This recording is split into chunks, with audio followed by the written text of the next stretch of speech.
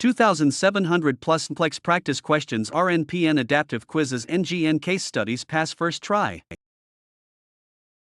Question 1. The nurse is collecting a nutritional history on a 28-year-old female client with iron deficiency anemia and learns that the client likes to eat white chalk. When implementing a teaching plan, the nurse should explain that this practice will do which of the following? Option A. Will bind calcium and therefore interfere with its metabolism. Option B. Will cause more premenstrual cramping. Option C. Interferes with iron absorption because the iron precipitates as an insoluble substance. Option D. Causes competition at iron receptor sites between iron and vitamin B1.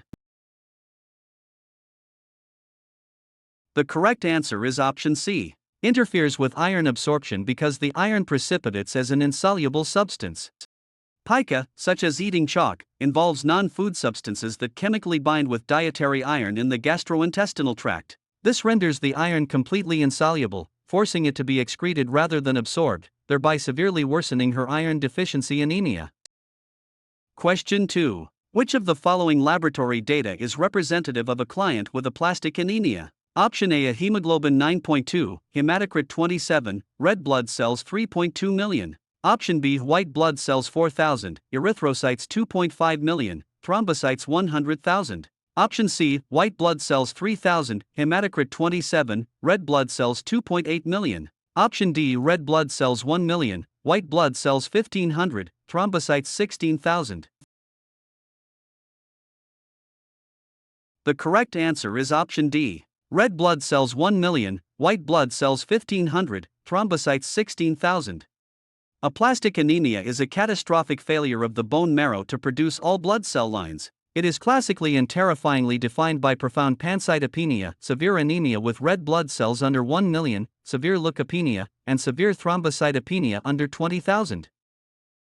Question 3. A 20-year-old male client is being treated for protein deficiency. If he likes all of the following foods, which one would the nurse recommend to drastically increase in the diet? Option A. Cantaloupe. Option B. Rice. Option C. Chicken. Option D. Green beans. The correct answer is option C. Chicken. Chicken is an exceptionally rich, high-quality source of complete protein. Furthermore, it is naturally packed with vitamin B6, which is a vital coenzyme absolutely required for adequate protein synthesis and amino acid metabolism in a protein-deficient client. Question 4. A client states to his nurse that he was told by the doctor not to take one of his drugs because it seems to have caused decreasing blood cells. Based on this information, which drug might the nurse expect to be discontinued? Option A. Prednisone. Option B. Timolol maleate. Option C. Gentamicin. Option D. Phenytoin. The correct answer is option D. Phenytoin. Phenytoin is an anticonvulsant medication that carries a severe, well-documented, and terrifying risk of triggering catastrophic blood dyscrasias, most notably bone marrow suppression leading to fatal aplastic anemia, mandating immediate discontinuation if blood counts plummet. Question 5. 48 hours after a thyroidectomy, a female client complains of numbness and tingling of the toes and fingers. The nurse notes upper arm and facial twitching. The nurse needs to do which of the following? Option A. Report the findings to the physician. Option B. Assist the client to do range of motion exercises. Option C. Check the client's potassium level. Option D. Administer the as-needed dose of phenytoin. The correct answer is option A. Report the findings to the physician. Severe numbness, tingling, and alarming facial twitching 48 hours post-thyroidectomy are the absolute, classic, screaming red flags of impending, lethal hypocalcemic tetany caused by accidental removal of the parathyroid glands. This requires immediate, emergency administration of intravenous calcium gluconate by the physician. Question 6. The nurse is admitting a client with folic acid deficiency anemia. Which of the following questions is most important for the nurse to ask the client? Option A. Do you take aspirin on a regular basis? Option B. Do you drink alcohol on a regular basis? Option C. Do you eat red meat? Option D. Have your stools been normal? The correct answer is option B. Do you drink alcohol on a regular basis? Folic acid deficiency anemia is profoundly and inextricably linked to chronic, severe alcohol abuse. Alcohol ruthlessly destroys the intestinal mucosa's ability to absorb folic acid and massively accelerates its renal excretion, making this the most critical historical question. Question 7. An 18-month-old child has been playing in the garage. His mother brings him complaining of a sore mouth. His lips and mouth are soapy and white, with small ulcerated areas beginning to form. He is vomiting with a rapid, weak pulse. The nurse suspects which of the following? Option A, inhaled gasoline fumes. Option B, ingested a caustic alkali. Option C, eaten construction chalk. Option D, lead poisoning. The correct answer is option B, ingested a caustic alkali. The terrifying presentation of a soapy, white, violently burned and ulcerated mouth in a child who was unsupervised in a garage is the absolute hallmark, unmistakable chemical signature of having swallowed a highly corrosive, flesh-destroying caustic alkali. Question 8. In discussing the plan of care for a child with chronic nephroses with the mother, the nurse identifies that the primary purpose of weighing the child daily is to do which of the following? Option A, measure adequacy of nutritional management. Option B, check the accuracy of the fluid intake record. Option C, impress the child with the importance of eating well. Option D, determine changes in the amount of edema. The correct answer is option D, determine changes in the amount of edema. Children with chronic nephroses suffer from massive, relentless, total body edema. Strict, accurate daily weights are the absolute, most sensitive, and critical clinical parameter to evaluate dangerous fluid shifts and explicitly determine exact changes in the amount of retained fluid. Question 9. The parents of a 9-year-old child with acute lymphocytic leukemia expressed intense concern about his alopecia from cranial irradiation. The nurse explains which of the following? Option A, alopecia is an unavoidable side effect. Option B, there are several wig makers for children. Option C, most children select a favorite hat to protect their heads. Option D, his hair will grow back in a few months. The correct answer is option D, his hair will grow back in a few months. Alopecia is deeply traumatizing to a school-age child. Providing the absolute, concrete reassurance that the hair loss is strictly temporary and that his hair will reliably grow back in a few months provides immense, vital psychological comfort and hope to both the child and parents. Question 10. Loss of appetite for a child with leukemia is a major recurrent problem. The plan of care should be designed to accomplish which of the following? Option A, reinforce attempts to eat. Option B, help the child gain weight. Option C, increase his appetite. Option D, make mealtimes pleasant. The correct answer is option A, reinforce attempts to eat. For a severely nauseated, exhausted leukemic child, forcing them to eat triggers massive resistance. The absolute most successful behavioral intervention is to completely ignore refusals and positively, aggressively reinforce and reward any and all actual attempts to eat, no matter how small. Question 11. The mother of a child taking phenytoin will need to plan appropriate mouth care to combat gingival hyperplasia. When tooth brushing is contraindicated, the next most effective cleansing and gingival stimulation technique would be which of the following? Option A, using a water pick. Option B, rinsing with water. Option C, rinsing with hydrogen peroxide. Option D, rinsing with baking soda. The correct answer is option A, using a water pick. Phenytoin causes massive, aggressive overgrowth of the gums. If brushing is too painful or contraindicated, a water pick provides a forceful, pulsating stream of water that effectively cleanses the teeth while simultaneously providing the intense, deep gingival stimulation absolutely required to combat the hyperplasia. Question 12. When planning care for a 9-year-old client, the nurse uses which of the most effective means of helping siblings cope with their feelings about a brother who is terminally ill? Option A, open discussion and understanding. Option B, play acting out feelings in different roles. Option C, storytelling. Option D, drawing pictures. The correct answer is option B, play acting out feelings in different roles. Children often lack the mature vocabulary to express agonizing grief. Assuming different roles allows them a safe, displaced psychological shield to actively, physically play act out their terrifying feelings and massive fears of abandonment without any fear of reprisals, granting them vital insight and control.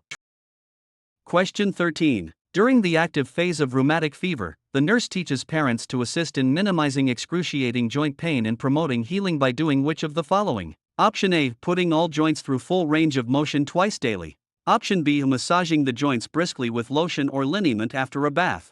Option C, immobilizing the joints in a functional position using splints, rolls, and pillows. Option D, applying warm water bottles or heating pads over involved joints. The correct answer is option C, immobilizing the joints in a functional position using splints, rolls, and pillows. In the acute phase of rheumatic fever, the joints are massively, violently inflamed and agonizingly painful to even the slightest touch. The absolute, paramount intervention is to completely, strictly immobilize the joints in a neutral, functional position using splints and pillows to allow them to rest and heal.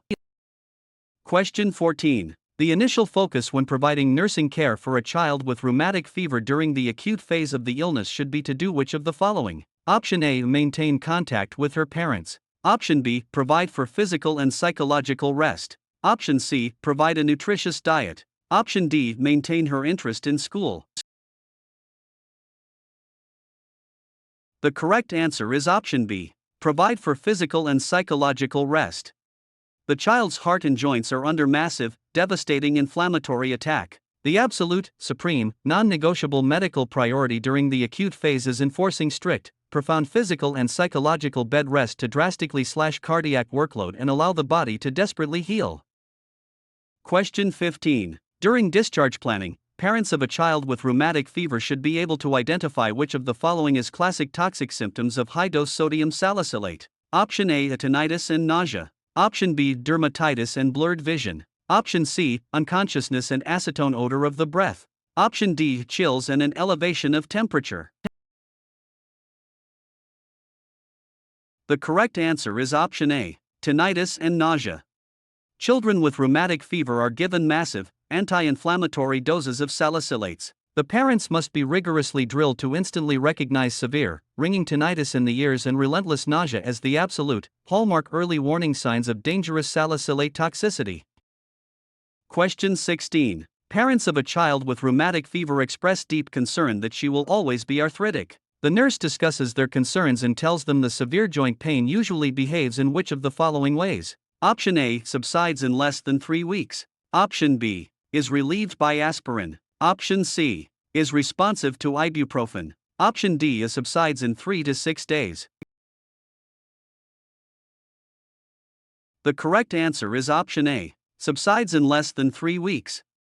The nurse provides massive relief by explaining that while the polyarthritis is intensely agonizing, it is absolutely, strictly temporary and benign, leaving no permanent joint damage, and will completely, naturally subside as the acute disease runs its course in less than 3 weeks. Question 17. In caring at home for a child who just ingested a caustic alkali, the nurse would immediately tell the mother to do which of the following? Option A, give vinegar, lemon juice, or orange juice. Option B, phone the doctor. Option C, take the child to the emergency room. Option D, induce vomiting. The correct answer is option A, give vinegar, lemon juice, or orange juice. The immediate, desperate emergency action is to instantly neutralize the violent, flesh-eating chemical action of the strong alkali before it catastrophically burns through the esophagus. Providing a mild acid like vinegar, lemon, or orange juice immediately acts to chemically neutralize the alkali. Question 18. The most important goal in the care plan for a child who was hospitalized with an accidental overdose would be to do which of the following? Option A, determine the child's activity pattern. Option B, reduce the mother's sense of guilt. Option C, instruct parents in the use of Ipecac. Option D, teach parents appropriate safety precautions. The correct answer is option D, teach parents appropriate safety precautions. While treating the current overdose is the acute medical priority, the absolute most important, overarching, long-term nursing goal is fiercely educating the parents on meticulous, foolproof safety precautions and childproofing to guarantee this terrifying, potentially lethal accident is completely prevented from ever recurring. Question 19. A 4-year-old has an imaginary playmate, which highly concerns the mother. The nurse's best response would be which of the following? Option A, I understand your concern and will assist you with a referral. Option B, try not to worry because you will just upset your child. Option C, Just ignore the behavior and it should disappear by age 8. Option D. This is appropriate behavior for a preschooler and should not be a concern.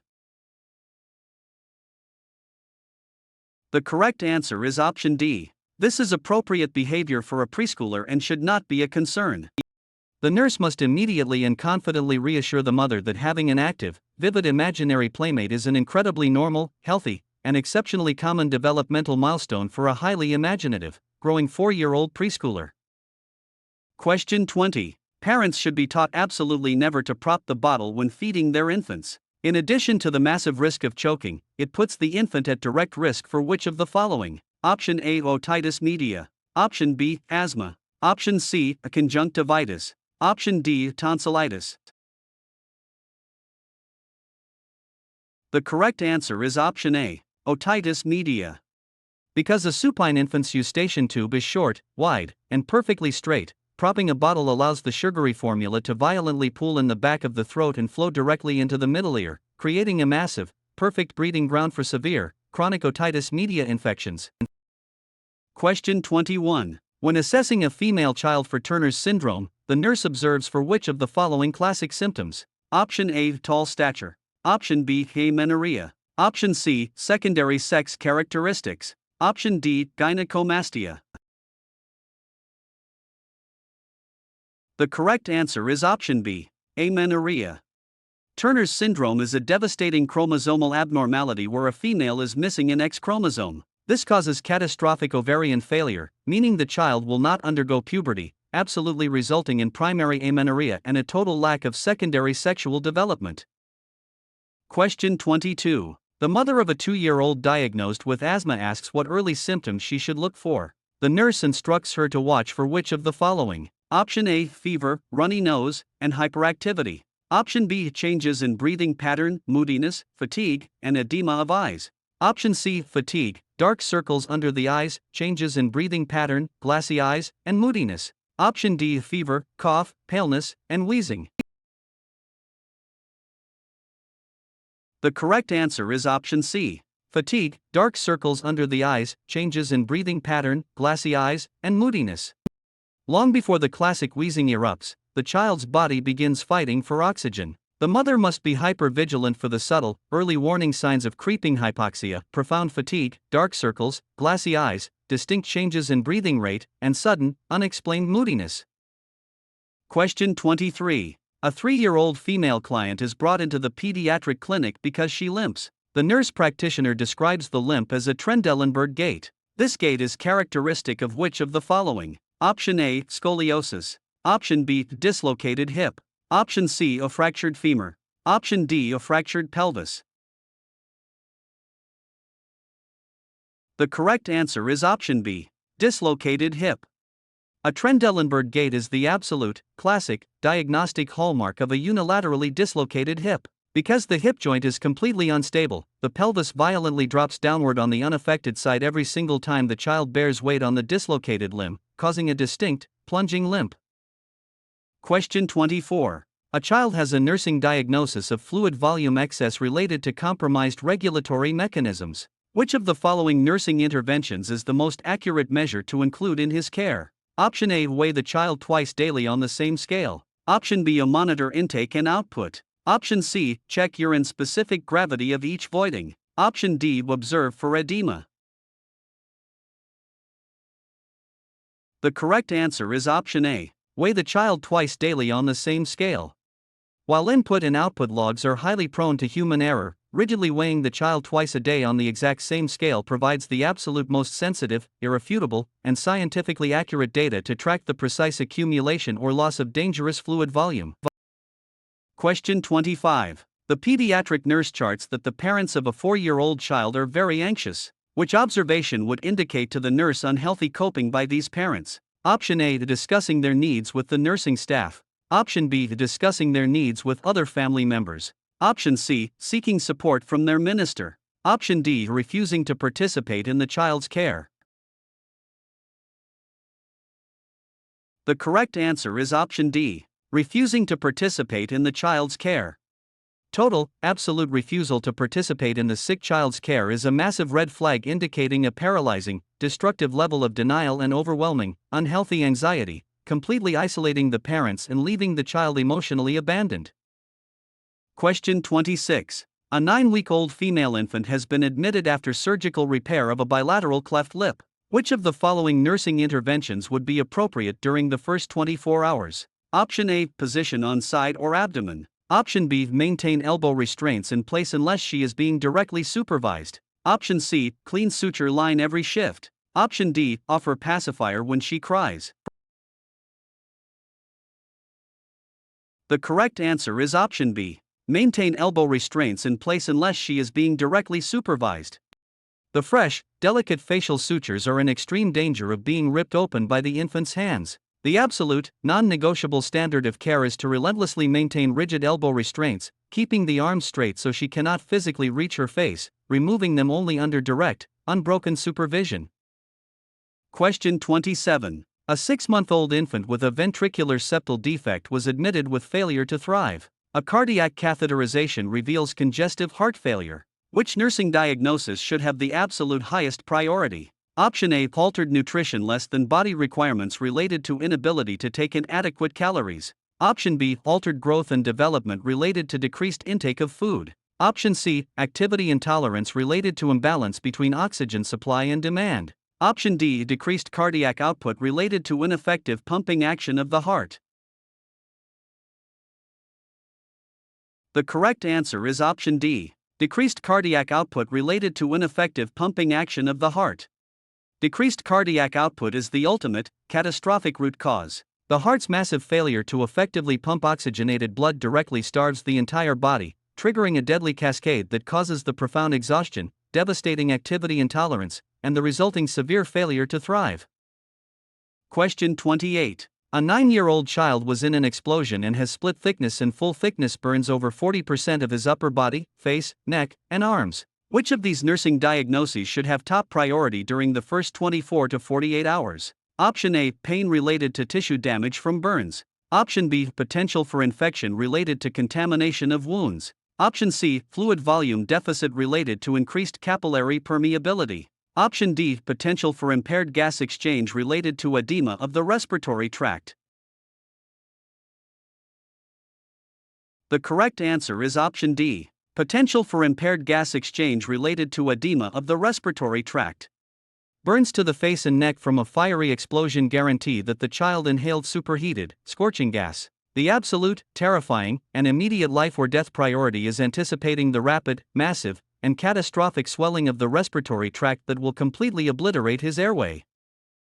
Question 29. A female baby was born with talipes equinovarus. Her mother has requested that the nurse come to her room to discuss the baby's condition. What should the nurse do first? Option A, call the orthopedist and request that he come to see the baby now. Option B, question the mother and find out what the pediatrician has told her about the baby's condition. Option C, tell the mother that this is not a serious condition. Option D, tell the mother that this condition has been successfully treated with exercises, casts, and braces.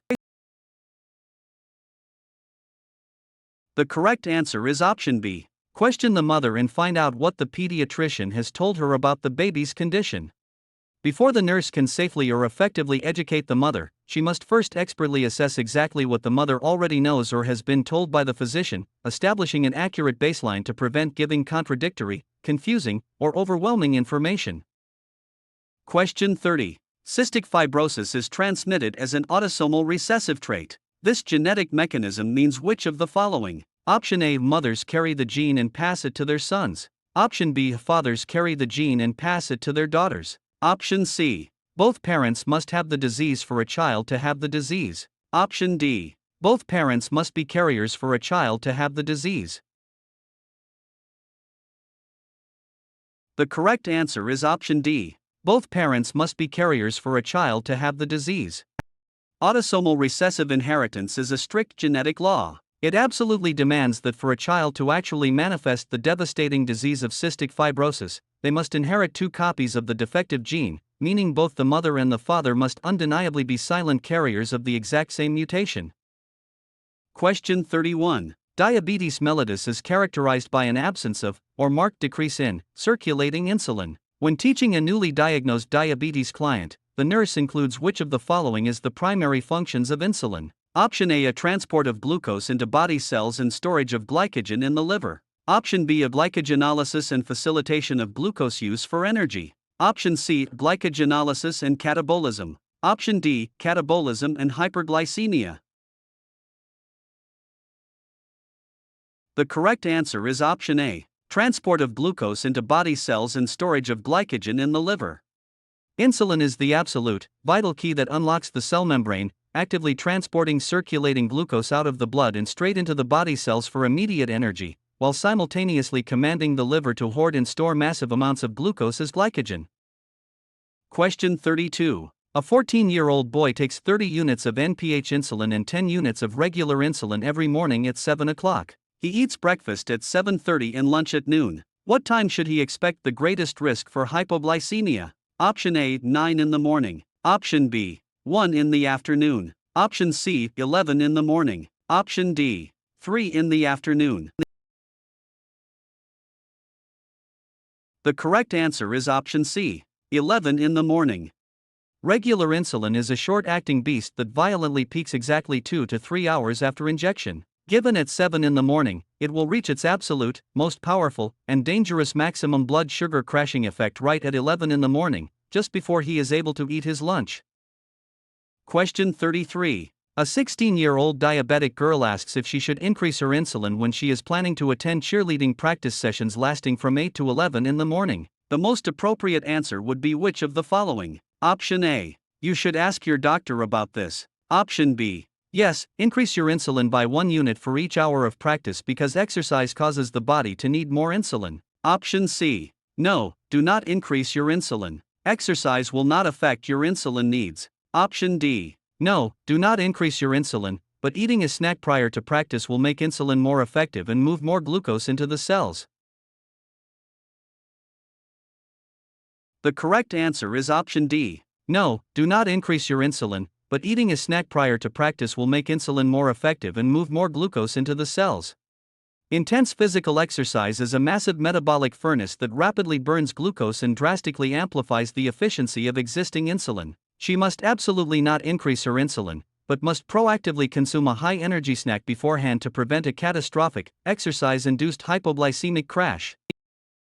Question 34. The physician decides to prescribe both a short-acting insulin and an intermediate-acting insulin for a newly diagnosed diabetic client. An example of a short-acting insulin is which of the following? Option A, Novolin Regular. Option B, Humulin NPH. Option C, Lente Beef. Option D, Protamine Zinc Insulin. The correct answer is option A, Novolin Regular. Regular insulin, commonly branded as Novolin Regular or Humulin R, is the absolute standard, fast-hitting, short-acting insulin preparation universally used to rapidly knock down spiking blood glucose levels, particularly around mealtimes.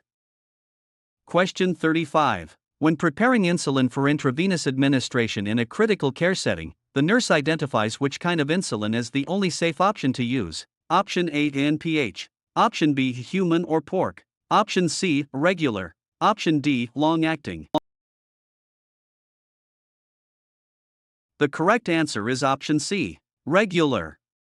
Regular insulin is the absolute, one and only type of insulin that is chemically pure, clear, and perfectly formulated to be safely and rapidly administered directly into the bloodstream via the intravenous route without causing catastrophic emboli or unpredictable absorption. Question 36. A 33-year-old client is being evaluated for treatment with lithium for bipolar disorder. Which of the following diagnostic tests are absolutely essential prior to the initiation of lithium therapy with this client? Option A, hematocrit, hemoglobin, and white blood cell count. Option B, blood urea nitrogen, electrolytes, and creatinine. Option C, glucose tolerance test, and random blood sugar. Option D, X-rays, electroencephalogram, and electrocardiogram. The correct answer is option B, blood urea nitrogen, electrolytes, and creatinine.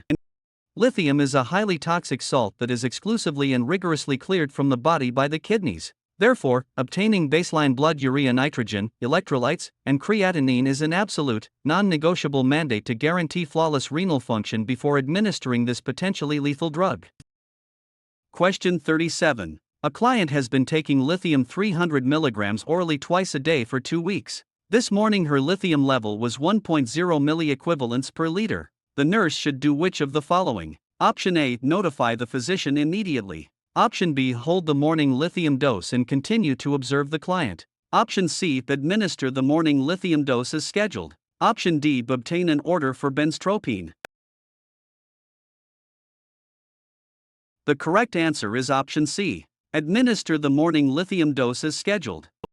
A lithium blood level of 1.0 is absolutely, perfectly nestled right in the middle of the strict therapeutic range of 0.8 to 1.2. The nurse must confidently and routinely administer the scheduled morning dose to seamlessly maintain this ideal, highly effective blood concentration. Question 38. A male client is admitted to the chemical dependency unit. He reports that the last time he drank was 3 days ago, and that now he is starting to feel kind of shaky. Based on this information, nursing care goals for this client will initially focus on which of the following? Option A is self-concept problems. Option B interpersonal issues. Option C ineffective coping skills. Option D of physiological stabilization. The correct answer is option D, physiological stabilization. At exactly 3 days post-abstinence and presenting with escalating tremors, the client is in the terrifying, lethal crosshairs of severe alcohol withdrawal and impending delirium tremens. The absolute, overriding, life or death priority is aggressive medical and physiological stabilization to prevent fatal seizures and cardiovascular collapse. Question 39. One afternoon 3 weeks into his alcohol treatment program, a client says to the nurse that it is really not his fault he has a drinking problem because alcoholism runs in his family. The nurse's best response would be which of the following? Option A. That might be a problem. Tell me more about them. Option B. Your risk factors can often be controlled by self-responsibility. Option C. It sounds like you are intellectualizing your drinking problem. Option D. Your grandfather and father were both alcoholics. The correct answer is option B. Risk factors can often be controlled by self-responsibility. The client is actively attempting to dodge accountability by hiding behind genetics. The nurse masterfully and therapeutically intercepts this by definitively acknowledging the genetic risk while simultaneously, firmly redirecting the focus entirely back onto his absolute requirement to take rigorous self-responsibility for his recovery. Question 40. A 14-year-old teenager is hospitalized for anorexia nervosa. She is admitted to the adolescent mental health unit and placed on a behavior modification program. Nursing interventions for the teenager will most likely include which of the following? Option A. Establishing routine tasks and activities around mealtimes. Option B. Administering medications such as lithium. Option C. Requiring the client to eat more during meals. Option D. Checking the client's room frequently. The correct answer is option A. Establishing routine tasks and activities around mealtimes.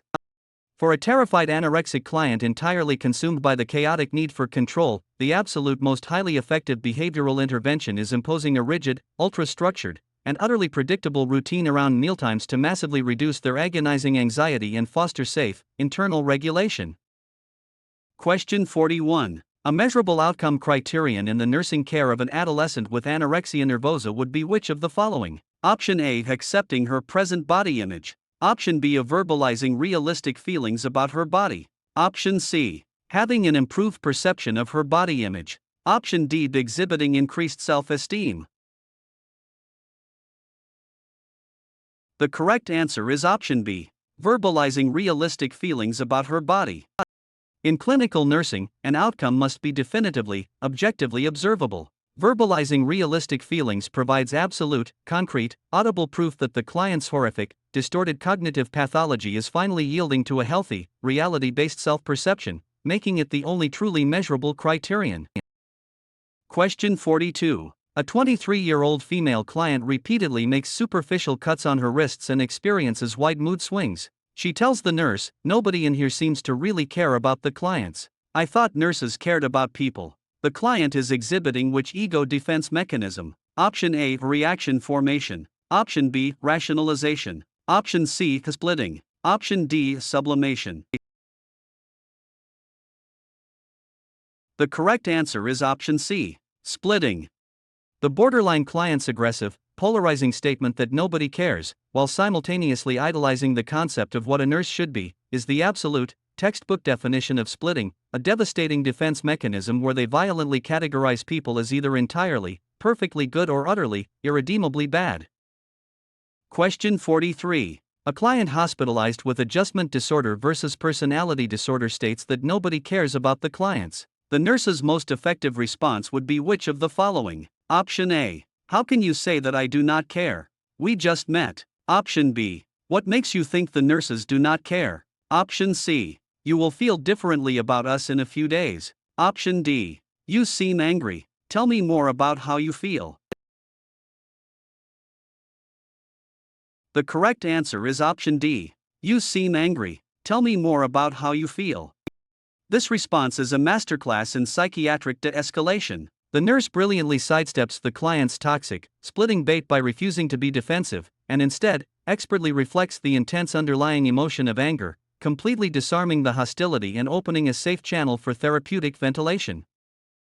Question 44. A 45-year-old client diagnosed with major depression is scheduled for electroconvulsive therapy in the morning. Which of the following medications are routinely administered either before or during the therapy? Option A. Thioridazine, lithium, and benztropine. Option B. Atropine, sodium brevitol, and succinylcholine chloride. Option C. Sodium, potassium, and magnesium. Option D. Carbamazepine, haloperidol, and trihexyphenidyl.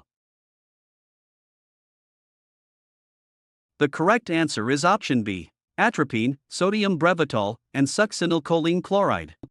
This is the absolute, gold standard pharmacological triad for electroconvulsive therapy. Atropine is aggressively given to dry up deadly secretions and block lethal bradycardia, sodium brevitol provides a rapid, deep anesthetic sleep, and succinylcholine is the ultimate muscle paralyzer, completely preventing catastrophic, bone-shattering convulsions during the seizure. Question 45. A 35-year-old client is receiving psychopharmacological treatment with tranylcypromine sulfate, a monoamine oxidase inhibitor. The nurse teaches the client that while he is taking this type of antidepressant, he needs to strictly restrict his dietary intake of which of the following? Option A. Potassium-rich foods. Option B. A tryptophan. Option C. Tyramine. Option D. Saturated fats. The correct answer is option C. Tyramine. The nurse must relentlessly, terrifyingly drill into the client that consuming even a trace of tyramine while taking a monoamine oxidase inhibitor will instantly trigger a massive, explosive, and catastrophic hypertensive crisis that can easily culminate in a fatal stroke or myocardial infarction. Question 46. The nurse will be alert to the most potentially life-threatening side effect associated with the administration of a monoamine oxidase inhibitor. This is which of the following? Option A. Oculogyric crisis. Option B. Hypertensive crisis. Option C. Orthostatic hypotension. Option D. Tardive dyskinesia. The correct answer is option B. Hypertensive crisis. The absolute, most terrifying, and instantly lethal complication of monoamine oxidase inhibitor therapy is a catastrophic hypertensive crisis, characterized by a violently exploding blood pressure, agonizing occipital headache, stiff neck, and impending stroke, triggered entirely by the accidental ingestion of tyramine-rich foods. Question 47. A 38-year-old client self-administers haloperidol 5 mg twice a day and benztropine 1 mg once a day. She tells the nurse she cannot stay still at night, tosses and turns, and cannot fall asleep. The nurse suspects that she may be experiencing which of the following? Option A. Akathisia. Option B. Akinesia. Option C. Dystonia. Option D. Opisthotonos. The correct answer is option A. Akathisia. The client's agonizing, inescapable, and relentless inner drive to constantly move, resulting in her absolute inability to sit still or sleep, is the exact, textbook clinical presentation of severe akathisia, a highly distressing motor restlessness caused directly by high-potency antipsychotics like haloperidol. Question 48. A chronic paranoid schizophrenic has been taking haloperidol in the morning and evening, and benztropine right before bedtime. The client complains of severe motor restlessness at night. The nurse might suggest to the client that she try which of the following? Option A. Doubling the daily dose of benztropine. Option B. Decreasing the haloperidol dosage for a few days. Option C. Taking the benztropine in the morning. Option D, taking her medication with food or milk. The correct answer is option C, taking the benztropine in the morning. Because the client is suffering from brutal, sleep-destroying motor restlessness at night, moving the daily dose of the potent anticholinergic benztropine to the morning is a brilliant, independent nursing strategy to maximize its symptom-blocking power during her waking hours when the akathisia is most disruptive. Question 49. A 27-year-old male client is admitted to the acute care mental health unit for observation. He has recently lost his job, and his wife wants a divorce. He is placed on suicide precautions. In assessing suicide potential, the nurse should pay close attention to the client's which of the following? Option A, level of insight. Option B, thought processes. Option C, mood and affect. Option D, abstracting abilities. The correct answer is option C, mood and affect. When rigorously assessing a high-risk client for imminent suicide, the absolute, most terrifying clinical indicator is a sudden, dramatic improvement in their mood and affect, which often horrifyingly signals that they have finally, decisively resolved their agonizing ambivalence by firmly committing to a lethal suicide plan. Question 50. The nurse knows that children are more susceptible to respiratory tract infections owing to physiological differences. These childhood differences, when compared to an adult, include which of the following? Option A, fewer alveoli, slower respiratory rate. Option B, diaphragmatic breathing, larger volume of air. Option C, larger number of alveoli, diaphragmatic breathing. Option D, rounded shape of chest, smaller volume of air. The correct answer is option D, rounded shape of chest, smaller volume of air. A child's respiratory mechanics are highly vulnerable because their chest is structurally rounded and barrel-shaped, which severely restricts their lung expansion, resulting in a dangerously smaller volume of air exchange and a massive, rapid susceptibility to overwhelming respiratory infections. Question 51. A 2-year-old toddler is hospitalized with epiglottitis. In assessing the toddler, the nurse would definitively expect to find which of the following? Option A, a productive cough. Option B, expiratory stridor. Option C, a drooling. Option D, crackles in the lower lobes. The correct answer is option C, drooling.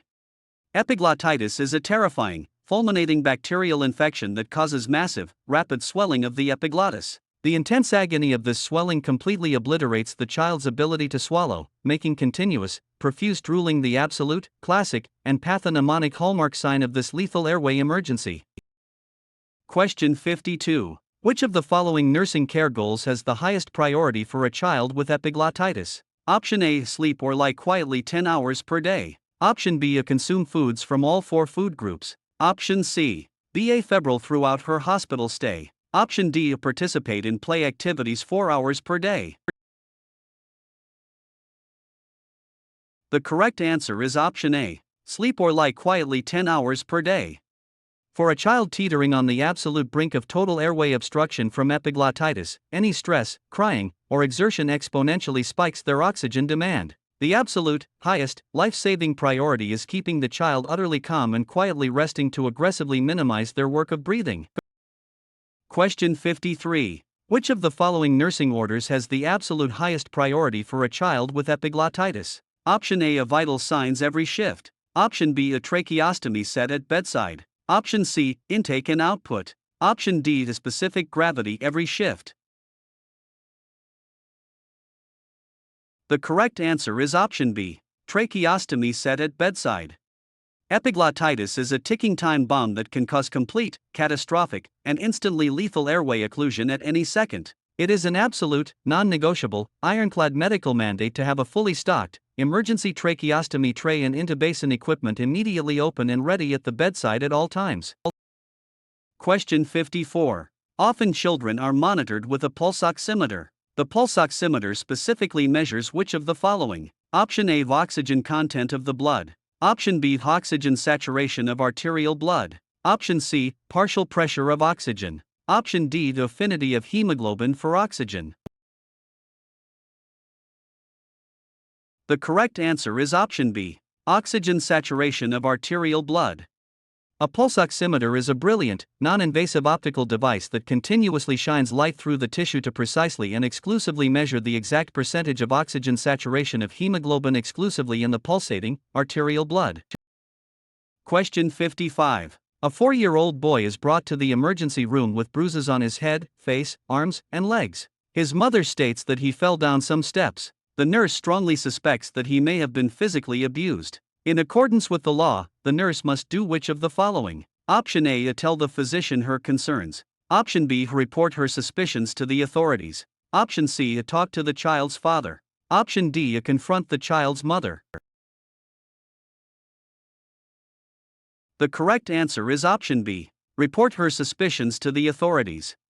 Under federal and state law, any healthcare professional who even slightly suspects child abuse is a strict, legally mandated reporter. The nurse absolutely must, without hesitation or requiring proof, immediately report her suspicions directly to the designated child protective authorities.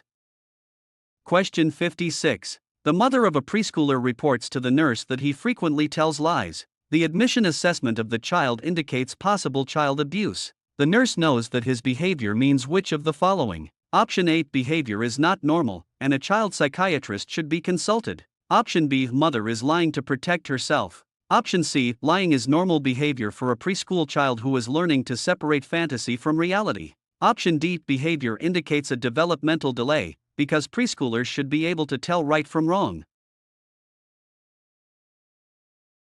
The correct answer is option C. Lying is normal behavior for a preschool child who is learning to separate fantasy from reality. The nurse expertly recognizes that what the mother perceives as lying is actually highly imaginative storytelling. This is an absolutely normal, universal, and expected developmental phase for a preschooler who is actively trying to master the complex cognitive boundary between rich fantasy and stark reality. Question 57. A family by court order undergoes treatment by a family therapist for child abuse. The nurse, who is the child's case manager, knows that treatment has been effective when which of the following occurs? Option A. The child is removed from the home and placed in foster care. Option B. The child's parents identify the ways in which he is different from the rest of the family. Option C. The child's father is arrested for child abuse. Option D. The child's parents can identify appropriate behaviors for children in his age group.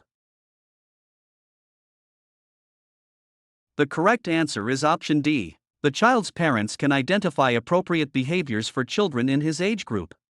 Child abuse often horrifically stems from parents harboring wildly unrealistic, impossible expectations of a child's abilities. The absolute truest metric of therapeutic success is when the abusive parents finally learn and can accurately identify the normal, age-appropriate developmental behaviors expected of their child.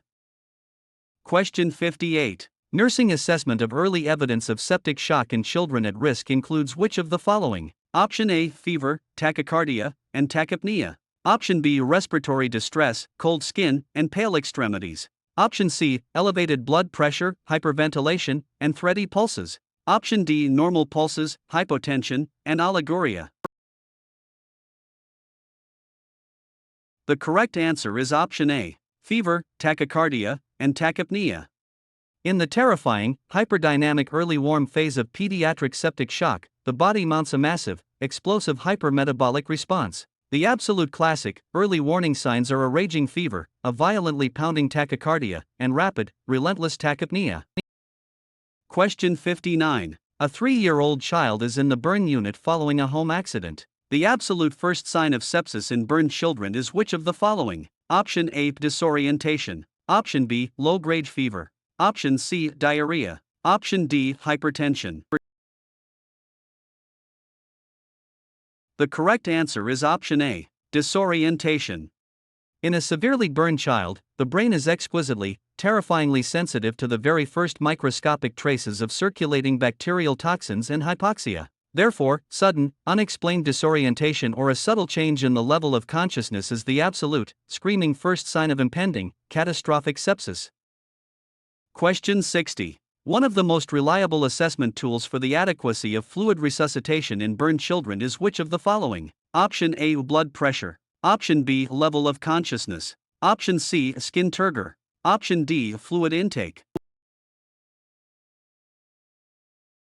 The correct answer is option B. Level of consciousness. While urine output is vital, a child's level of consciousness is an incredibly sensitive, real-time, and highly reliable clinical barometer. A clear, alert sensorium definitively proves that the massive fluid resuscitation is successfully, adequately perfusing the delicate, oxygen-hungry tissues of the brain.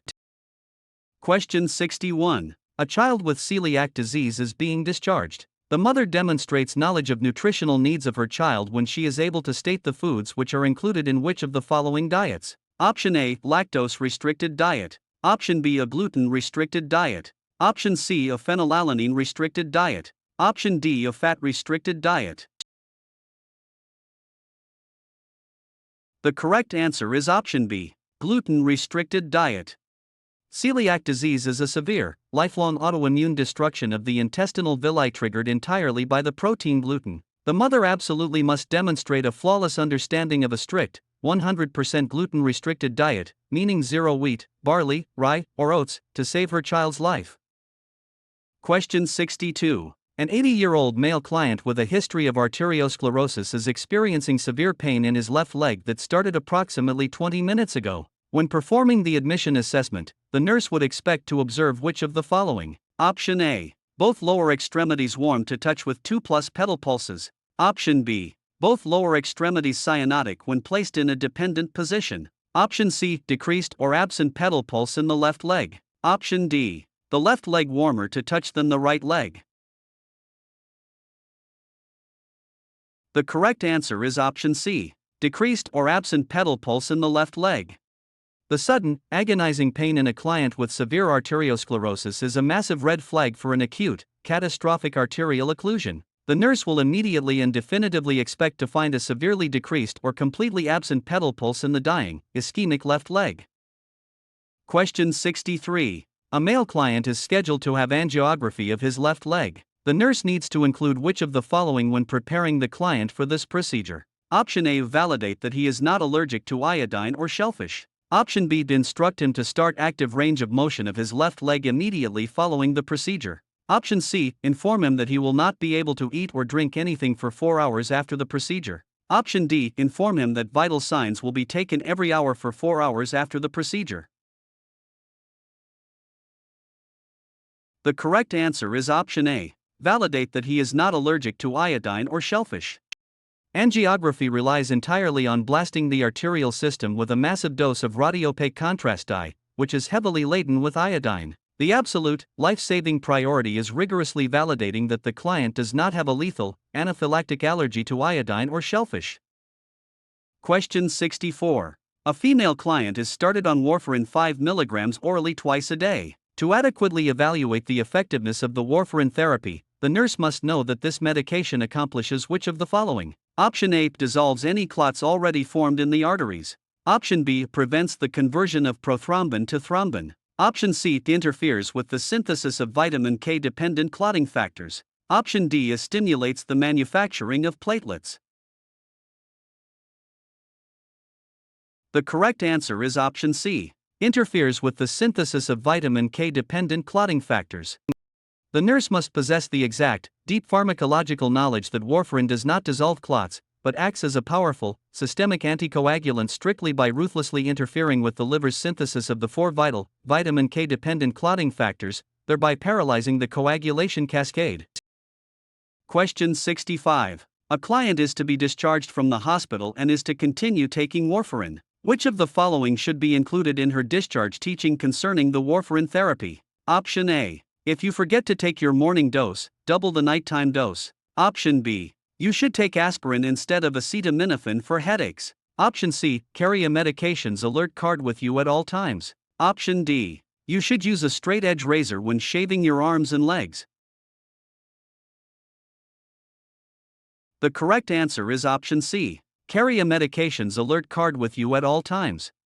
Because the client is taking a powerful, life-altering anticoagulant, they are at massive risk of catastrophic, uncontrollable hemorrhage if injured. They absolutely must carry a highly visible medical alert card at all times to instantly warn emergency personnel of their severely compromised clotting status. Question 66. A 40-year-old client has been admitted to the hospital with severe substernal chest pain radiating down his left arm. The nurse caring for the client establishes the priority nursing diagnosis of alteration in comfort, pain related to which of the following? Option A, increased excretion of lactic acid due to myocardial hypoxia. Option B, increased blood flow through the coronary arteries. Option C, decreased stimulation of the sympathetic nervous system. Option D, decreased secretion of catecholamines secondary to anxiety. The correct answer is option A, increased excretion of lactic acid due to myocardial hypoxia. The crushing, agonizing pain of a myocardial infarction is directly caused by severe myocardial hypoxia. The starving, suffocating heart muscle is forced into anaerobic metabolism, spewing out massive, toxic amounts of lactic acid that violently irritate the neural receptors, producing the excruciating chest pain. Question 67. Morphine sulfate 4 mg intravenous push every 2 hours as needed for chest pain was ordered for a client. The nurse administering the morphine sulfate knows which of the following therapeutic actions is related to the morphine sulfate. Option A, increased level of consciousness. Option B, increased rate and depth of respirations. Option C, increased peripheral vasodilation. Option D, increased perception of pain. The correct answer is option C, increased peripheral vasodilation. Morphine sulfate is not just a painkiller, it is a profound cardiovascular drug. It acts as a powerful, systemic vasodilator, triggering massive increased peripheral vasodilation, which critically slashes the venous return, drastically reducing the crippling preload and oxygen demand on the dying heart. Question 68. A client had a cardiac catheterization and thrombolytic therapy with streptokinase. The nurse should initiate which of the following interventions immediately after he returns to his room? Option A, place him on nothing by mouth restriction for 4 hours. Option B, monitor the catheterization site every 15 minutes. Option C, place him in a high Fowler position. Option D, ambulate him to the bathroom to void. The correct answer is option B, monitor the catheterization site every 15 minutes.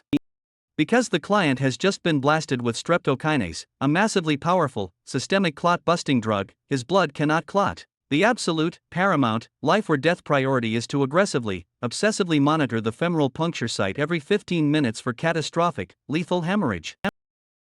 Question 69. The nurse notes scattered crackles in both lungs and 1+ pitting edema. The physician orders furosemide 80 mg intravenous push stat. Which of the following diagnostic studies is monitored to assess for a major complication of this therapy? Option A, serum electrolytes. Option B, arterial blood gases. Option C, complete blood count. Option D, a 12-lead electrocardiogram. The correct answer is option A, serum electrolytes. Furosemide is an incredibly potent, fast-acting loop diuretic that violently flushes massive amounts of fluid, sodium, and critically, potassium, out of the kidneys. The nurse must obsessively monitor serum electrolytes to instantly catch the rapid, terrifying, and highly dangerous development of profound hypokalemia. Question 70. Prior to his discharge, a cardiac client is started on digoxin. Which of the following statements by the client would validate an understanding of his medication? Option A, I would notify my physician immediately if I experience nausea, vomiting, and double vision. Option B, I could stop taking this medication when I begin to feel better. Option C, I should only take the medication if my heart rate is greater than 100 beats per minute. Option D, I should always take this medication with an antacid. The correct answer is option A, I would notify my physician immediately if I experience nausea, vomiting, and double vision.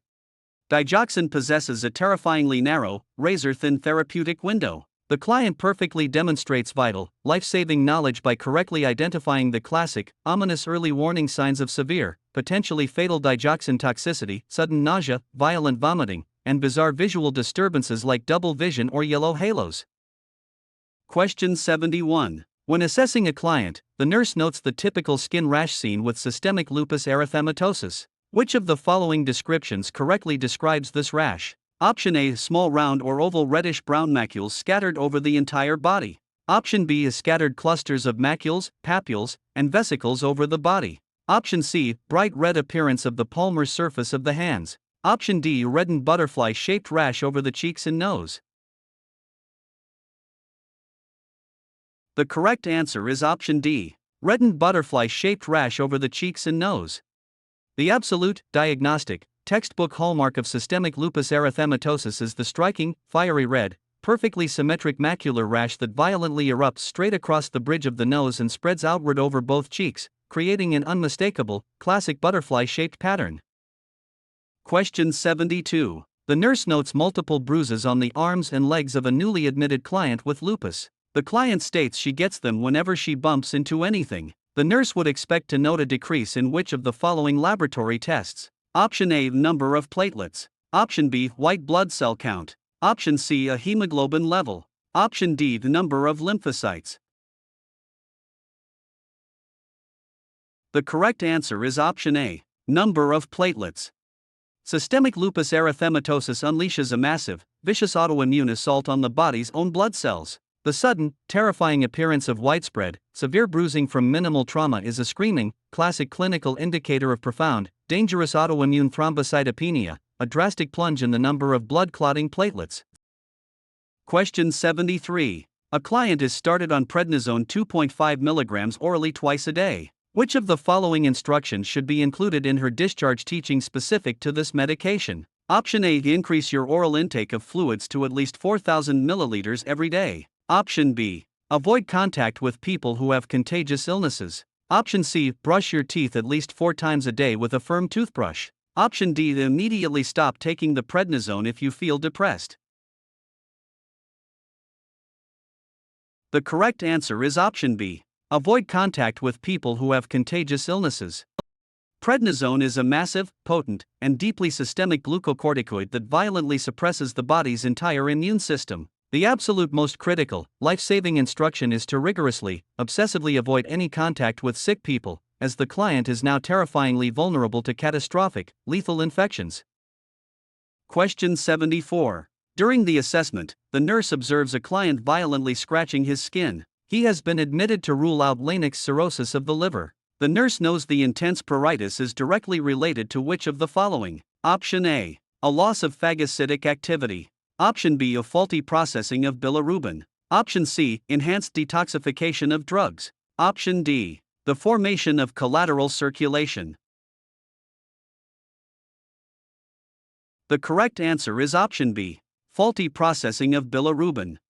As the scarred, failing liver completely loses its ability to conjugate and excrete bile, massive, toxic levels of highly irritating bile salts aggressively back up into the bloodstream and are deposited directly into the skin tissues, triggering excruciating, relentless, and maddening generalized pruritus. Question 75. A client with cirrhosis is receiving an intravenous infusion of albumin. The nurse evaluates the client for which of the following expected therapeutic effects? Option A, decreased heart rate and blood pressure. Option B, increased urinary output. Option C, adventitious breath sounds and dyspnea. Option D, chills, fever, and itching. The correct answer is option B, increased urinary output. Albumin is a massive, powerful hypertonic colloid. When infused, it exerts an enormous osmotic pull, violently dragging third-spaced edema fluid straight back into the vascular system. The kidneys rapidly filter this newly restored blood volume, resulting in the desired, highly therapeutic spike in massive urinary output. Question 76. A client is receiving an intravenous infusion of albumin. The nurse evaluates the client for which of the following expected therapeutic effects? Option A, decreased heart rate and blood pressure. Option B, increased urinary output. Option C, adventitious breath sounds and dyspnea. Option D, chills, fever, and itching. The correct answer is option B, increased urinary output. Albumin acts as an incredibly potent blood volume expander by exerting a massive osmotic pull on fluids trapped in the interstitial spaces, violently yanking them back into the circulatory system. This dramatic, sudden fluid shift floods the kidneys, directly causing a significant, highly therapeutic increase in urinary output. Question 77. A client with cirrhosis of the liver becomes comatose and is started on neomycin 300 mg every 6 hours via nasogastric tube. The rationale for this therapy is to do which of the following? Option A, prevent systemic infection. Option B, promote diuresis. Option C, decrease ammonia formation. Option D, acidify the small bowel. The correct answer is option C. Decrease ammonia formation. Hepatic coma is caused by a massive, lethal buildup of neurotoxic ammonia. Neomycin is a heavy-hitting, non-absorbable antibiotic deployed specifically to ruthlessly eradicate the immense colonies of intestinal bacteria that are actively, maliciously breaking down protein and generating that deadly ammonia. Question 78. The following nursing diagnosis is written for a comatose client with cirrhosis of the liver and secondary splenomegaly, high risk for injury bleeding related to which of the following? Option A. Increased absorption of vitamin K. Option B. A thrombocytopenia due to hypersplenism. Option C. The diminished function of the Kupffer cells. Option D. Increased synthesis of the clotting factors. The correct answer is option B. Thrombocytopenia due to hypersplenism.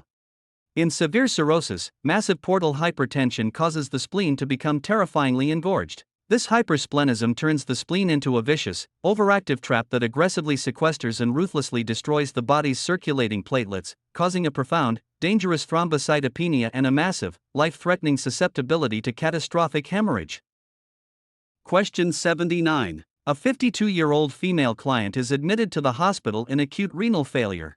Stat arterial blood gases are drawn yielding pH 7.30, partial pressure of carbon dioxide 51, bicarbonate 18, partial pressure of oxygen 84. The nurse would interpret these results as which of the following? Option A. Compensated metabolic alkalosis. Option B. Respiratory acidosis. Option C. Partially compensated metabolic alkalosis. Option D. Combined respiratory and metabolic acidosis. The correct answer is option D. Combined respiratory and metabolic acidosis. This is an absolute, catastrophic acid-base disaster. The plunging pH of 7.30 proves severe acidosis. The skyrocketing carbon dioxide of 51 proves a massive respiratory acidosis, while the simultaneously crashing bicarbonate of 18 proves a severe metabolic acidosis, confirming a terrifying, lethal combined respiratory and metabolic acidosis. Question 80. Stat serum electrolytes ordered for a client in acute renal failure revealed a serum potassium level of 6.4. The physician orders 50 milliliters of dextrose and 10 units of regular insulin intravenous push. The nurse knows the rationale for this therapy is to do which of the following? Option A. Remove the potassium from the body by renin exchange. Option B. Protect the myocardium from the effects of hypokalemia. Option C. Promote rapid protein catabolism. Option D. Drive potassium from the serum back into the cells. The correct answer is option D. Drive potassium from the serum back into the cells. A potassium level of 6.4 is a massive, screaming, and instantly lethal cardiac emergency. Blasting the client with a rapid intravenous push of insulin and dextrose creates a powerful metabolic engine that violently forces the deadly, circulating potassium straight back inside the cells, instantly rescuing the heart from fatal arrhythmias. Question 81. The nurse writes the following nursing diagnosis for a client in acute renal failure, impaired gas exchange related to which of the following? Option A. Decreased red blood cell production. Option B. Increased levels of vitamin D. Option C. Increased red blood cell production. Option D. Decreased production of renin. The correct answer is option A. Decreased red blood cell production. The failing, dying kidneys completely cease the vital production of the hormone erythropoietin. Without it, the bone marrow utterly fails to produce new red blood cells, causing a profound, devastating anemia that critically slashes the blood's oxygen carrying capacity, resulting in severe, systemic impaired gas exchange.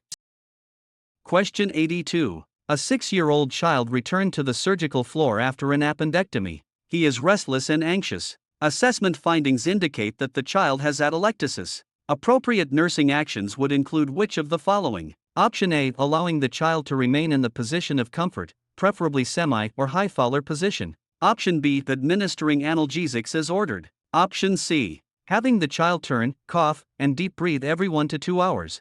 Option D. Remaining with the child and keeping as calm and quiet as possible.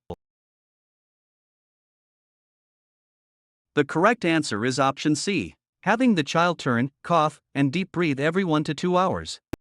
Atelectasis means the delicate alveoli in his lungs have terrifyingly collapsed. The absolute, non-negotiable, and aggressive nursing intervention to save his respiratory function is to ruthlessly force him to turn, cough, and take massive, deep breaths every single hour to violently pop those collapsed air sacs back open.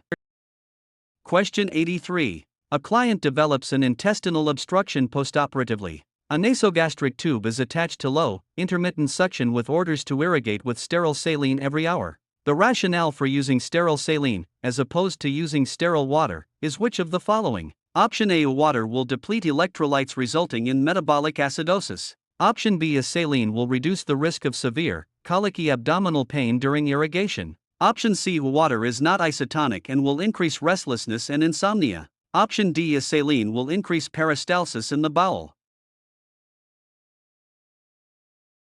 The correct answer is option A. Water will deplete electrolytes resulting in metabolic acidosis. Sterile water is a severely hypotonic solution. If used to continuously irrigate a nasogastric tube, it will aggressively, osmotically suck massive amounts of vital, life-sustaining electrolytes straight out of the gastric mucosa, violently flushing them away into the suction canister and triggering a catastrophic, lethal metabolic alkalosis or acidosis. Question 84. A 35-year-old client has returned to her room following surgery on her right femur. She last voided 5.5 hours ago when she was given her preoperative medication. In monitoring urinary function, the nurse would do which of the following? Option A. Provide food and fluids at the client's request. Option B. Maintain intravenous fluids, increasing the rate hourly until the client voids. Option C. Report to the surgeon if the client is unable to void within 8 hours of surgery. Option D. Hold morphine sulfate injections for pain until the client voids. The correct answer is option C. Report to the surgeon if the client is unable to void within 8 hours of surgery. Following the immense trauma of surgery and the paralyzing effects of anesthesia, the bladder can dangerously lose its tone. The absolute, strict clinical protocol is that if the client completely fails to void within a critical 8-hour window, the surgeon must be instantly notified for immediate, emergency catheterization orders to prevent massive bladder rupture. Question 85. A 47-year-old male client is admitted for colon surgery. Intravenous antibiotics are begun 2 hours prior to surgery.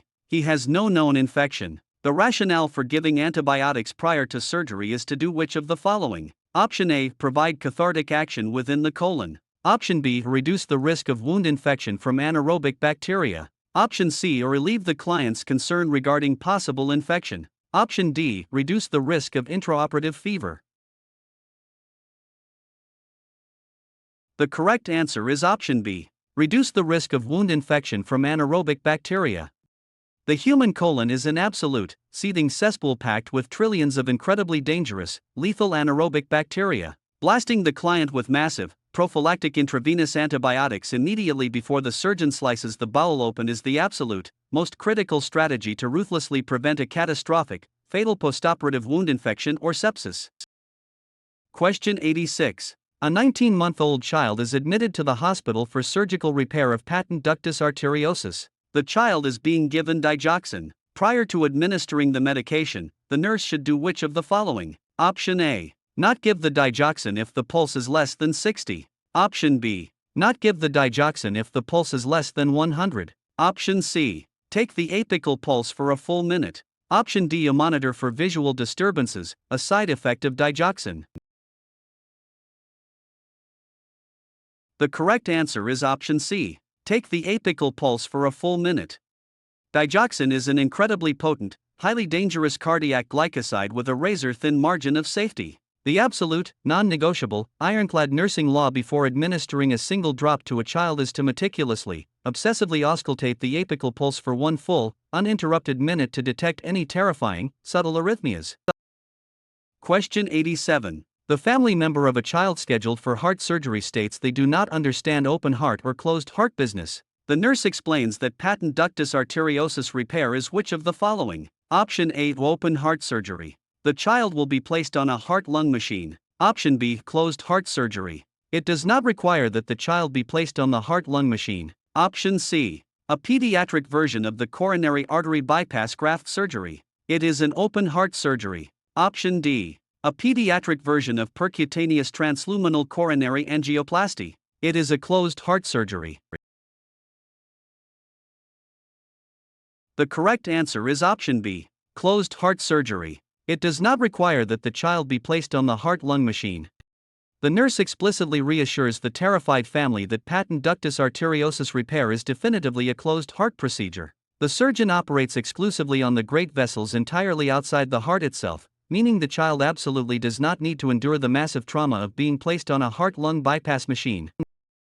Question 88. A child is to receive atropine 0.15 mg as part of his preoperative medication. A vial containing atropine 0.4 mg per milliliter is on hand. How much atropine should be given? Option A is 0.06 milliliters. Option B is 0.38 milliliters. Option C, 2.7 milliliters. Option D, information given insufficient to determine the amount of atropine to be administered. The correct answer is option B, 0.38 milliliters. This requires absolute, flawless, life or death medication math. Using the standard formula, desired dose of 0.15 mg, divided by the available dose of 0.4 mg, and multiplied by the volume of 1 milliliter, perfectly yields exactly 0.375, which strictly rounds to 0.38 milliliters. Question 89. Following a gastric resection, a 70-year-old client is admitted to the post-anesthesia care unit. He was extubated prior to leaving the suite. On arrival, the nurse should do which of the following? Option A, check airway, feeling for amount of air exchange noting rate, depth, and quality of respirations. Option B, obtain pulse and blood pressure readings noting rate and quality of pulse. Option C, reassure the client that his surgery is over and that he is in the recovery room. Option D, review physician's orders, administering medications as ordered. The correct answer is option A, check airway, feeling for amount of air exchange noting rate, depth, and quality of respirations. In the immediate, highly volatile moments upon hitting the recovery room doors, the absolute, supreme, unyielding ABC priority is the airway. The nurse must instantly, aggressively assess the airway, physically feeling for air exchange to guarantee the newly extubated client isn't silently, rapidly suffocating to death. Question 90. A 25-year-old client is admitted for a tonsillectomy. Her father died shortly after surgery after developing a high fever. Her surgeon is having her take dantrolene sodium prophylactically. Dantrolene sodium is ordered to reduce the risk or prevent which of the following? Option A, infection postoperatively. Option B, malignant hyperthermia. Option C, neuroleptic malignant syndrome. Option D, a fever postoperatively. The correct answer is option B, malignant hyperthermia. A family history of death from a high fever during surgery is a screaming, massive red flag for the terrifying, genetically linked nightmare of malignant hyperthermia. Dantrolene sodium is the absolute, one and only, highly specific life-saving antidote explicitly deployed prophylactically to ruthlessly block this catastrophic, explosive, and rapidly fatal hypermetabolic muscular crisis. Question 91. A 44-year-old client had an emergency cholecystectomy for a ruptured gallbladder. She complains of severe abdominal pain. Assessment reveals abdominal rigidity and distension, increased temperature, and tachycardia. Diagnostic testing reveals an elevated white blood cell count. The nurse suspects that the client has developed which of the following? Option A, gastritis. Option B, evisceration. Option C, peritonitis. Option D, pulmonary embolism. The correct answer is option C, peritonitis. The horrifying combination of a rigid, board-like, agonizingly distended abdomen, alongside a spiking fever, racing tachycardia, and a skyrocketing white blood cell count in a client whose infected gallbladder violently ruptured and spilled toxic bile, is the absolute, classic, undeniable clinical picture of catastrophic, life-threatening peritonitis. Question 92. A 35-year-old client asks what balanced anesthesia is. The best explanation for the nurse to give the client would be that balanced anesthesia is which of the following? Option A, a type of regional anesthesia. Option B, uses equal amounts of inhalation agents and liquid agents. Option C, does not depress the central nervous system. Option D, is a combination of several anesthetic agents or drugs producing a smooth induction and minimal complications. The correct answer is option D, is a combination of several anesthetic agents or drugs producing a smooth induction and minimal complications. The nurse expertly explains that balanced anesthesia is a brilliant, highly calculated symphony of multiple, specific anesthetic drugs working together. This masterful combination perfectly achieves deep unconsciousness, absolute pain control, and total muscle relaxation, while radically minimizing the massive, dangerous, and toxic side effects of using just one massive dose of a single agent.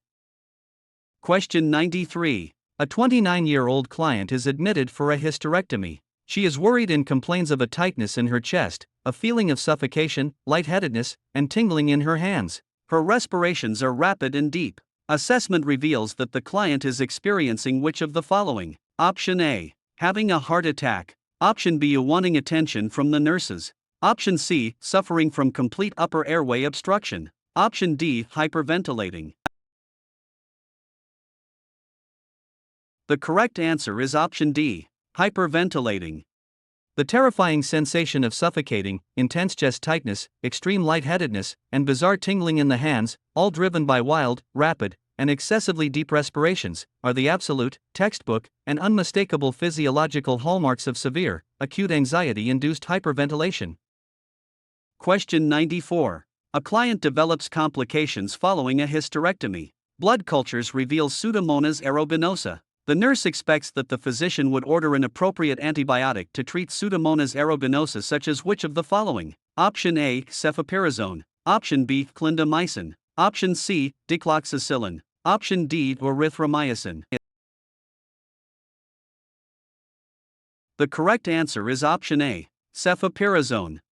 Pseudomonas aeruginosa is an incredibly vicious, highly resistant, and terrifyingly lethal hospital-acquired superbug.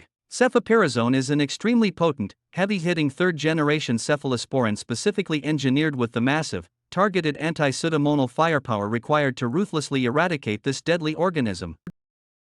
Question 95. A couple is experiencing difficulties conceiving a baby. The nurse explains basal body temperature by instructing the female client to take her temperature at which of the following times? Option A. Orally in the morning and at bedtime. Option B. Only one time during the day as long as it is always at the same time of day. Option C. Rectally at bedtime. Option D. As soon as she awakens, prior to any activity. The correct answer is option D. As soon as she awakens, prior to any activity. To capture the incredibly subtle, minuscule, and critical temperature spike that perfectly pinpoints the exact moment of ovulation, the woman must absolutely, rigorously take her temperature the very split second her eyes open in the morning, entirely before a single muscle moves or any physical activity falsely raises her core heat. Question 96. A client is having episodes of hyperventilation related to her surgery that is scheduled tomorrow. Appropriate nursing actions to help control hyperventilating include which of the following? Option A. Administering diazepam 10 to 15 mg orally every 4 hours. Option B. Keeping the temperature in the client's room at a high level. Option C. Having the client hold her breath or breathe into a paper bag when hyperventilation episodes occur. Option D. Using distraction to help control the client's hyperventilation episodes. The correct answer is option C. Having the client hold her breath or breathe into a paper bag when hyperventilation episodes occur.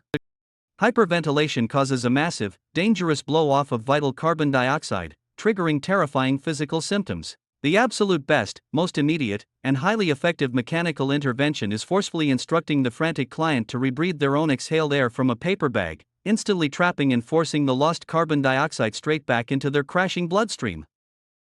Question 97. A client delivered a stillborn male at term. An appropriate action of the nurse would be to do which of the following? Option A. State, "You have an angel in heaven." Option B. Discourage the parents from seeing the baby. Option C. Provide an opportunity for the parents to see and hold the baby for an undetermined amount of time. Option D. Reassure the parents that they can have other children. The correct answer is option C. Provide an opportunity for the parents to see and hold the baby for an undetermined amount of time. In the unimaginably horrific, devastating aftermath of a stillbirth, the absolute most profoundly compassionate, healing, and vital nursing action is to tenderly offer the shattered parents unlimited, completely unhurried time to see, hold, and weep over their baby, allowing them to forge a final memory and take the crucial first step into their lifelong grief. Question 98. A pregnant client is having a non-stress test. It is noted that the fetal heartbeat rises 20 beats per minute, lasting 20 seconds, every time the fetus moves. The nurse explains that this finding indicates which of the following. Option A. The test is inconclusive and should be repeated. Option B. Further testing is needed. Option C. The test is normal and the fetus is reacting appropriately. Option D. The fetus is distressed. The correct answer is option C. The test is normal and the fetus is reacting appropriately. A non-stress test that vividly displays explosive, robust fetal heart rate accelerations soaring 20 beats per minute above baseline and holding strong for 20 seconds exactly in sync with every fetal movement is the absolute, gold standard definition of a flawlessly perfect, reactive, and beautifully reassuring test, proving undeniable fetal vigor and brilliant oxygenation. Question 99. Which stage of labor lasts from delivery of the baby to delivery of the placenta? Option A. Second. Option B. Of third. Option C. Fourth. Option D. Of fifth. The correct answer is option B. Third. The clinical, absolute, and universally defined third stage of labor begins the exact millisecond the screaming baby is fully born and officially ends the very instant the massive, bloody placenta is completely and entirely expelled from the mother's uterus. Question 100. On the third postpartum day, the nurse would expect the lochia to be which of the following? Option A. Rubra. Option B. Serosa. Option C. Alba. Option D. Scant. The correct answer is option A. Rubra. For the first brutal 3 to 4 days following the massive trauma of childbirth, the raw, bleeding placental site relentlessly sheds a heavy, dark red, and bloody discharge packed with tissue debris and clots, which is clinically and absolutely defined as lochia rubra. Question 101. What is the nursing priority after a carotid endarterectomy? Option A. Nifedipine. Option B. furosemide. Option C. Magnesium salicylate. Option D. Nitroglycerin. The correct answer is option A. Nifedipine. Maintaining blood pressure is critical to prevent graft blowout and preserve vascular integrity in the surgical area. Question 102. What is the first action when a client with a knee fracture complains of leg pain? Option A. Assess vital signs. Option B. Elevate the extremity. Option C. Perform neurovascular check. Option D. Instruct on PCA pump use. The correct answer is option C. Perform neurovascular check. Neurovascular integrity is the priority assessment to detect bleeding or circulatory compromise after fracture reduction. Question 103. What is a goal for a client with Meniere disease? Option A. A frequent ambulation. Option B. Prevention of fall injury. Option C. 3 meals per day. Option D. Prevention of infection. The correct answer is option B. Prevention of fall injury. Balance disturbances and vertigo make fall prevention the primary safety goal for these clients. Question 104. Which order for arterial insufficiency is contraindicated? Option A. Neurovascular checks. Option B. Elevate legs on pillows. Option C. Arteriogram. Option D. No smoking. The correct answer is option B. Elevate legs on pillows. Elevation of the legs decreases arterial blood flow to the distal extremities in clients with insufficiency. Question 105. Which lab value requires immediate intervention for a cardiac client on digitalis? Option A. Serum potassium. Option B. Serum sodium. Option C. Serum chloride. Option D. Serum hemoglobin. The correct answer is option A. Serum potassium. Hypokalemia potentiates digoxin toxicity, increasing the risk of life-threatening cardiac arrhythmias. Question 106. How should a nurse handle a visitor entering an isolation room without appropriate apparel? Option A. A risk of infection to visitor. Option B. Follow hospital policy. Option C. Client is at extreme risk of infection. Option D. Follow CDC guidelines. The correct answer is option C. Client is at extreme risk of infection. The client's compromised immune system makes them highly susceptible to pathogens, requiring protective apparel for all visitors. Question 107. What is the action when a do not resuscitate client is found not breathing? Option A, notify physician. Option B, remind family of order. Option C, discuss with family. Option D, call a code and resuscitate. The correct answer is option D, call a code and resuscitate. A request for resuscitation from the family overrides a do not resuscitate order in the immediate crisis moment. Question 108. What is the nurse action if a visitor faints in the hall? Option A, sit victim up. Option B, elevate victim legs. Option C, apply cool cloth. Option D, place head between knees. The correct answer is option B, elevate victim legs. Elevating the legs improves cerebral blood flow and helps the victim regain consciousness. Question 109. What is the benefit of showering prior to testicular self-examination? Option A, better memory. Option B, large bulky testicles. Option C, soft relaxed scrotum. Option D, less pain. The correct answer is option C, soft relaxed scrotum. A warm shower relaxes the scrotal sac and lowers the testicles, making them easier to palpate. Question 110. Which data is significant if a client on hydralazine has a blood pressure of 70/40? Option A, pedal pulses. Option B, low intake. Option C, potassium level. Option D, a pulse rate. The correct answer is option B, low intake. Hydralazine is a vasodilator. Inadequate fluid volume can lead to severe hypotension when vasodilation occurs. Question 111. What is the first action when admitting a myocardial infarction client? Option A, to obtain vital signs. Option B, a connect cardiac monitor. Option C, ask about chest pain. Option D, a complete history profile. The correct answer is option B, connect cardiac monitor. Cardiac monitoring is the first priority to assess for lethal arrhythmias and rhythm disturbances. Question 112. What symptom is associated with an abdominal aortic aneurysm? Option A, upper left shoulder pain. Option B, leg numbness. Option C, decreased urination. Option D, pulsation in the abdomen. The correct answer is option D, pulsation in the abdomen.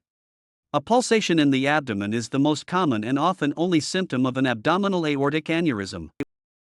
Question 113. Which lab result indicates aplastic anemia? Option A, a hemoglobin 9.2. Option B, low blood cell counts. Option C, low WBC and red cells. Option D, red blood cells 1 million. The correct answer is option D, red blood cells 1 million. Aplastic anemia is defined by severe pancytopenia including red blood cell counts below 1 million. Question 114. Which food is recommended for protein deficiency? Option A, cantaloupe. Option B, rice. Option C, chicken. Option D, green beans.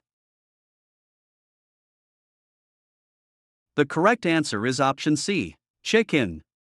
Chicken is an excellent source of protein and vitamin B6 needed for protein synthesis. Question 115. Which drug might be discontinued due to decreasing blood cells? Option A, prednisone. Option B, atenolol. Option C, gentamicin. Option D, phenytoin. The correct answer is option D, phenytoin. Phenytoin is associated with blood dyscrasias including aplastic anemia. Question 116. What is the priority for a client with hypocalcemic tetany after thyroidectomy? Option A, report to physician. Option B, range of motion. Option C, check potassium. Option D, administer phenytoin. The correct answer is option A, report to physician. Tetany is a medical emergency requiring calcium replacement to prevent laryngeal spasm and airway compromise. Question 117. What is the most important question for a client with folic acid deficiency? Option A, aspirin use. Option B, alcohol use. Option C, red meat intake. Option D is stool assessment. The correct answer is option B, alcohol use. Chronic alcohol intake is the most common cause of folic acid deficiency in adults. Question 118. What occurs when a toddler ingests a caustic alkali? Option A, mouth ulcerations. Option B, respiratory depression. Option C, inhaled fumes. Option D, lead poisoning. The correct answer is option A, mouth ulcerations. Caustic alkalis cause immediate chemical burns and ulcerations to the oral and esophageal mucosa. Question 119. What is the purpose of weighing a child with nephroses? Option A, nutritional management. Option B, check intake accuracy. Option C, check eating habits. Option D, assess edema changes. The correct answer is option D, assess edema changes. Weight gain is the most accurate clinical indicator of fluid retention and edema in nephroses. Question 120. What is the explanation for alopecia in a child with leukemia? Option A, unavoidable side effect. Option B, wig makers available. Option C, hats are protective. Option D, hair will grow back. The correct answer is option D, hair will grow back. Reassurance that hair loss is temporary provides significant comfort to the child and family.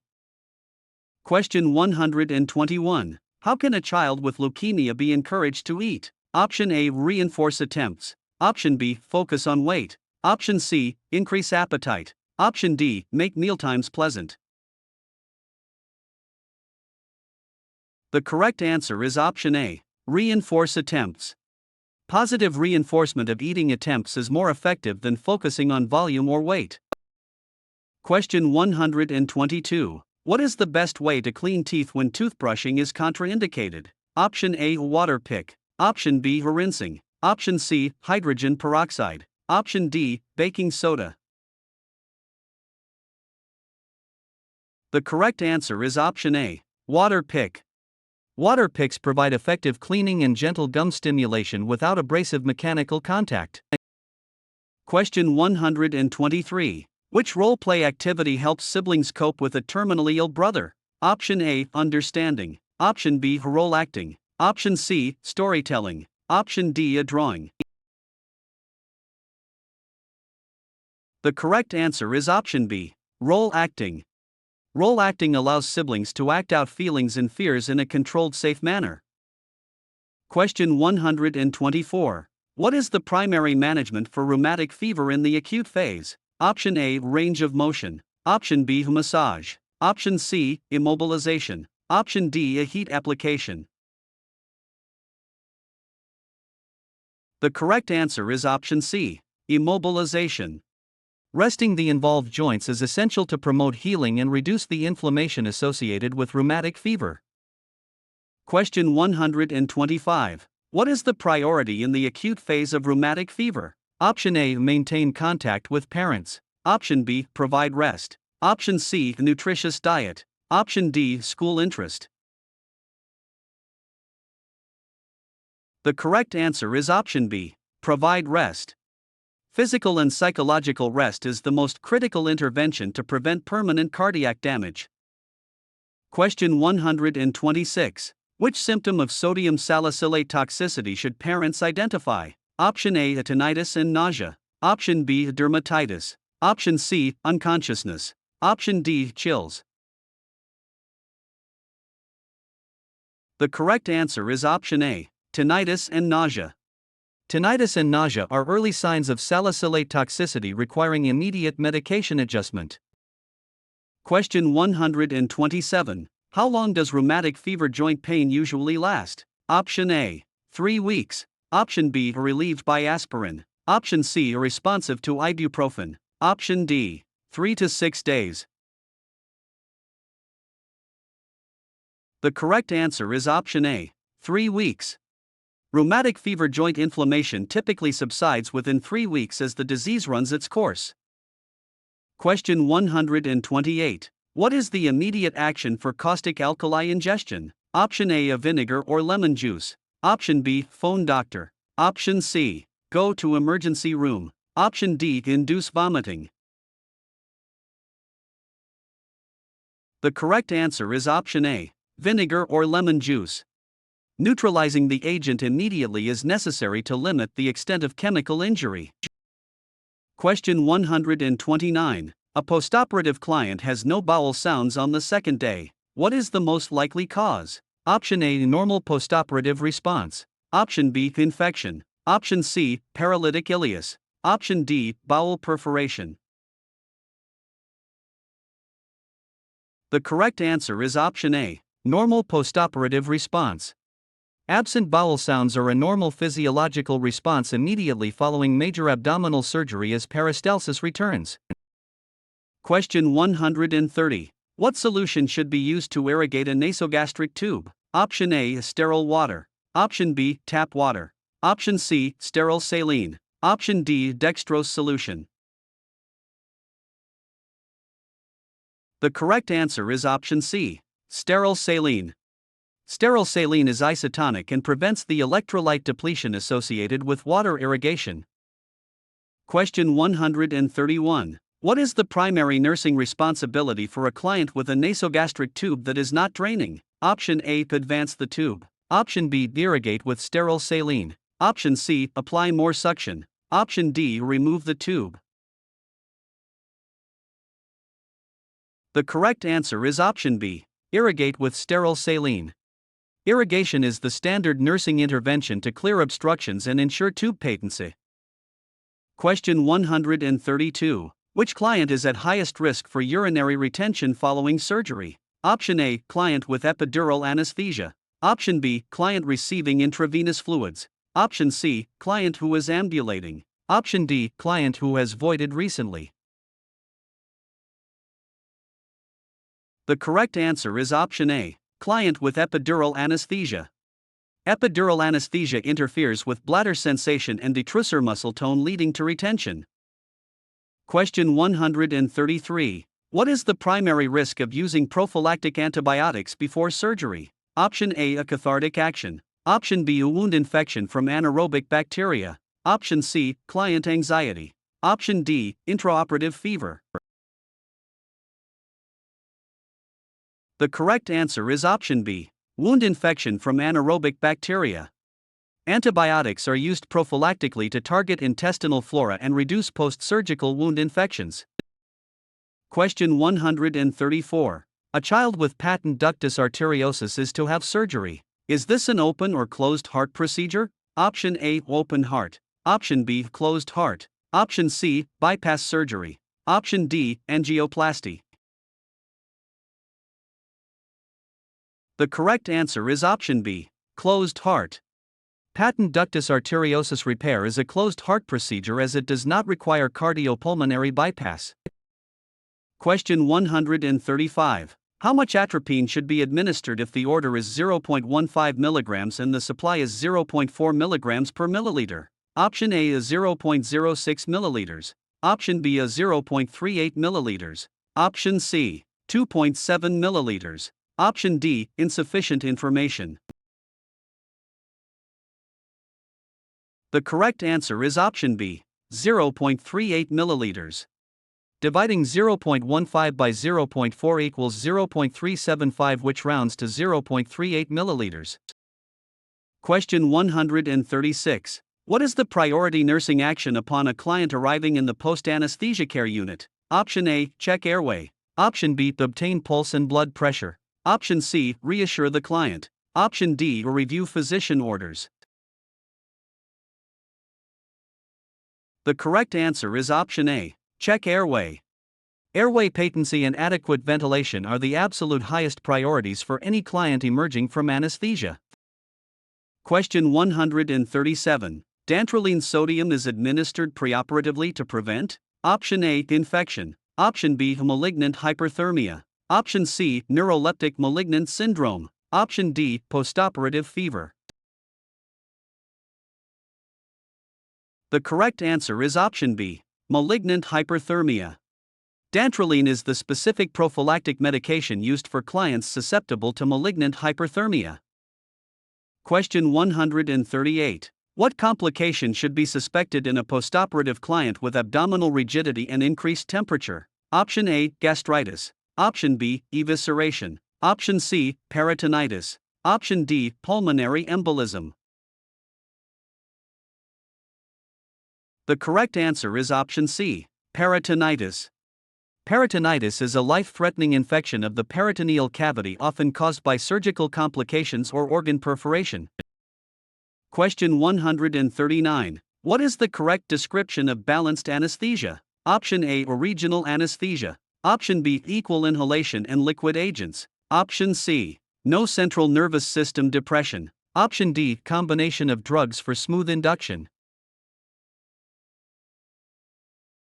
The correct answer is option D, combination of drugs for smooth induction. Balanced anesthesia uses multiple drugs to provide analgesia, muscle relaxation, and unconsciousness with fewer side effects.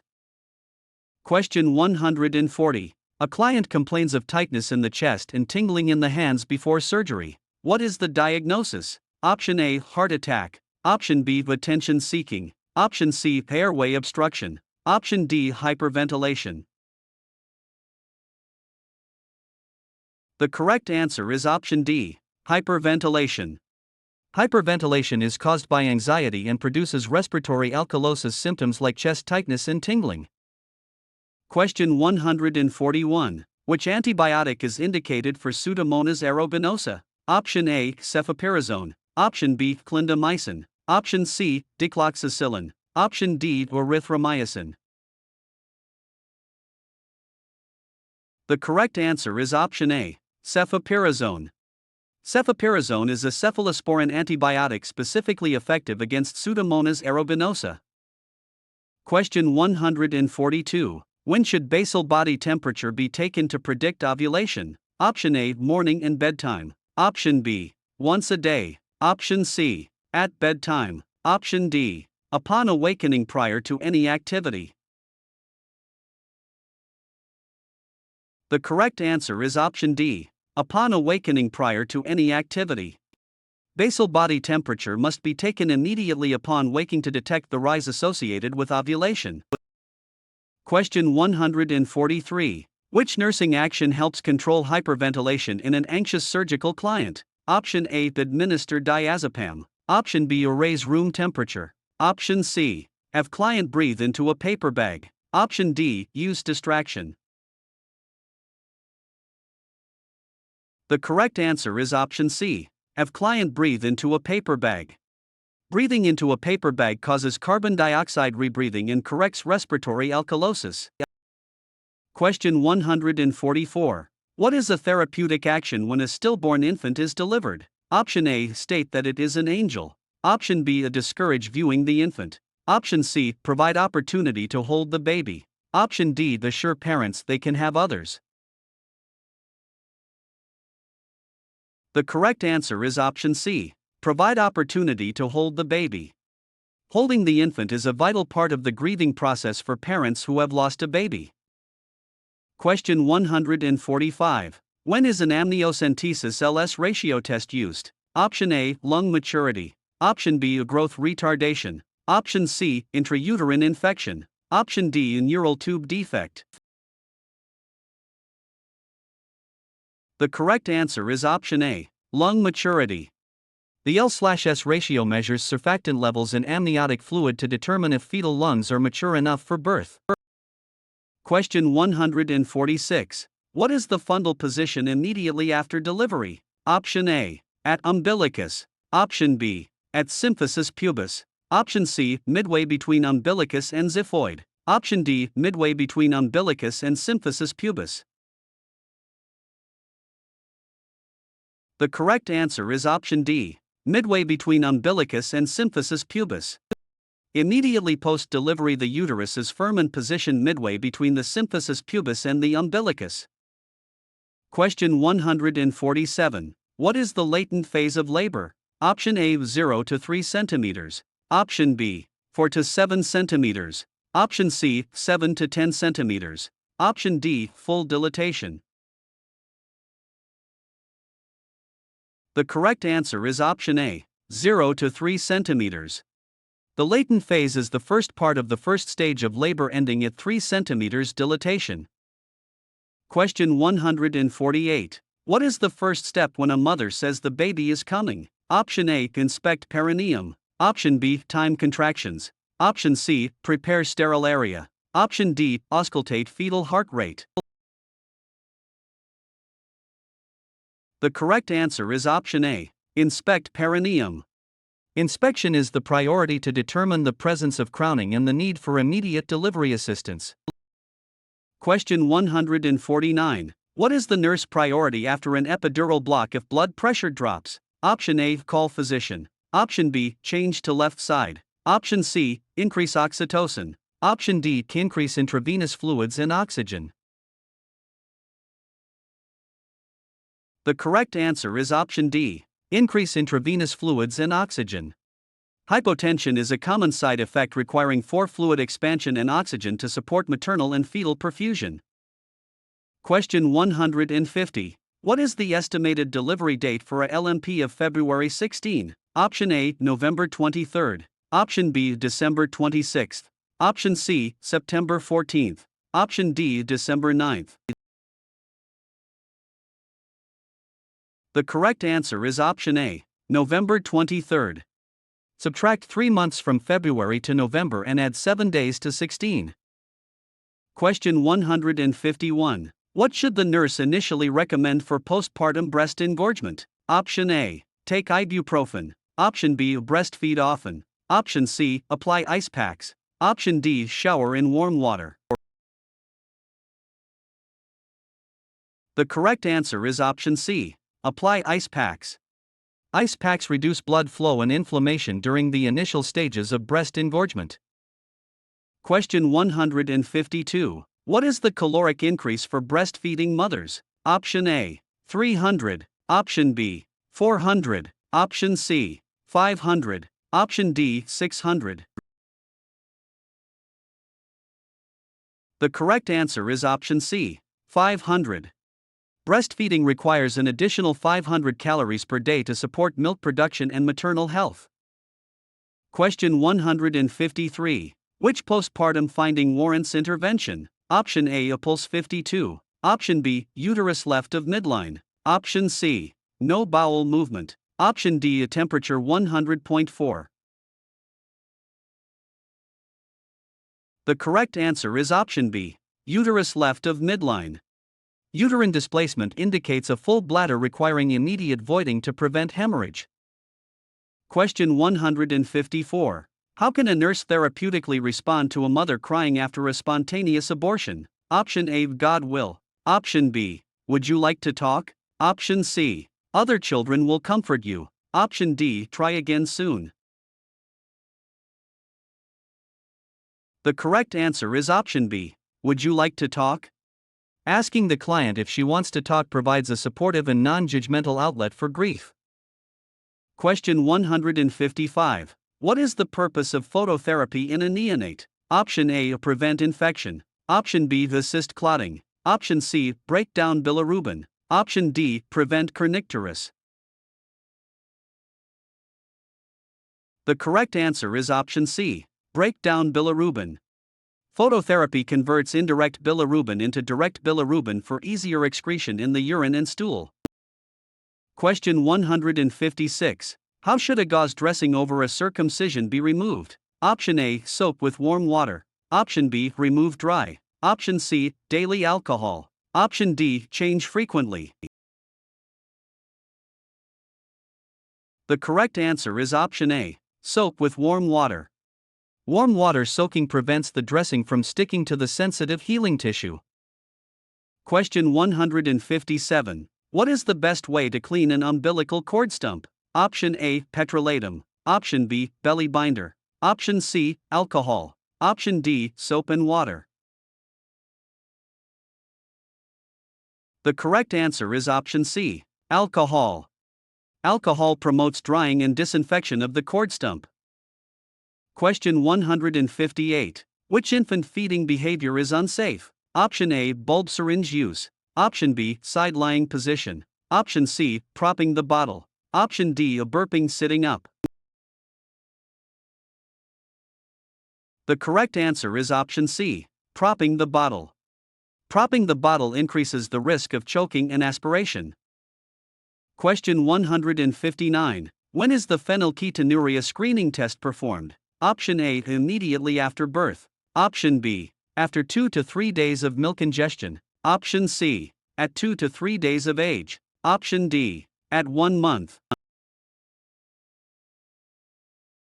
The correct answer is option B, after 2 to 3 days of milk ingestion. Reliable testing requires adequate protein intake, which occurs after 2 to 3 days of feedings. Question 160. What is the risk of giving aspirin to children with influenza? Option A, a bronchospasm. Option B, Reye syndrome. Option C, dehydration. Option D, pneumonia. The correct answer is option B, Reye syndrome. Aspirin use in children with viral infections is linked to Reye syndrome, a severe and potentially fatal neurological condition. Question 161. What indicates compliance in a child with leg calf births? Option A, a drinking milk. Option B, non-weight bearing. Option C, walking short distances. Option D, weight reduction. The correct answer is option B, non-weight bearing. Non-weight bearing is the treatment of choice to allow the femoral head to heal. Question 162. Which statement by a parent of a child with juvenile arthritis indicates a need for teaching? Option A, aspirin with meals. Option B, frequent gum bleeding. Option C, regular aspirin schedule. Option D, a tinnitus as toxicity. The correct answer is option B, frequent gum bleeding. Bleeding gums can indicate systemic toxicity or impaired clotting from long-term aspirin use. Question 163. What is the nursing priority in the first hours after spica cast application? Option A, neurovascular checks. Option B, muscle tone. Option C, immobilization. Option D, a dry cast with heat. The correct answer is option A, neurovascular checks. Frequent neurovascular assessments are required to identify potential constriction and circulatory impairment. Question 164. What is the correct approach to teaching griselfulvin? Option A, empty stomach. Option B, stop if taste changes. Option C, stop when symptoms relief. Option D, observe for headaches and anorexia. The correct answer is option D, observe for headaches and anorexia. Headache, nausea, and anorexia are known side effects that require monitoring. Question 165. Which nutrient is the primary focus for diabetes mellitus? Option A, concentrated sweets. Option B, weight restriction. Option C, caloric distribution based on activity. Option D, fat intake. The correct answer is option C, caloric distribution based on activity. Diabetes management requires consistent caloric intake matched with energy expenditure and exercise.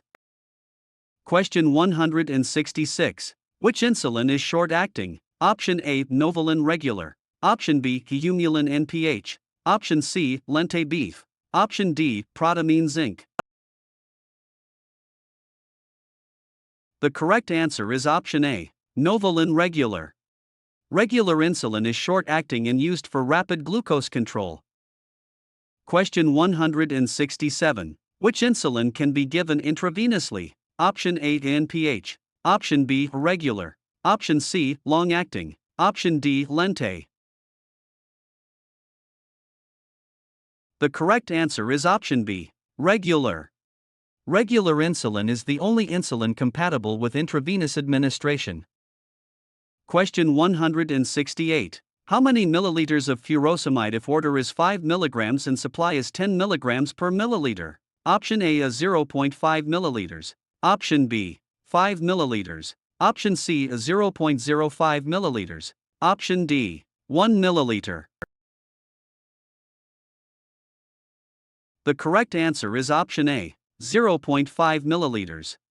Divide dose by concentration, 5 divided by 10 equals 0.5 milliliters.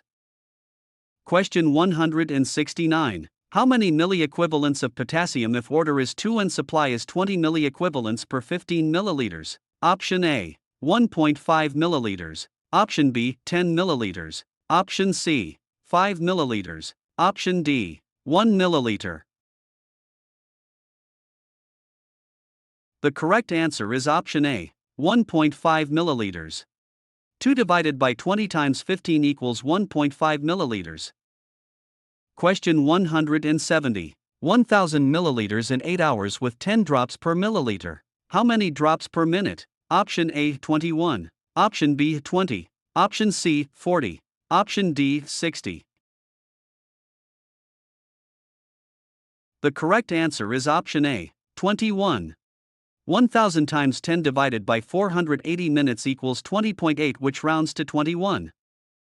Question 171. 1000 milliliters in 8 hours with 60 drops per milliliter. How many drops per minute? Option A 125. Option B 60. Option C 30. Option D 15. The correct answer is option A 125. 1000 times 60 divided by 480 minutes equals 125. Question 172. What is the most common visual screening test for a 6-year-old? Option A hearing. Option B gait. Option C strabismus. Option D papilledema. The correct answer is option C, strabismus. Strabismus is easily detected by observing eye alignment during visual screening.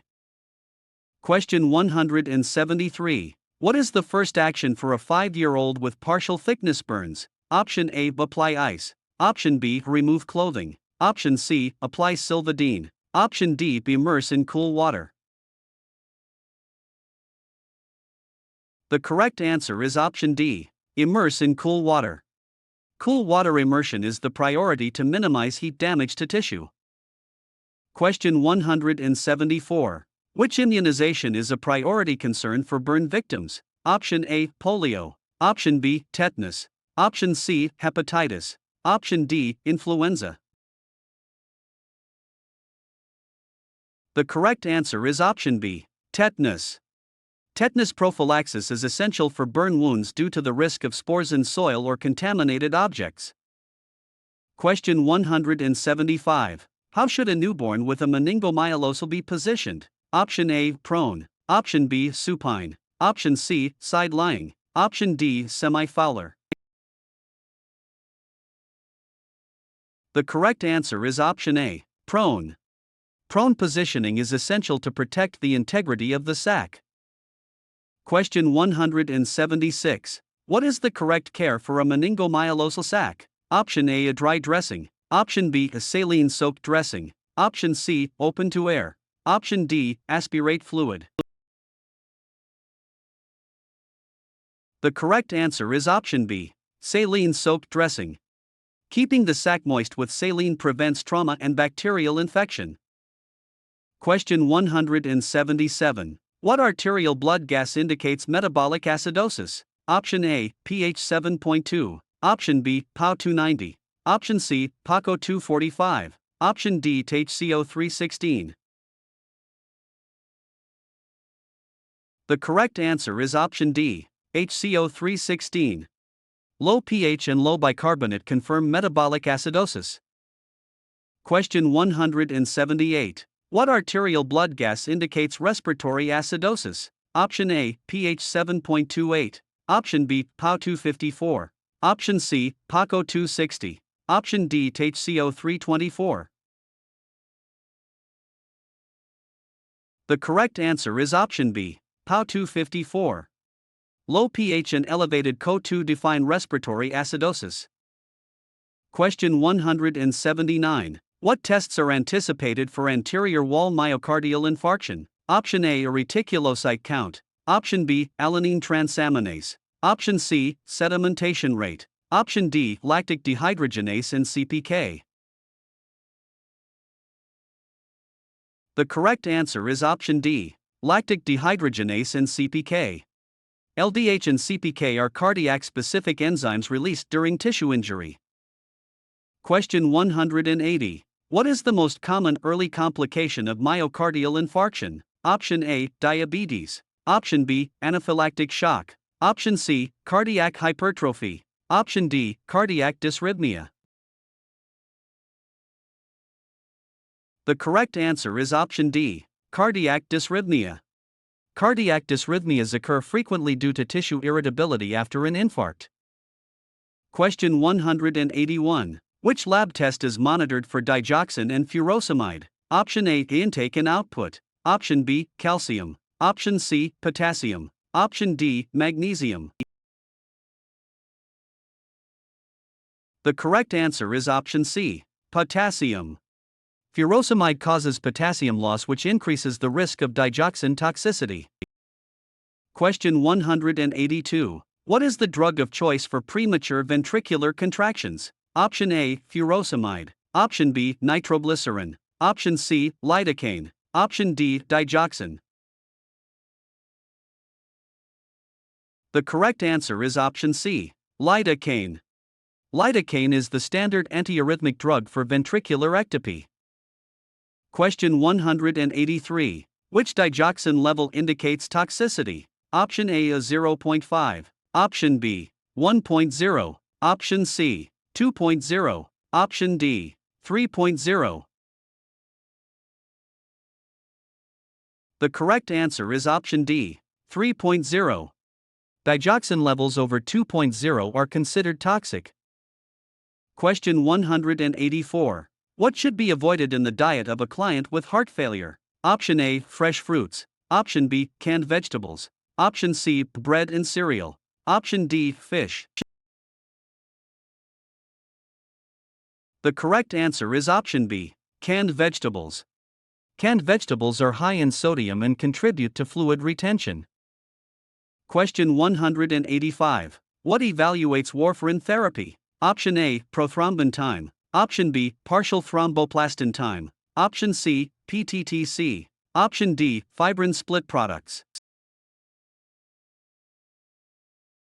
The correct answer is option A, prothrombin time. Prothrombin time is used to monitor the effectiveness of warfarin anticoagulation.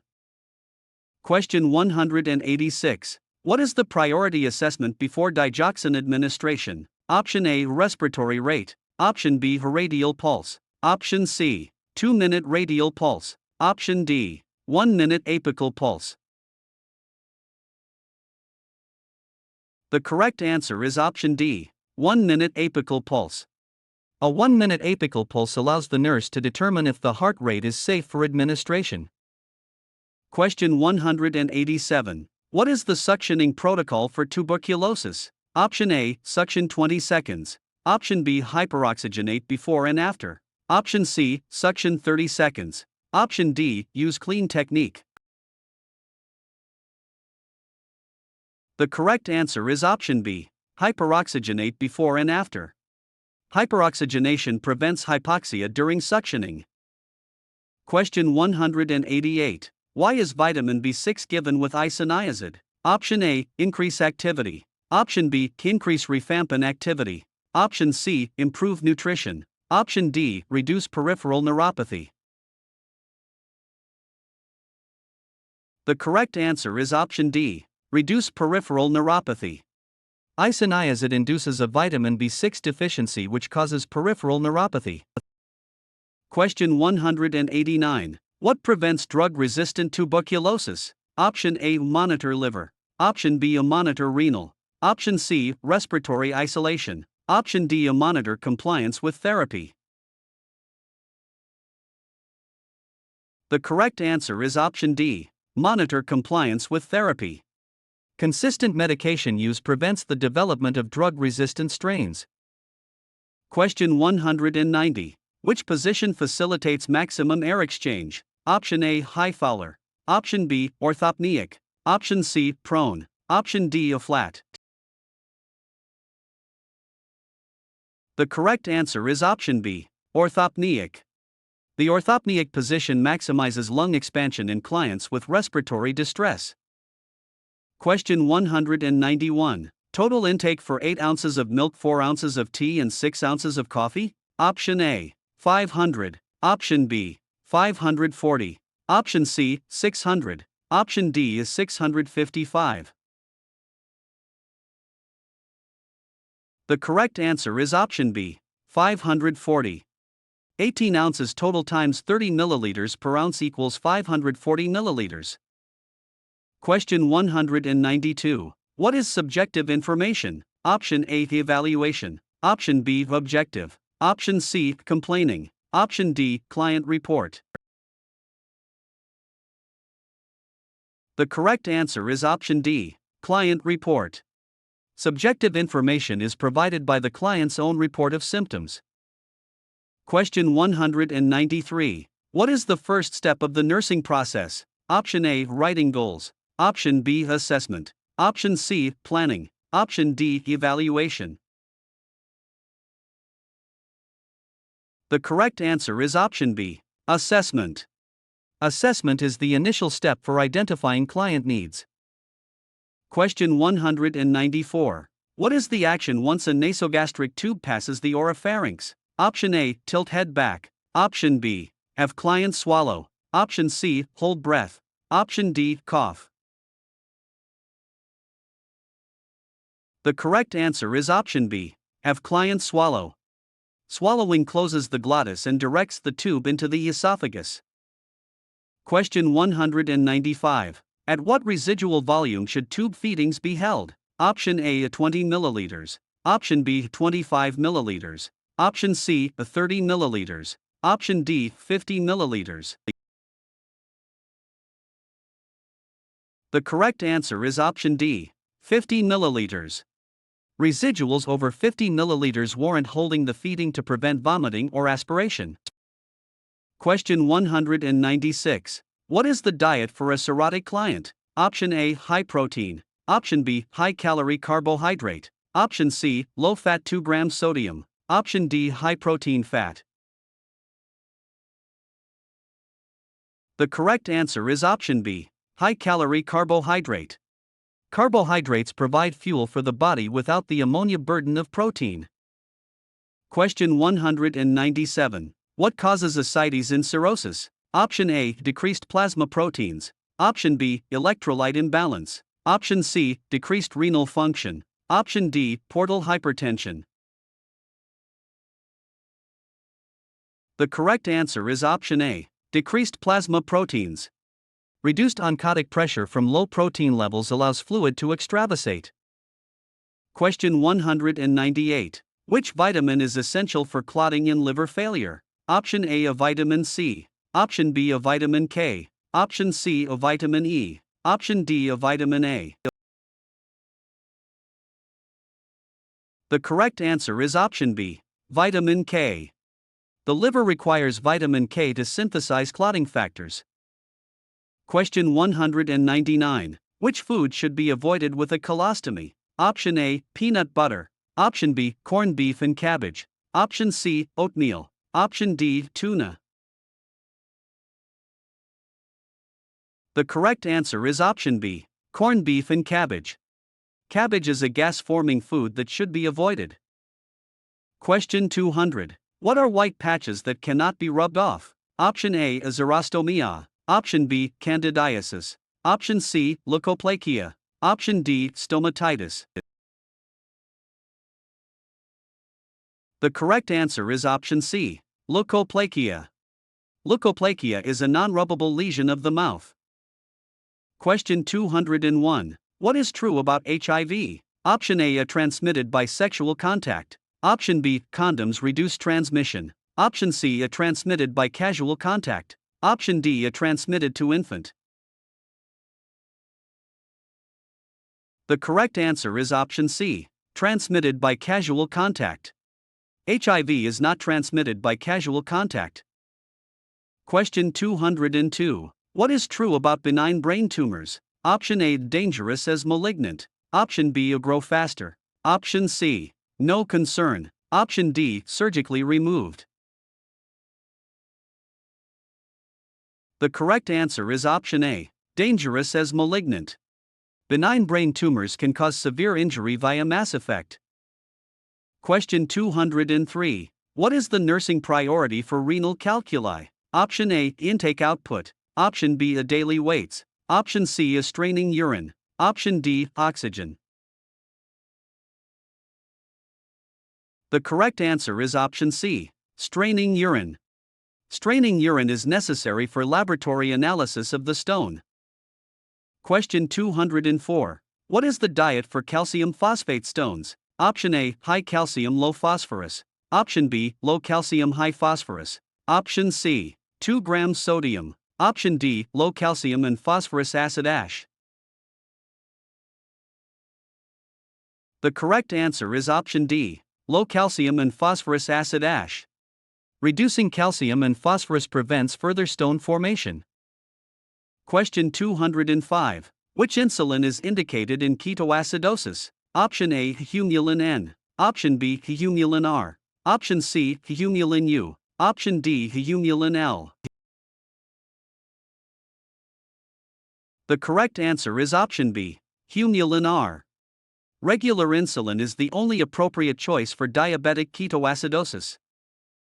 Question 206. Which 4 solution treats ketoacidosis? Option A, D5 normal saline. Option B, the D5W. Option C, normal saline. Option D, D5 ringer. The correct answer is option C, normal saline. Normal saline provides volume without glucose.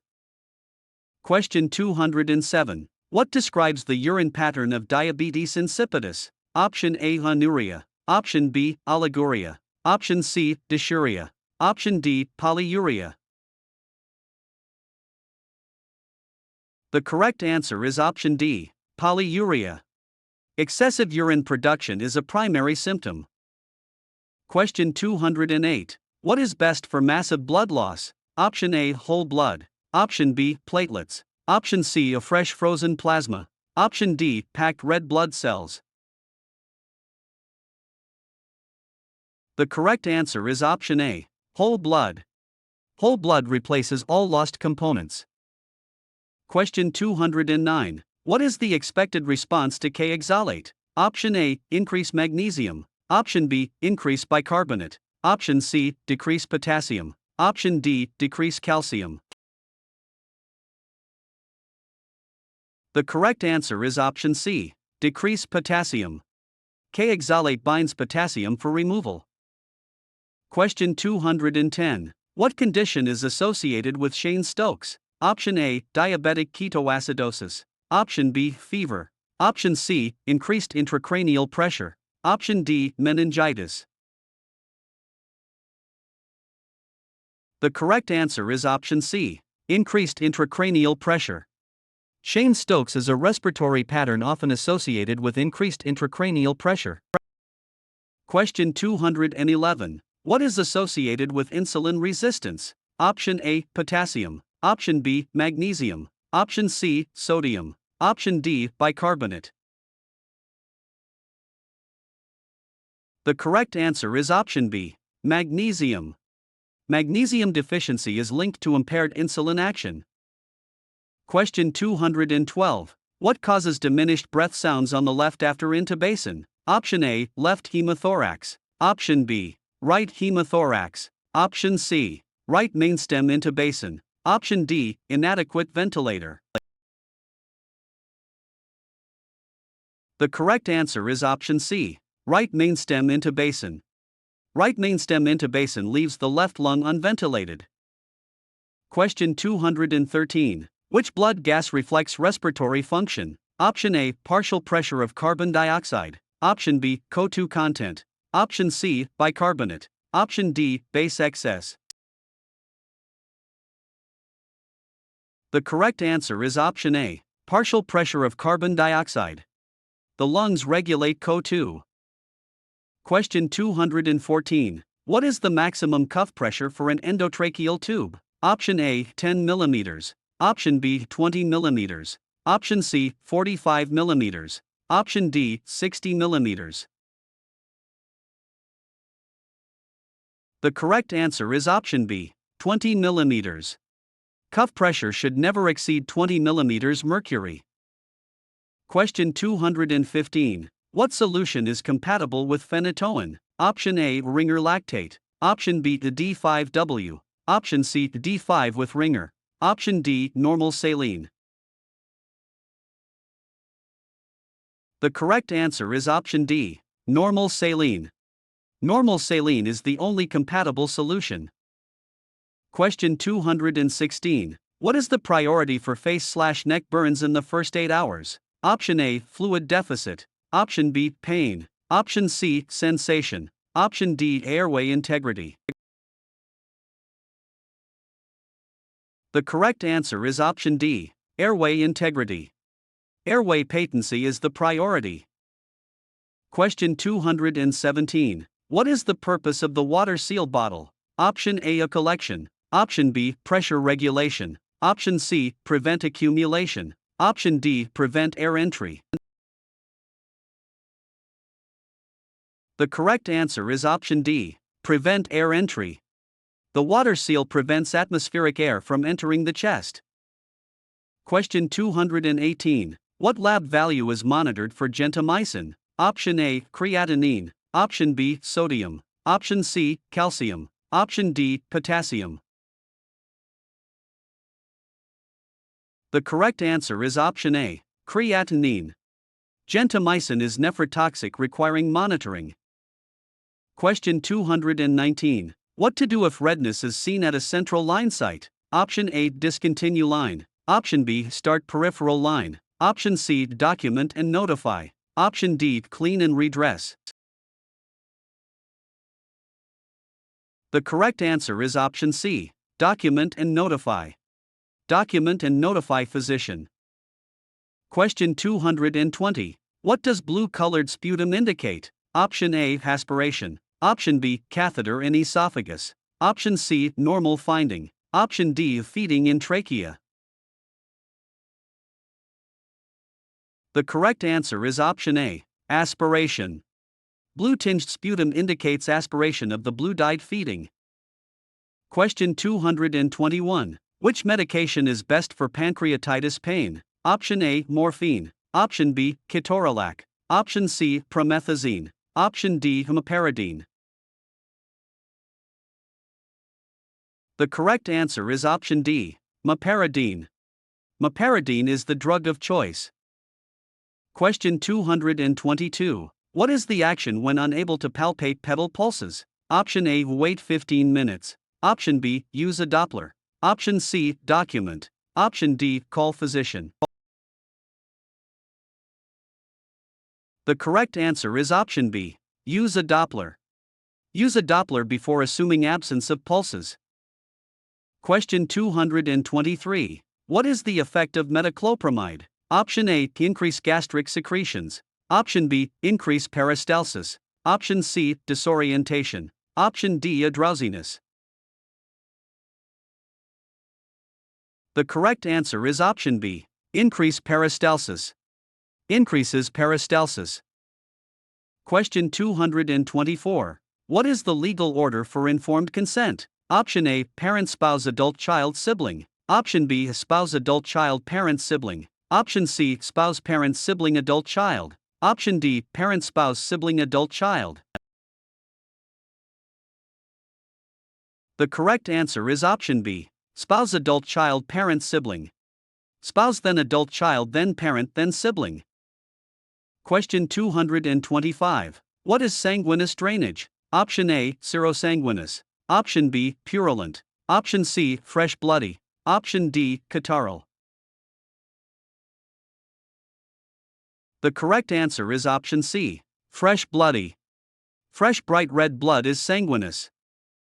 Question 226. What is evisceration? Option A, excoriation. Option B, dehiscence. Option C, decortication. Option D, protrusion of viscera.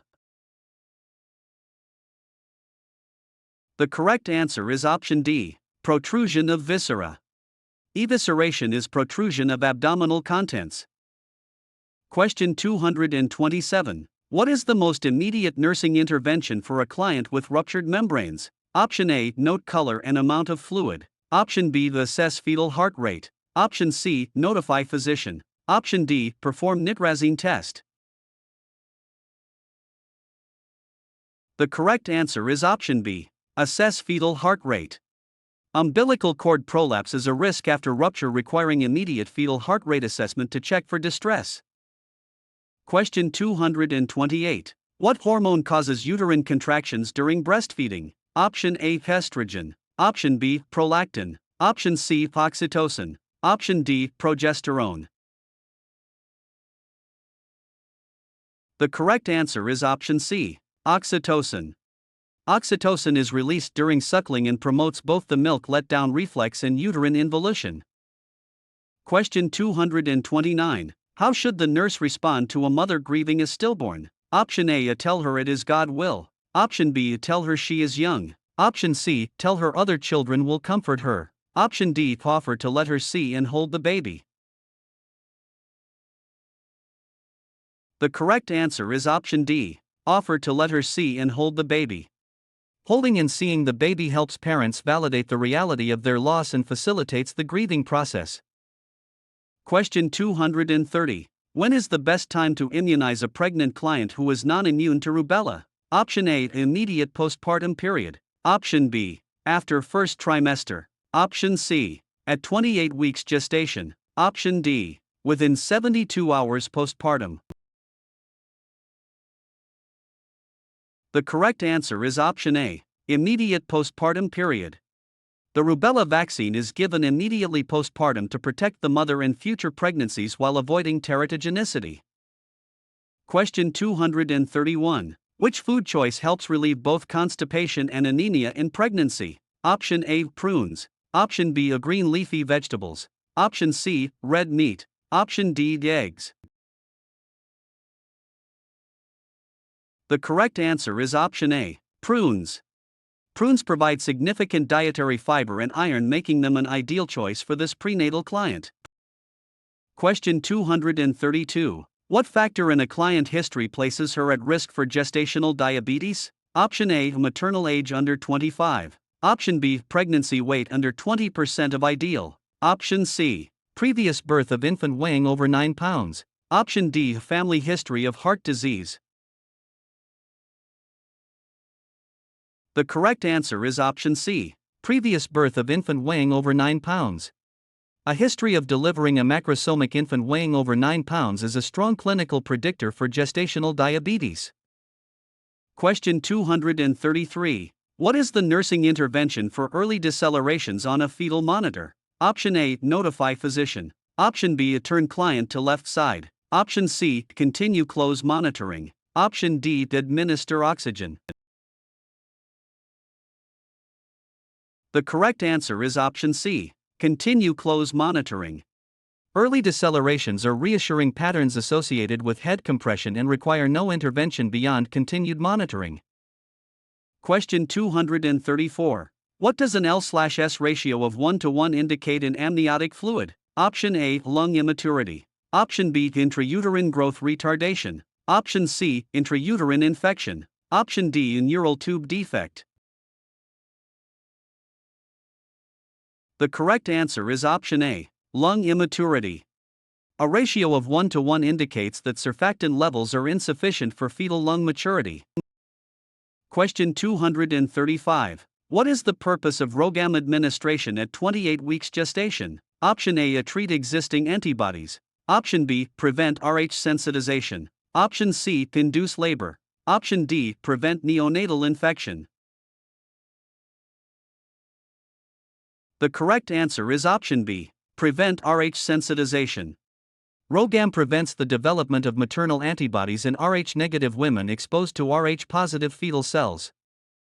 Question 236. Which activity should a pregnant woman with varicosities avoid? Option A, sitting with legs crossed at ankles. Option B, wearing thromboembolic disease stockings. Option C, wearing support pantyhose. Option D, wearing knee-high stockings. The correct answer is option D, wearing knee-high stockings. Knee-high stockings create a constricting band that restricts venous return and exacerbates varicosities.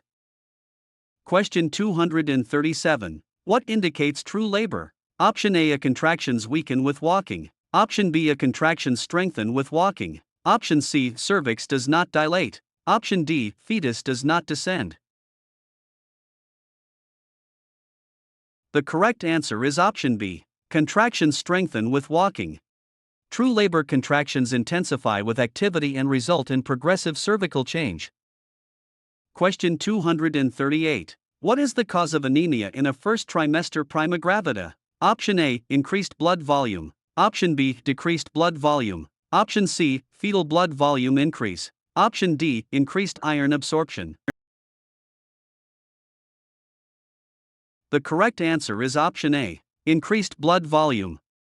Maternal blood volume increases significantly during the first trimester, causing a physiological dilutional anemia.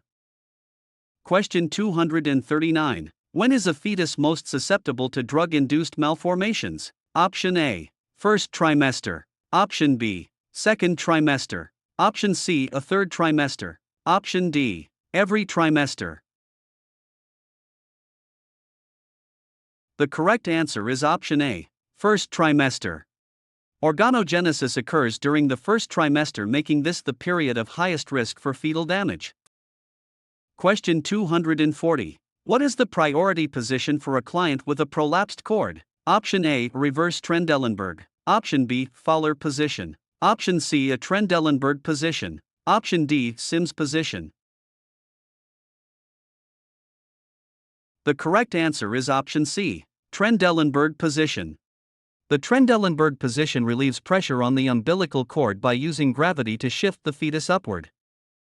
Question 241. What is the expected date of delivery for a last menstrual period of August 3? Option A, November 7. Option B, November 10. Option C, May 7. Option D, May 10. The correct answer is option D, May 10. Calculate by subtracting 3 months from August to May and adding 7 days to 3.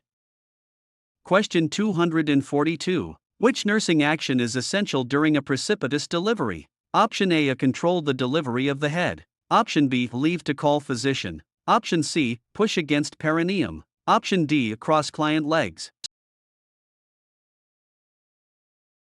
The correct answer is option A, control the delivery of the head. Controlled expulsion of the fetus prevents rapid decompression and potential injury to the infant.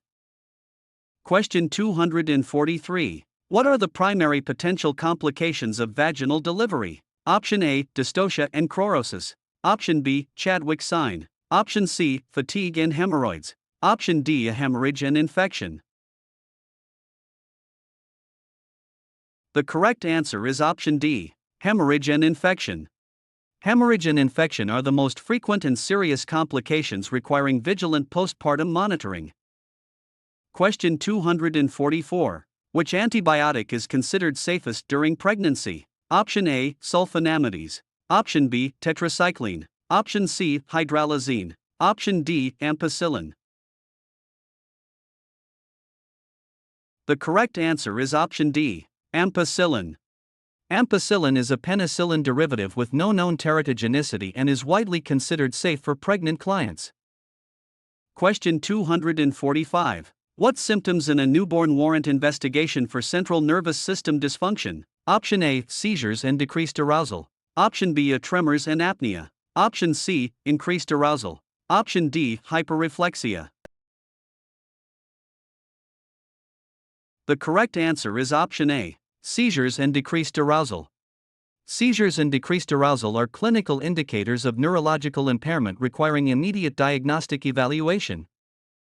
Question 246. What oxygen concentration is generally safe for premature infants to avoid retinopathy? Option A, less than 40%. Option B, a greater than 40%. Option C, moist oxygen at high flow. Option D, 100% oxygen.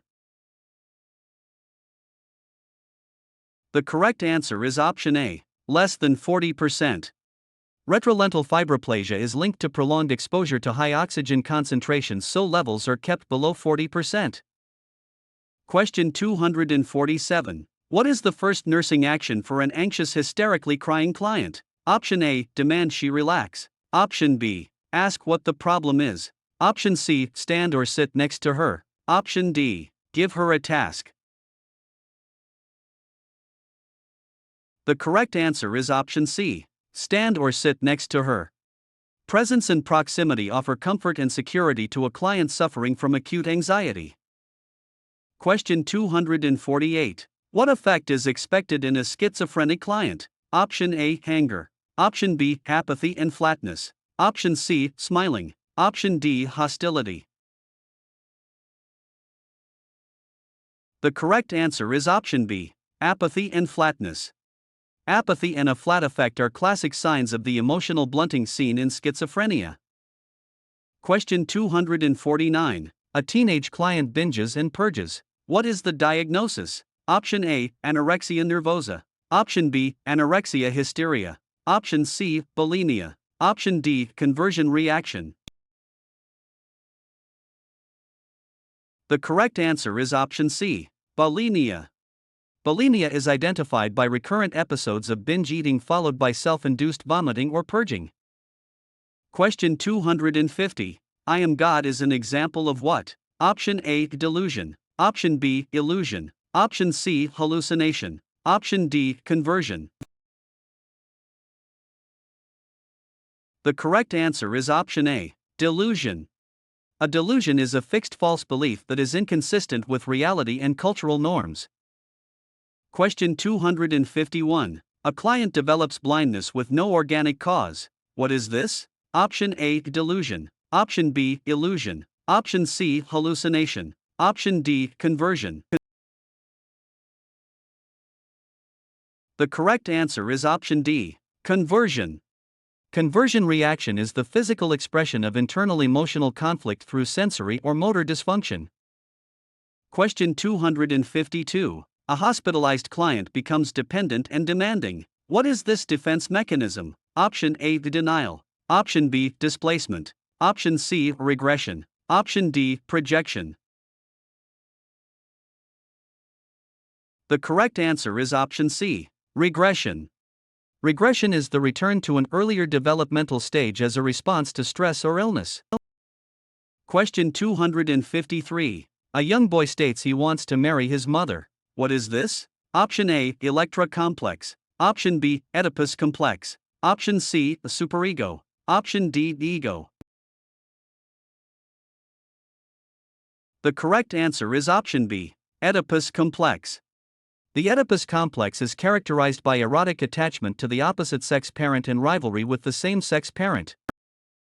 Question 254. What indicates that benztropine therapy is effective? Option A, smooth coordinated movement. Option B, presence of tremors. Option C, presence of rigidity. Option D, muscle weakness. The correct answer is option A, smooth coordinated movement. Benztropine treats extrapyramidal symptoms and restores smooth motor coordination. Question 255. What is a priority goal for a client with organic brain disorder? Option A, safe environment. Option B, long family visits. Option C, detailed explanations. Option D, challenging programs. The correct answer is option A, safe environment. Maintaining a safe and structured environment is critical for clients with cognitive impairment and safety deficits. Question 256. What is the primary goal of a preschool program for children with Down syndrome? Option A, provide respite care. Option B, facilitate optimal development. Option C, challenging education. Option D, mainstream education. The correct answer is option B, facilitate optimal development. Facilitation of optimal growth and development is the primary goal for all children, including those with Down syndrome. Question 257. What is the nursing priority for a child with hemophilia and knee pain? Option A, elevate and splint knee. Option B, apply heat. Option C, administer aspirin. Option D, range of motion exercises. The correct answer is option A, elevate and splint knee. Immobilization and splinting stop the bleeding and allow the knee to rest and heal. Question 258. How should a 3-month-old infant with cleft lip repair be fed? Option A, gavage. Option B, bottle. Option C, cup. Option D, syringe. The correct answer is option D, syringe. Syringe feeding allows for careful control of volume and placement to prevent pressure on the suture line. Question 259. What is the first symptom of increased intracranial pressure in a child? Option A, bulging fontanelles. Option B, seizure. Option C, headache. Option D, ataxia. The correct answer is option C, headache. Headache is a key early indicator of rising intracranial pressure in children. Question 260. What is the appropriate positioning for a child with increased intracranial pressure? Option A, head elevated 30 degrees. Option B, flat position. Option C, head turned to side. Option D, a frequent stimulation. The correct answer is option A, head elevated 30 degrees. Head elevation aids venous return and decreases intracranial pressure. Question 261. What is the proper positioning 2 hours post-ventriculoperitoneal shunt? Option A, head elevated. Option B, elevated head on operative side. Option C, flat on operative side. Option D, a flat on non-operative side. The correct answer is option D, flat on non-operative side. Flat on the non-operative side prevents pressure on the shunt valve and sudden fluid drainage. Question 262. What is the primary goal for a newborn of a diabetic mother? Option A, bonding. Option B, maintain blood sugar. Option C, maintain nutrition. Option D, monitor intake output. The correct answer is option B, maintain blood sugar. Hypoglycemia is the most immediate life-threatening risk for the newborn of a diabetic mother. Question 263. What hematocrit value in a tetralogy of fallout infant requires physician notification? Option A, 39%. Option B, 10,000. Option C, 60%. Option D, 4 minutes. The correct answer is option C, 60%. 60% indicates polycythemia, which requires clinical attention to manage cardiac and circulation complications. Question 264. Why is volume control tubing used for infants? Option A, prevents drug administration. Option B, prevents air entry. Option C, prevents administration of large fluid amounts. Option D, prevents phlebitis. The correct answer is option C, prevents administration of large fluid amounts. Volume control sets prevent the accidental overload of fluids by limiting the volume in the chamber. Question 265. Which insulin can be administered intravenously? Option A, NPH. Option B, Humulin N. Option C, regular. Option D, long-acting. The correct answer is option C, regular. Regular insulin is the only insulin form safe for intravenous use. Question 266. Administer 5 mg of furosemide if the bottle is 10 mg per milliliter. How many milliliters? Option A, 0.5 milliliters. Option B, 5 milliliters. Option C, 0.05 milliliters. Option D, 1 milliliter. The correct answer is option A, 0.5 milliliters. 0.5 milliliters provides the correct 5 mg dosage.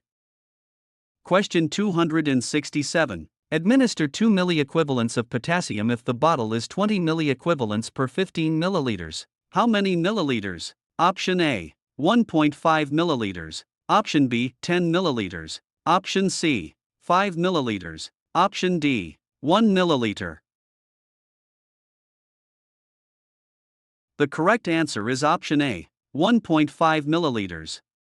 1.5 milliliters contains the required 2 milliequivalents of potassium. Question 268. 1000 milliliters in 8 hours at 10 drops per milliliter. How many drops per minute? Option A, 21. Option B, 20. Option C, 40. Option D, 60. The correct answer is option A, 21. The calculation, 1000 multiplied by 10 divided by 8 multiplied by 60 equals 20.8 or 21. Question 269. 1000 milliliters in 8 hours at 60 drops per milliliter. How many drops per minute? Option A, 125. Option B, 60. Option C, 30. Option D, 15. The correct answer is option A, 125. The calculation, 1000 multiplied by 60, divided by 480 minutes equals 125 drops. Question 270.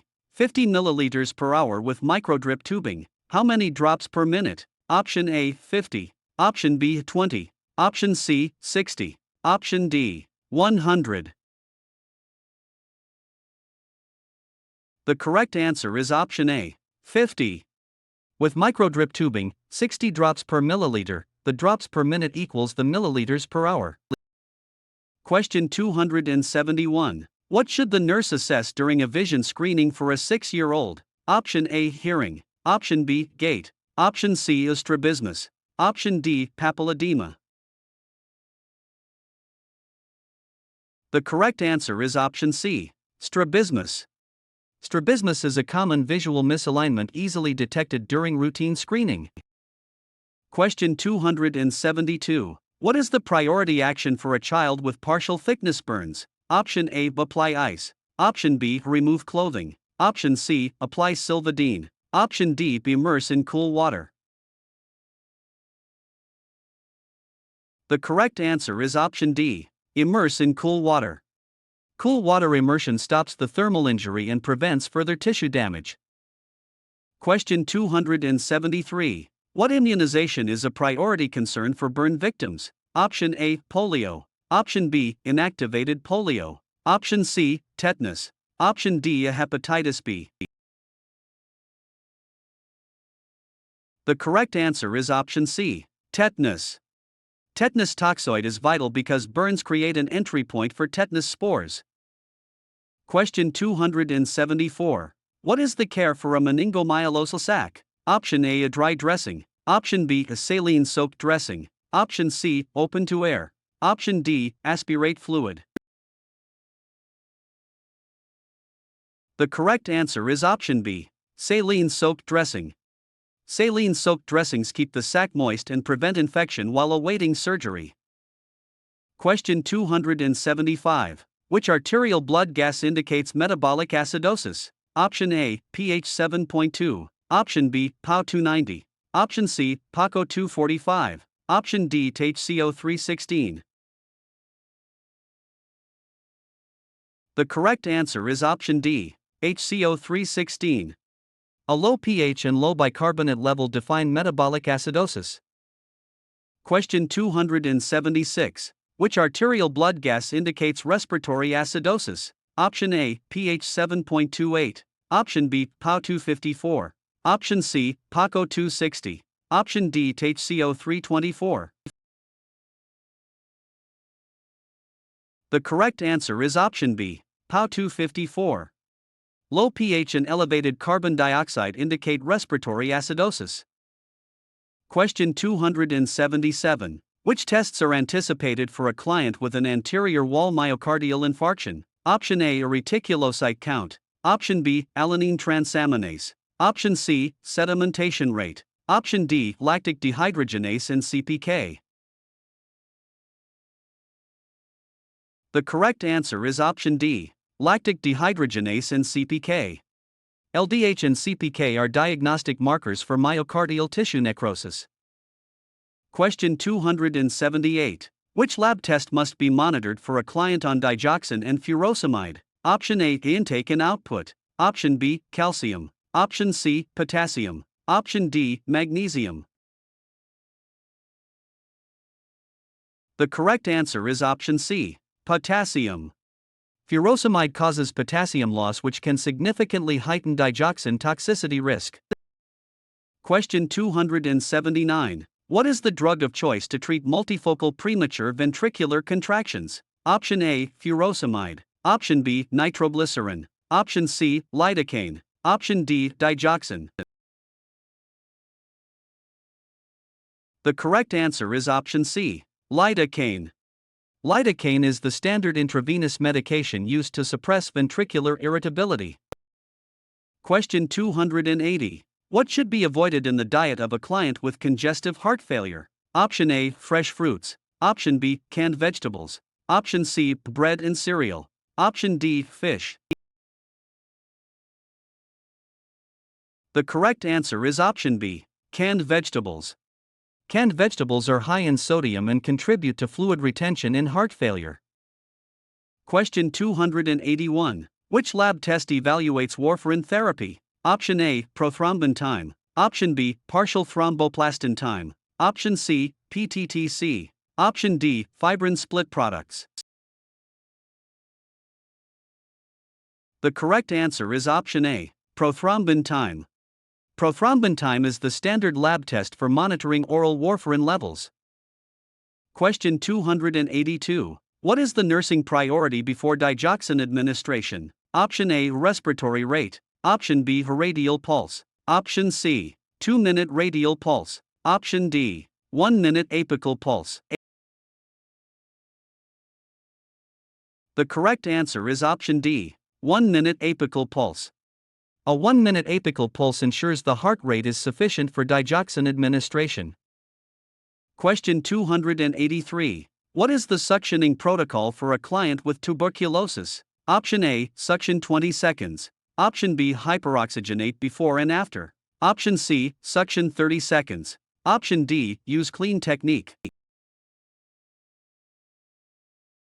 The correct answer is option B, hyperoxygenate before and after. Hyperoxygenation is critical to prevent hypoxia during the suctioning procedure.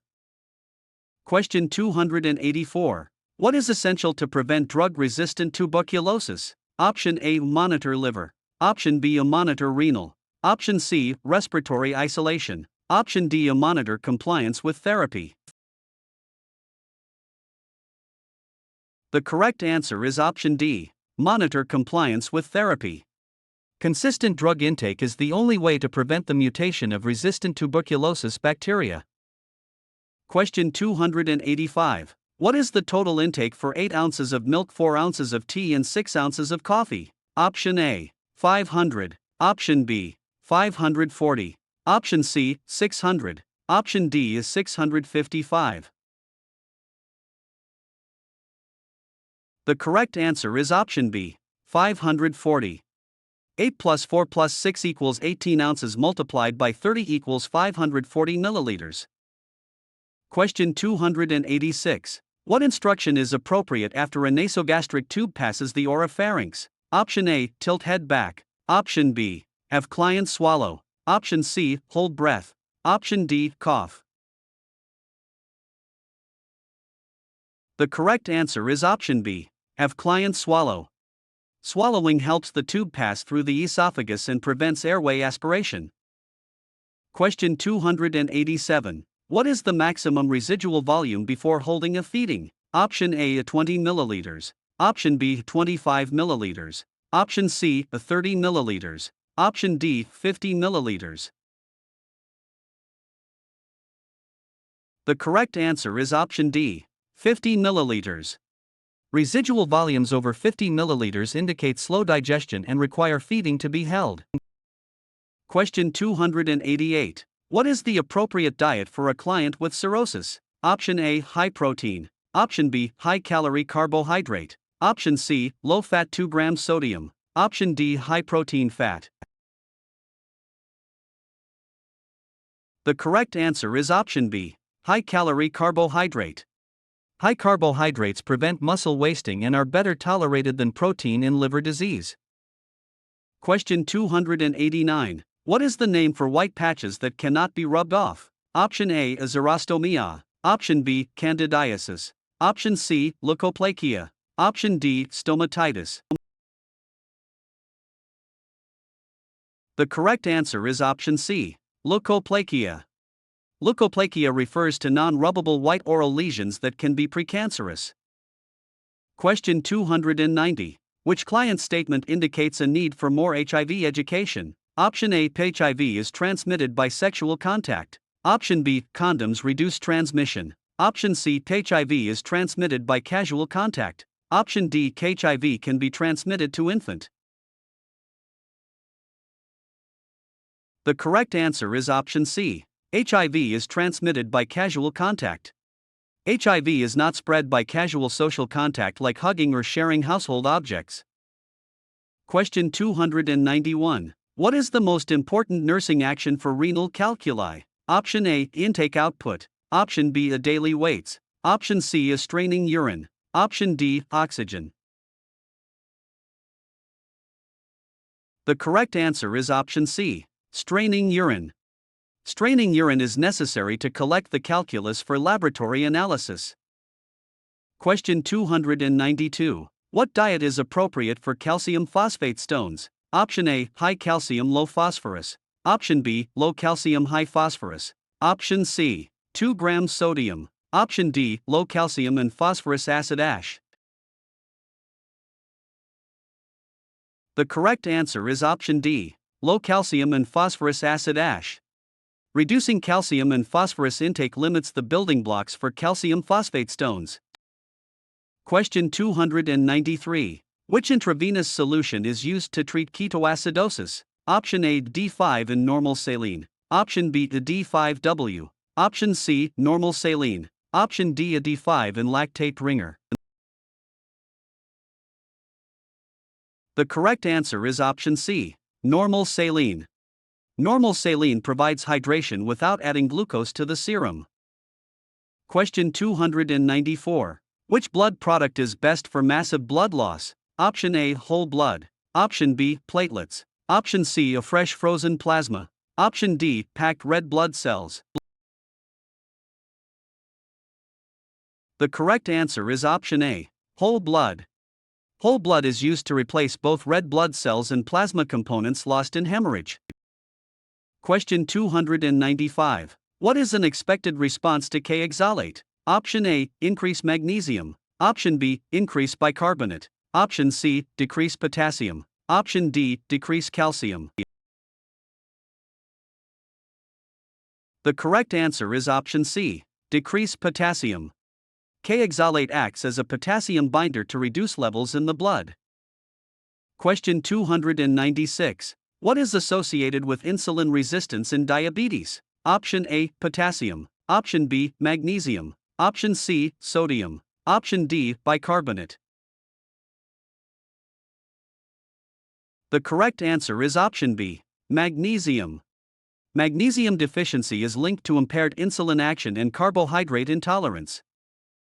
Question 297. What causes diminished breath sounds on the left side after intubation? Option A, left hemothorax. Option B, right hemothorax. Option C, right mainstem intubation. Option D, inadequate ventilator. The correct answer is option C, right mainstem intubation. Right mainstem intubation blocks the left lung from receiving ventilation. Question 298. Which blood gas parameter reflects respiratory function? Option A, partial pressure of carbon dioxide. Option B, CO2 content. Option C, bicarbonate. Option D, base excess. The correct answer is option A, partial pressure of carbon dioxide. The lungs directly regulate carbon dioxide levels. Question 299. What is the highest priority for face and neck burns in the first 8 hours? Option A, fluid deficit. Option B, pain. Option C, sensation. Option D, airway integrity. The correct answer is option D, airway integrity. Airway patency is the most critical priority because of rapid swelling in the neck and face. Question 300. What is the purpose of the water seal bottle in a 3-bottle system? Option A, a collection. Option B, pressure regulation. Option C, prevent accumulation. Option D, prevent air entry. The correct answer is option D, prevent air entry. The water seal prevents atmospheric air from entering the chest while allowing air to exit the pleural space. Question 301. Which lab value should be monitored for gentamicin? Option A, creatinine. Option B, sodium. Option C, calcium. Option D, potassium. The correct answer is option A, creatinine. Gentamicin is nephrotoxic, requiring creatinine monitoring. Question 302. What is the action if redness is seen at a central line site? Option A, discontinue line. Option B, start peripheral line. Option C, document and notify. Option D, clean and redress. The correct answer is option C, document and notify. The nurse must document and alert the physician to evaluate the central site for infection. Question 303. What does blue-colored sputum indicate after feeding tube placement? Option A, aspiration. Option B, catheter in esophagus. Option C, normal finding. Option D, feeding in trachea. The correct answer is option A, aspiration. Aspiration of feeding tube dye into the suctioned airway is a serious sign of aspiration. Question 304. What is the first action after failing to palpate pedal pulses? Option A, wait 15 minutes. Option B, use a Doppler. Option C, document. Option D, call physician. The correct answer is option B, use a Doppler. A Doppler probe is required to confirm pulse presence before reporting absence of flow. Question 305. What is the legal order for informed consent for an unconscious adult? Option A, parent, spouse, adult, child, sibling. Option B, spouse, adult, child, parent, sibling. Option C, spouse, parent, sibling, adult, child. Option D, parent, spouse, sibling, adult, child. The correct answer is option B, spouse, adult, child, parent, sibling. Spouse, then adult, child, then parent, then sibling is the typical legal sequence.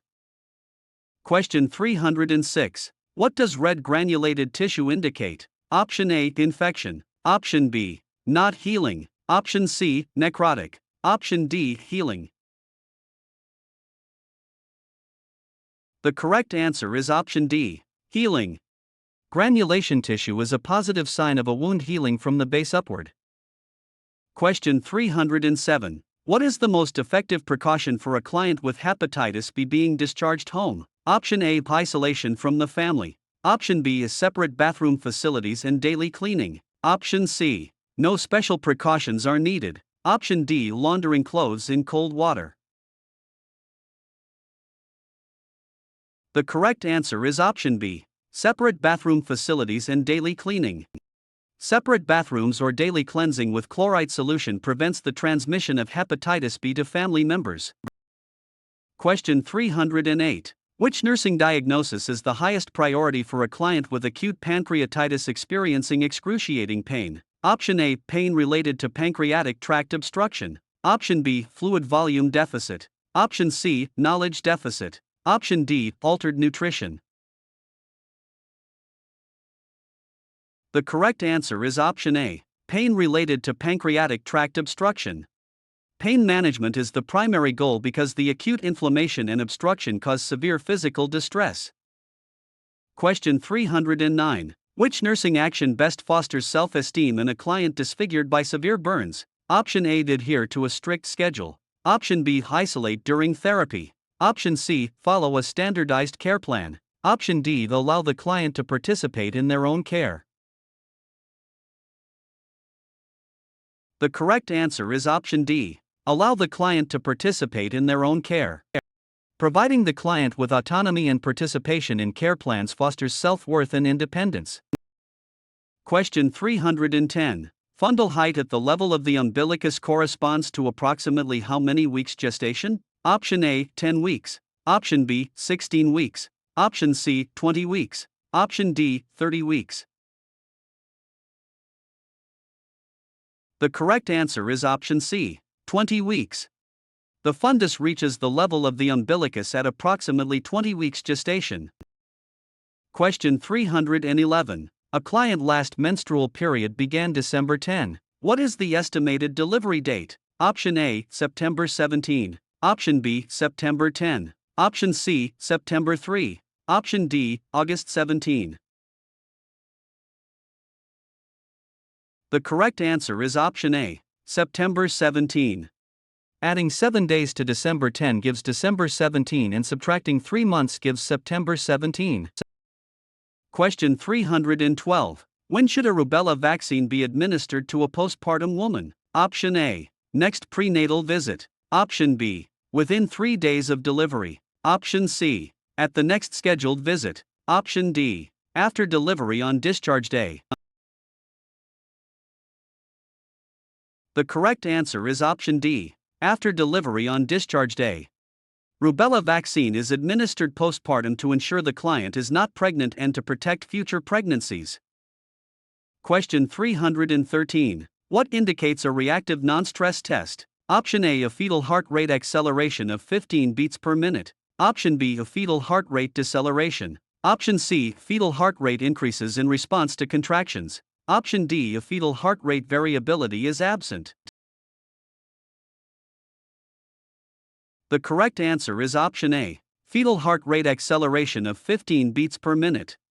A reactive test is indicated by at least 2 accelerations of the fetal heart rate in response to fetal movement. Question 314. An amniocentesis shows an LS ratio of 2:1 in positive phosphatidylglycerol. What does this mean? Option A, placental maturity. Option B, suspected chronic asphyxia. Option C, cord compression. Option D, fetal lung maturity. The correct answer is option D, fetal lung maturity. An LS ratio of 2:1 along with positive phosphatidylglycerol is the clinical standard for determining fetal lung maturity. Question 315. Why is RhoGAM given to an Rh-negative mother at 28 weeks? Option A. To treat existing antibodies. Option B. To prevent Rh sensitization. Option C. To induce labor. Option D. To prevent neonatal infection. The correct answer is option B. To prevent Rh sensitization. RhoGAM is administered to prevent the development of maternal antibodies to Rh-positive fetal blood cells. Question 316. What is a nursing measure to alleviate heartburn during pregnancy? Option A, restrict fluid intake. Option B, use Alka-Seltzer. Option C, eat small frequent bland meals. Option D, lie down after eating. The correct answer is option C, eat small frequent bland meals. Small frequent meals reduce gastric pressure and reflux, which is a common cause of heartburn in pregnancy. Question 317. What behavior in the transition phase of labor is expected? Option A, frustration and vague communication. Option B, seriousness and difficulty following directions. Option C, calmness and following directions. Option D, excitement and openness. The correct answer is option A, frustration and vague communication. The transition phase is characterized by intense pain and loss of control leading to irritability and poor communication. Question 318. What is the correct nursing response to early decelerations on a fetal monitor? Option A, notify the physician. Option B, change position to left lateral. Option C, continue close monitoring. Option D, administer oxygen via face mask. The correct answer is option C, continue close monitoring. Early decelerations are reassuring patterns that require close monitoring but no immediate intervention. Question 319. What is the cause of an ectopic pregnancy? Option A, embryonic development issues. Option B, distended or ruptured fallopian tube. Option C, congenital abnormality of the tube. Option D, placental malfunctioning. The correct answer is option B, distended or ruptured fallopian tube. Ectopic pregnancy is caused by implantation in the fallopian tube causing pain due to tube distension and eventual rupture. Question 320. A client at 10 weeks gestation has vaginal bleeding and a closed cervix. What is the diagnosis? Option A, inevitable abortion. Option B, a threatened abortion. Option C, incomplete abortion. Option D, missed abortion. The correct answer is option B, threatened abortion. A threatened abortion presents with vaginal bleeding in early pregnancy with a closed cervix. Question 321. Why is betamethasone administered to a client in preterm labor? Option A, treat fetal respiratory distress. Option B, prevent uterine infection. Option C, promote fetal lung maturation. Option D, increase uteroplacental circulation. The correct answer is option C. Promote fetal lung maturation. Beta-methasone stimulates the production of surfactant in the fetal lungs to promote maturity. Question 322. What obstetric emergency is anticipated with a rigid board-like abdomen after a fall? Option A. Abruptio placentae. Option B. Ectopic pregnancy. Option C. Uterine rupture. Option D. A placenta previa. The correct answer is option A. Abruptio placentae. Abruptio placentae can result from trauma and presents with a rigid abdomen due to concealed hemorrhage. Question 323. What is the correct classification for a pink-brown vaginal discharge 4 days postpartum? Option A. Rubra. Option B. Rosa. Option C. Serosa. Option D. Alba. The correct answer is option C. Serosa. Lochia serosa is a pink-brown discharge appearing from 4 to 9 days postpartum. Question 324. What is the nurse priority action for a boggy uterus in a postpartum client? Option A. Call physician. Option B. Assess vital signs. Option C. Administer oxytocin. Option D. Massage fundus until firm. The correct answer is option D. Massage fundus until firm. Fundal massage is the most immediate and effective way to stimulate contraction and achieve hemostasis. Question 325. What is a key instruction for the use of bromocriptine? Option A. Stimulates prolactin. Option B. Hypertension is common. Option C. Take for 5 days. Option D. A stable blood pressure is needed before starting. The correct answer is option D. Stable blood pressure is needed before starting. Bromocriptine can cause hypotension, so the client must be hemodynamically stable before administration. Question 326. What instruction is appropriate for a breastfeeding mother? Option A. Limit feeding times. Option B. Wash nipples with soap. Option C. Increase calories by 500. Option D. Breast milk contains lactose for digestion. The correct answer is option C. Increase calories by 500. Increased caloric intake of 500 calories is necessary for optimal milk production. Question 327. What is the therapeutic response to a client crying after a spontaneous abortion? Option A. God will. Option B. Would you like to talk about it? Option C. Your other children will comfort you. Option D. Try again soon. The correct answer is option B. Would you like to talk about it? Asking if the client would like to talk acknowledges their loss and offers support.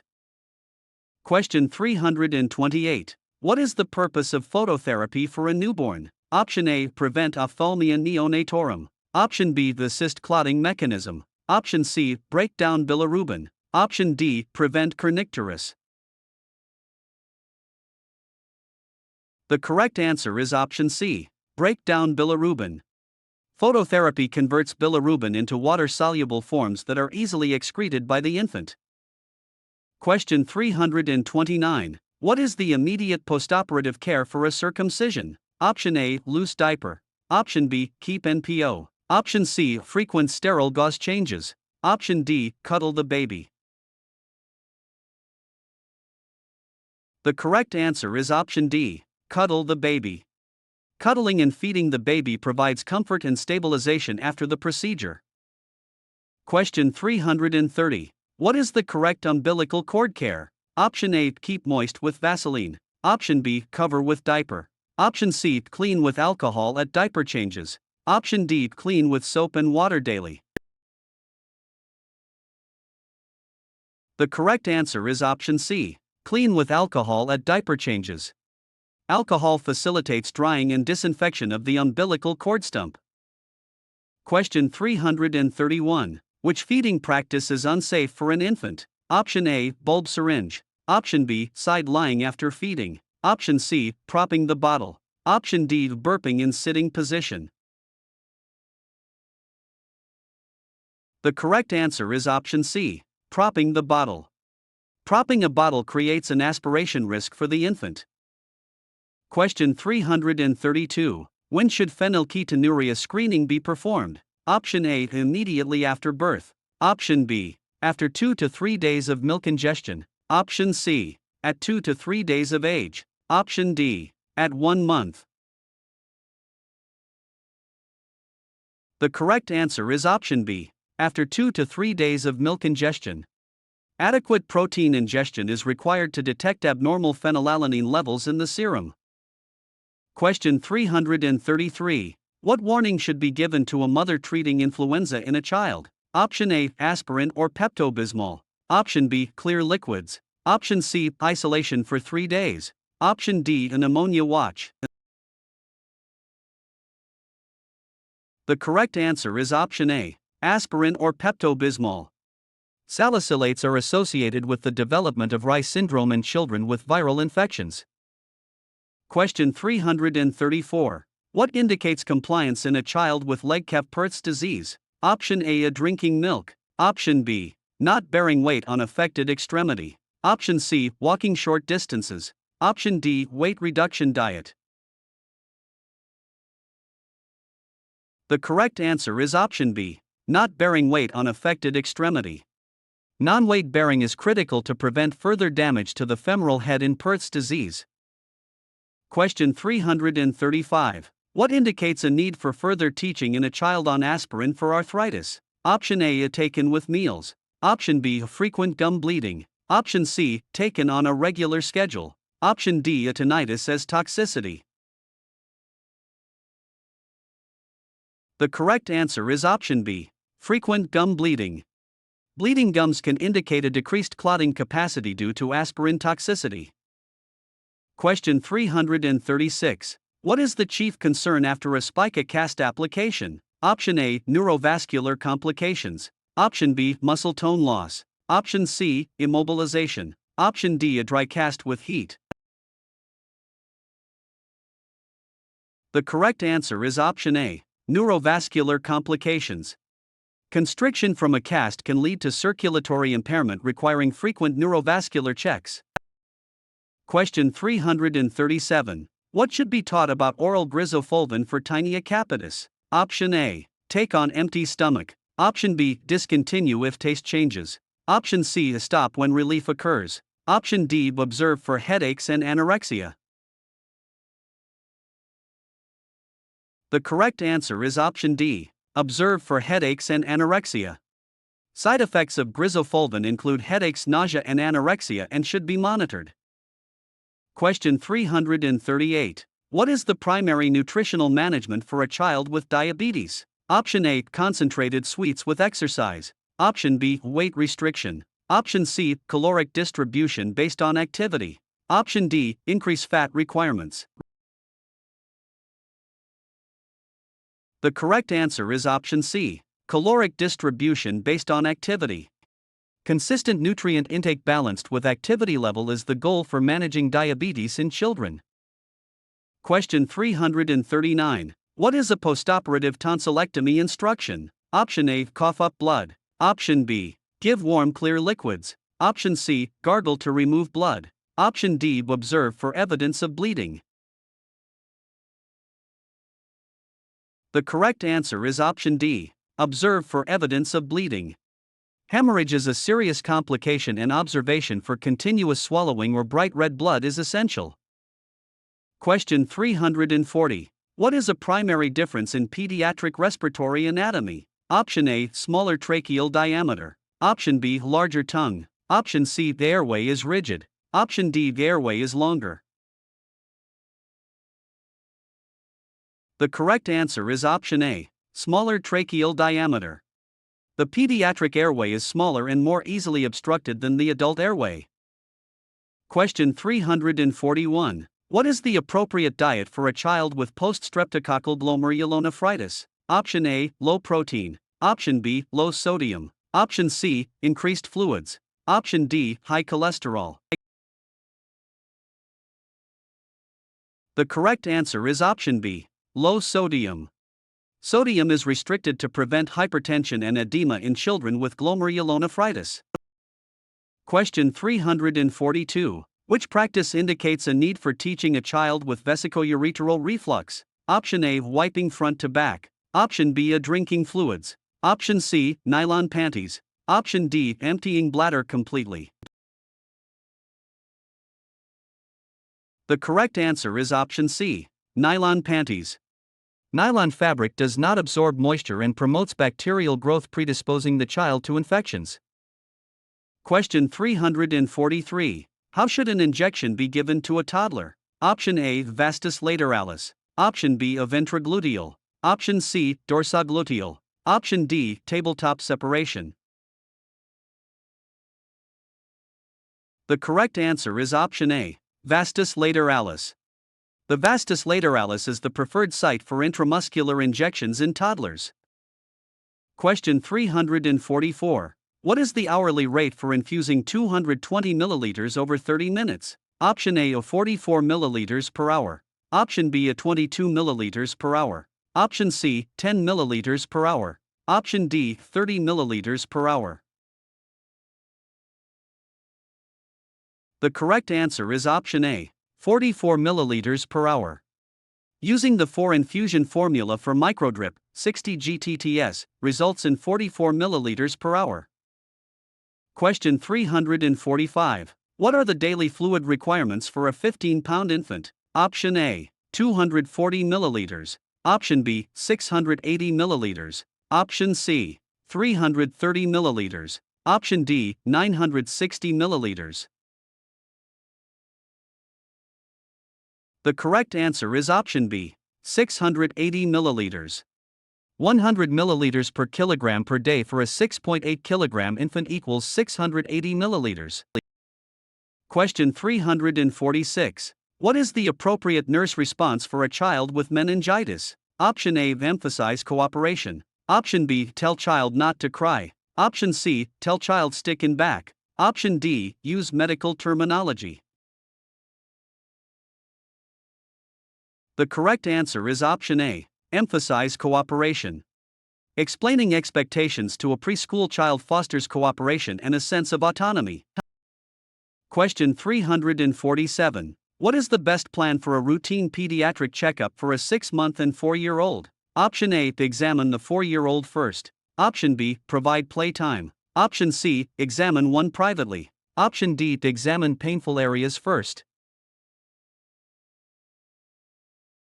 The correct answer is option B, provide playtime. Acquaintance play reduces anxiety for all children involved in the examination process. Question 348. What is a characteristic clinical manifestation of hypertrophic pyloric stenosis? Option A, pain during eating. Option B, poor appetite. Option C, increased frequency of stool. Option D, olive-shaped epigastric mass. The correct answer is option D, olive-shaped epigastric mass. A palpable olive-shaped mass to the right of the umbilicus is a diagnostic sign of pyloric stenosis. Question 349. What is the most difficult speech task for a hearing-impaired child? Option A, auditory training. Option B, speech. Option C, lip reading. Option D is signing. The correct answer is option B, speech. Speech acquisition requires complex visual and auditory processing, which is significantly impacted by hearing impairment. Question 350. What is a discharge consideration for a child with thalassemia? Option A, give oral iron. Option B, monitor blood pressure. Option C, observe for iron overload. Option D, minimize exercise. The correct answer is option C, observe for iron overload. Frequent blood transfusions place children with thalassemia at significant risk for iron overload. Question 351. Which blood test is abnormal in hemophilia? Option A, partial thromboplastin time. Option B, platelet count. Option C, complete blood count. Option D, a bleeding time. The correct answer is option A, partial thromboplastin time. Partial thromboplastin time measures intrinsic pathway factors which are deficient in hemophilia. Question 352. What is recommended for a ventricular septal defect? Option A, blood shunts right to left. Option B, surgical closure by school age. Option C, spontaneous closure is rare. Option D, a treat with antibiotics. The correct answer is option B, surgical closure by school age. Surgical closure is typically recommended between ages 4 and 6 to prevent long-term heart failure. Question 353. What instruction should be given to a client taking disulfiram? Option A, experience nausea with alcohol. Option B, take late in recovery. Option C, works by desensitization. Option D, the effects stop after 1 day. The correct answer is option A, experience nausea with alcohol. The reaction between disulfiram and alcohol is severe and serves as a deterrent to drinking.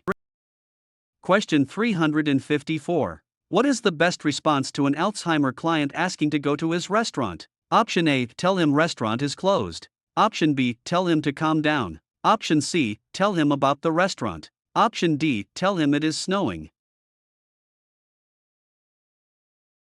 The correct answer is option C, tell him about the restaurant. Reminiscence is a supportive technique that helps orient and soothe confused clients.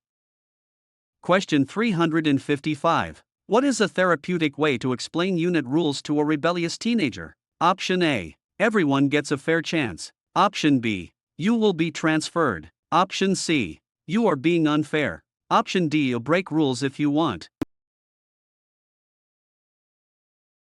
The correct answer is option A, everyone gets a fair chance. Framing rules as a way to ensure fairness for everyone is non-punitive and clear. Question 356. A middle-aged man looking for the right job is in which Erickson stage? Option A, identity versus confusion. Option B, integrity versus despair. Option C, intimacy versus isolation. Option D, generativity versus self-absorption. The correct answer is option D, generativity versus self-absorption. Middle-aged adults focus on work and family, establishing a sense of generativity. Question 357. What is a therapeutic statement to an anxious client? Option A, why do you feel this way? Option B, tell me about your dislike. Option C, do not worry. Option D, we can discover what produces anxiety. The correct answer is option D, we can discover what produces anxiety. A collaborative approach to anxiety reduction empowers the client and reduces fear.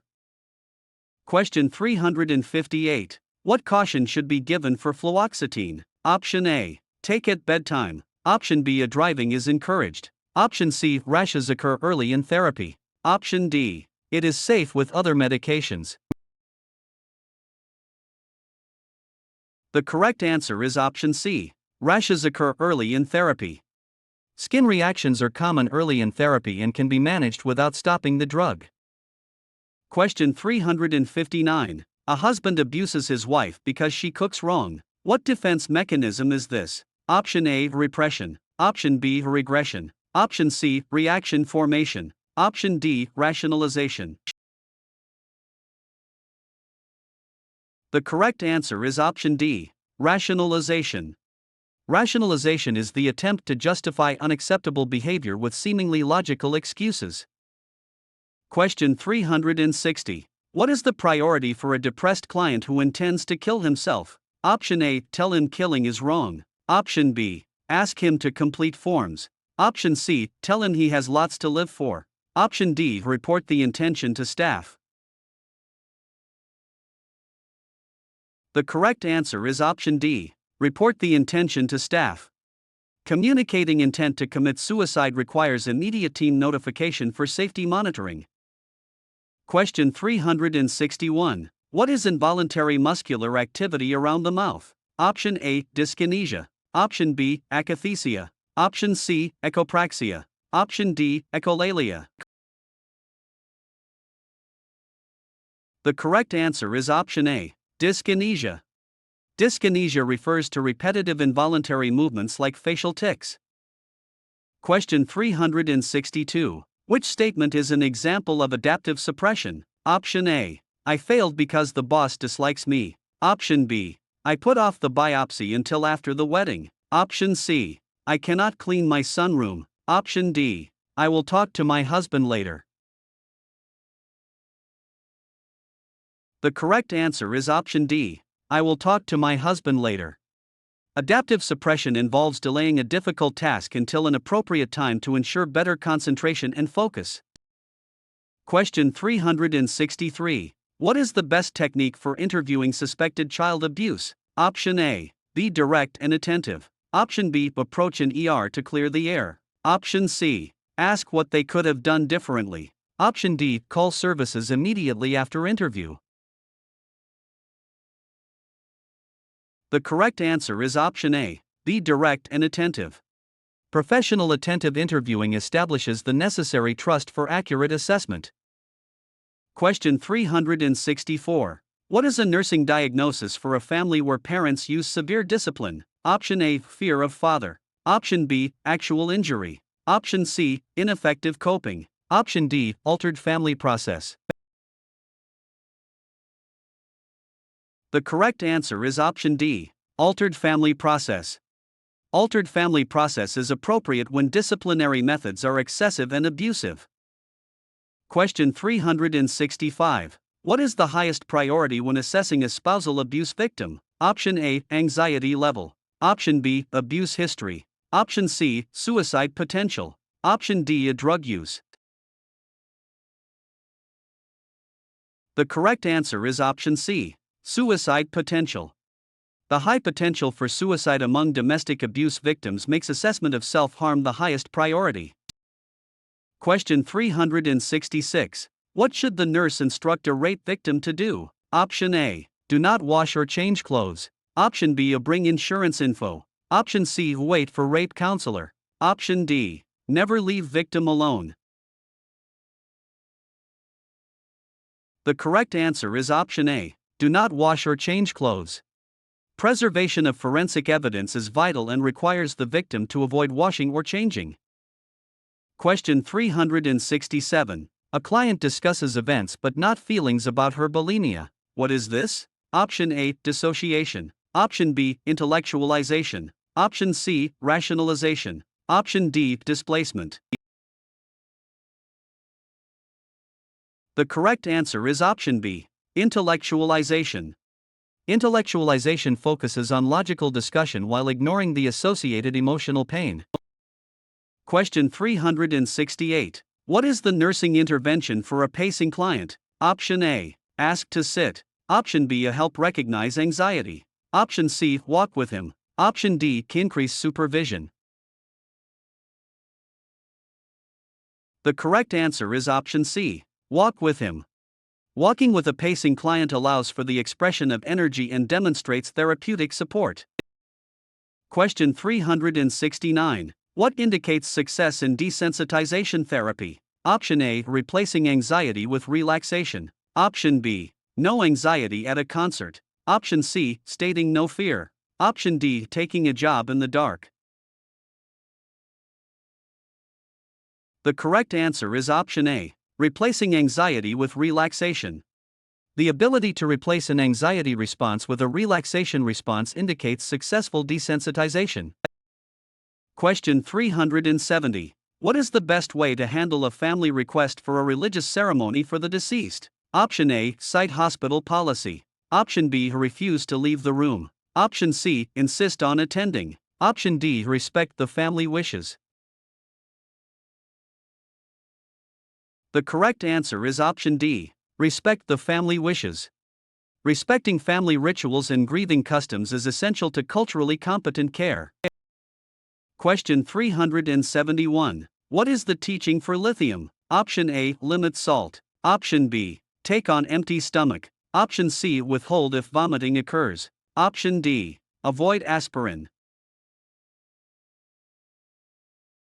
The correct answer is option C. Withhold if vomiting occurs. Dehydration from vomiting increases lithium blood levels and risks toxicity, requiring that the dose be held. Question 372. What do involuntary tongue and finger movements indicate in an Alzheimer client? Option A. Tardive dyskinesia. Option B. Parkinsonism. Option C. Advanced dementia. Option D. Need to change drug. The correct answer is option A. Tardive dyskinesia. These movements are hallmarks of tardive dyskinesia, a side effect of antipsychotic medication. Question 373. What is a realistic outcome for a cocaine-addicted client? Option A. Attend group sessions. Option B. List activities. Option C. Meet with family. Option D. Deal with feelings in group. The correct answer is option D. Deal with feelings in group. Dealt with feelings in group therapy reflects an internal change rather than just attendance. Question 374. What does a client understand about nitroglycerin? Option A. Contact doctor for headache. Option B. Keep in refrigerator. Option C. Contact doctor after 3 doses. Option D. Take with water. The correct answer is option C. Contact doctor after 3 doses. Nitroglycerin not relieving pain after 3 doses warrants immediate medical intervention. Question 375. What is the priority for a renal failure client with elevated potassium? Option A. Assess level of consciousness. Option B. Check EKG. Option C. Measure output. Option D. Review history. The correct answer is option B. Check EKG. An EKG is essential to detect cardiac changes associated with hyperkalemia. Question 376. What is normal in a Parkinson client? Option A. Muscle flaccidity. Option B. Pill rolling movements. Option C. Twitching. Option D. Joint pain. The correct answer is option B. Pill rolling movements. Pill rolling tremors are a primary clinical manifestation of Parkinson's disease. Question 377. What is the advice for an HIV-positive client wanting to donate blood? Option A. At risk, so do not donate. Option B. Tests are 100% effective. Option C. Antibodies take time to develop. Option D. Information is made public. The correct answer is option C. Antibodies take time to develop. There is a window period for antibody development, so those at risk should never donate blood. Question 378. What is the correct way to administer antiemetics for chemotherapy? Option A. Only after nausea occurs. Option B. Prophylactically around the clock. Option C. One at a time. Option D. Intermittently. The correct answer is option B. Prophylactically around the clock. Prophylactic around the clock administration is the gold standard to prevent chemotherapy-induced nausea. Question 379. What symptom is of most concern for a chemotherapy client? Option A. Normal respirations. Option B. Pulsatile. Option C. Muscle aches. Option D. Sore throat. The correct answer is option D. Sore throat. A sore throat in a neutropenic client suggests infection, which is a life-threatening emergency. Question 380. What is a concern post-hysterectomy on day 1? Option A. Tearfulness. Option B. A temperature 102. Option C. No bowel sounds. Option D. Urine output of 200 milliliters. The correct answer is option B. Temperature 102. A temperature of 102 indicates infection requiring immediate medical follow-up. Question 381. What is the skin care for a radiation therapy client? Option A. Clean with soap. Option B. Apply medicated ointment. Option C. Wear tight clothing. Option D. Avoid sunlight. The correct answer is option D. Avoid sunlight. Radiation-treated skin is sensitive and should be protected from sun damage and irritation. Question 382. What indicates effective fluid resuscitation in a burn client? Option A. Weight gain. Option B. Urine equal to intake. Option C. Urine output greater than 35 milliliters. Option D. Blood pressure 94/62. The correct answer is option C. Urine output greater than 35 milliliters. A urine output greater than 35 milliliters per hour indicates adequate perfusion and hydration. Question 383. What is the key teaching for a client with sickle cell anemia? Option A. Monitor stools. Option B, large fluid intake. Option C, safe flying. Option D, genetic counseling. The correct answer is option B, large fluid intake. Maintaining high fluid intake is the most effective way to prevent the sickling process. Question 384. What is the advantage of hemodialysis over peritoneal dialysis? Option A, faster. Option B, slower. Option C, less complications. Option D, a nurse administered. The correct answer is option A, faster. Hemodialysis is significantly faster and more efficient at clearing blood toxins than peritoneal dialysis. Question 385. How do you ensure patency of an internal vascular access device? Option A, check for leakage. Option B, check for bruit. Option C, check for bruising. Option D, check color. The correct answer is option B, check for bruit. A palpable or auscultated bruit confirms that blood is flowing freely through the access device. Question 386. Why is peritoneal dialysate warmed? Option A, temperature maintenance. Option B, dilate blood vessels. Option C, prevent infection. Option D, relax abdominal muscles. The correct answer is option B, dilate blood vessels. Warming the fluid dilates the peritoneal blood vessels and enhances the dialysing process. Question 387. What indicates a pneumothorax? Option A, crackles. Option B, bradypnea. Option C, sharp pain. Option D, increased breath sounds. The correct answer is option C, sharp pain. Pneumothorax symptoms include sudden sharp pain on the affected side and shortness of breath. Question 388. What is the priority for a chest tube pulled from the pleural space? Option A, cough. Option B, replace tube. Option C, apply petrolatum dressing. Option D, auscultate. The correct answer is option C, apply petrolatum dressing. An occlusive dressing prevents air from rushing into the chest while waiting for medical intervention. Question 389. What are indicators of worsening heart failure? Option A, leg pain. Option B, thirst. Option C, drowsiness. Option D, weight gain and edema. The correct answer is option D, weight gain and edema. Weight gain and peripheral edema signify fluid retention and worsening cardiac status.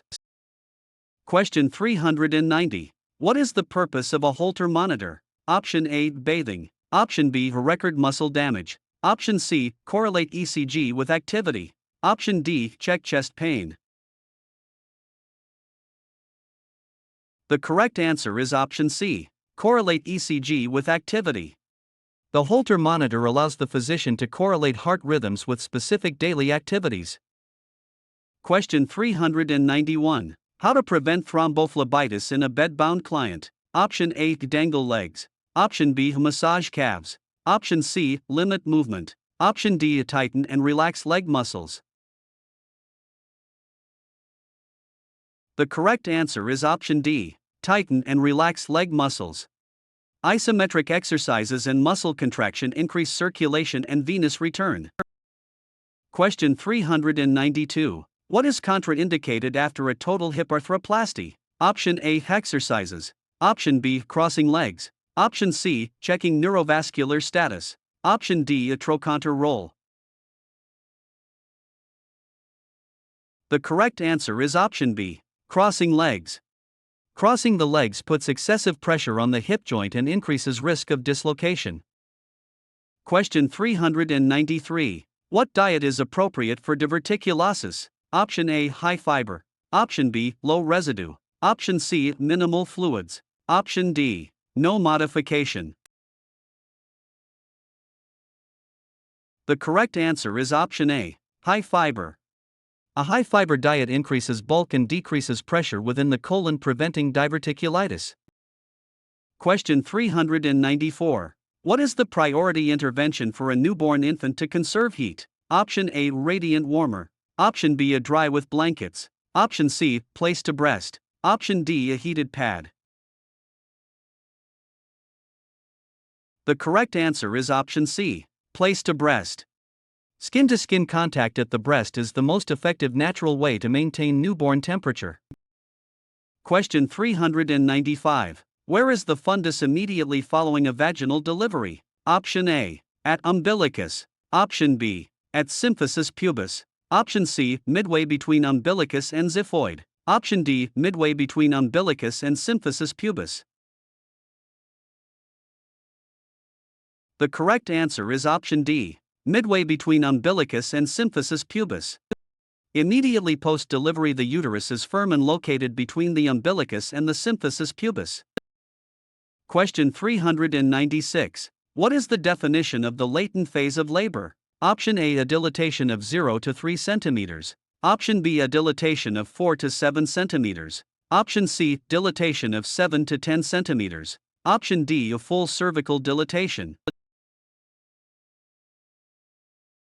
The correct answer is option A. Dilatation of 0 to 3 centimeters. The latent phase is the early stage of labor encompassing dilatation from 0 to 3 centimeters.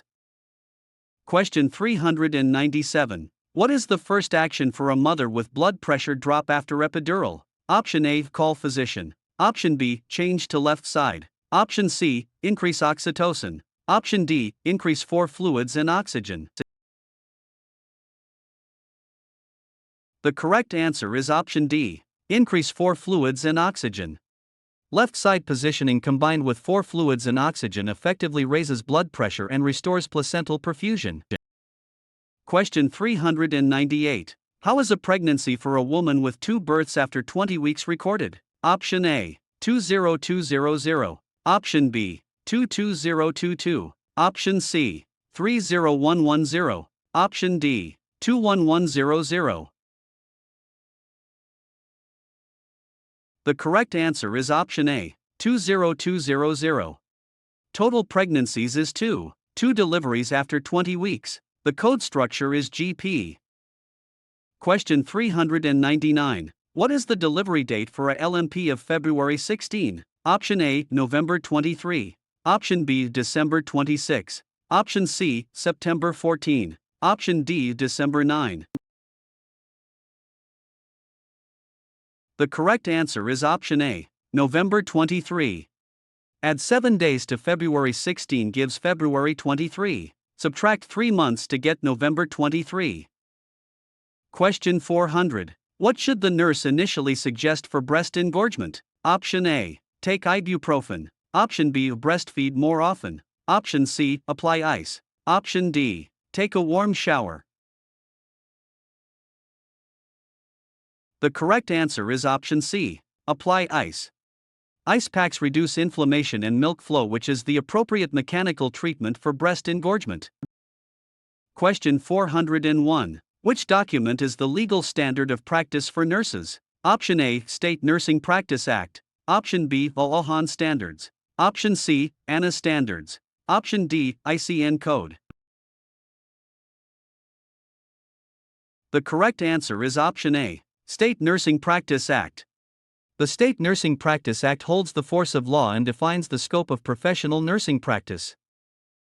Question 402. What is the primary refractive error characterized by difficulty seeing distant objects? Option A. Astigmatism. Option B. Hyperopia. Option C. Myopia. Option D. Amblyopia. The correct answer is option C. Myopia. Myopia is nearsightedness where objects at a distance are difficult to see clearly.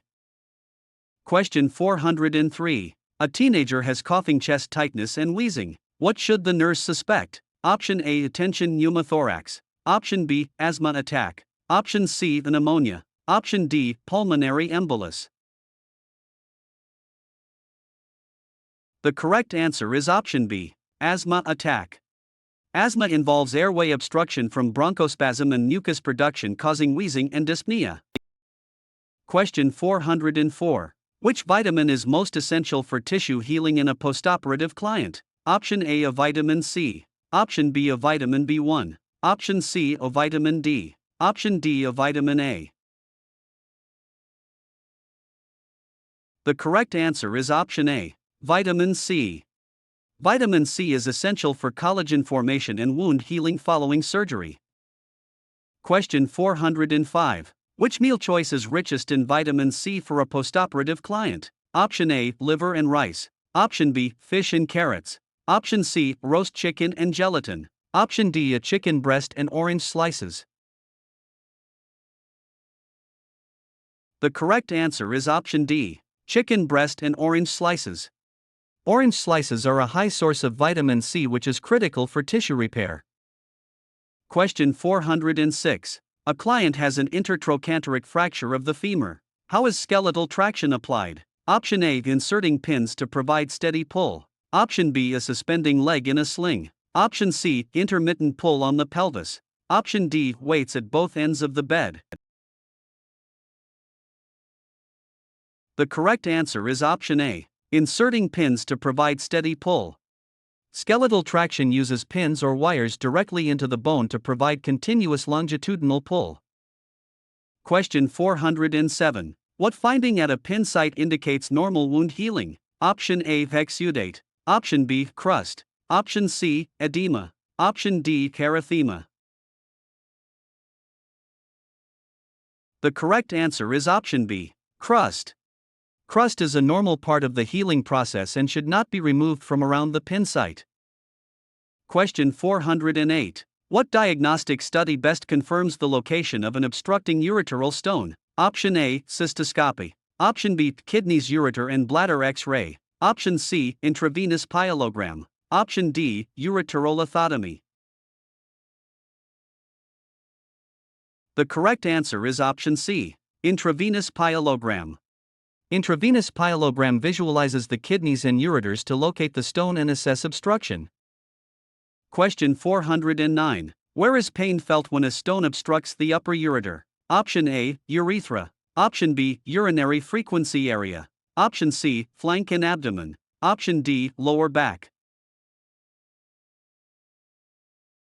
The correct answer is option C, flank and abdomen.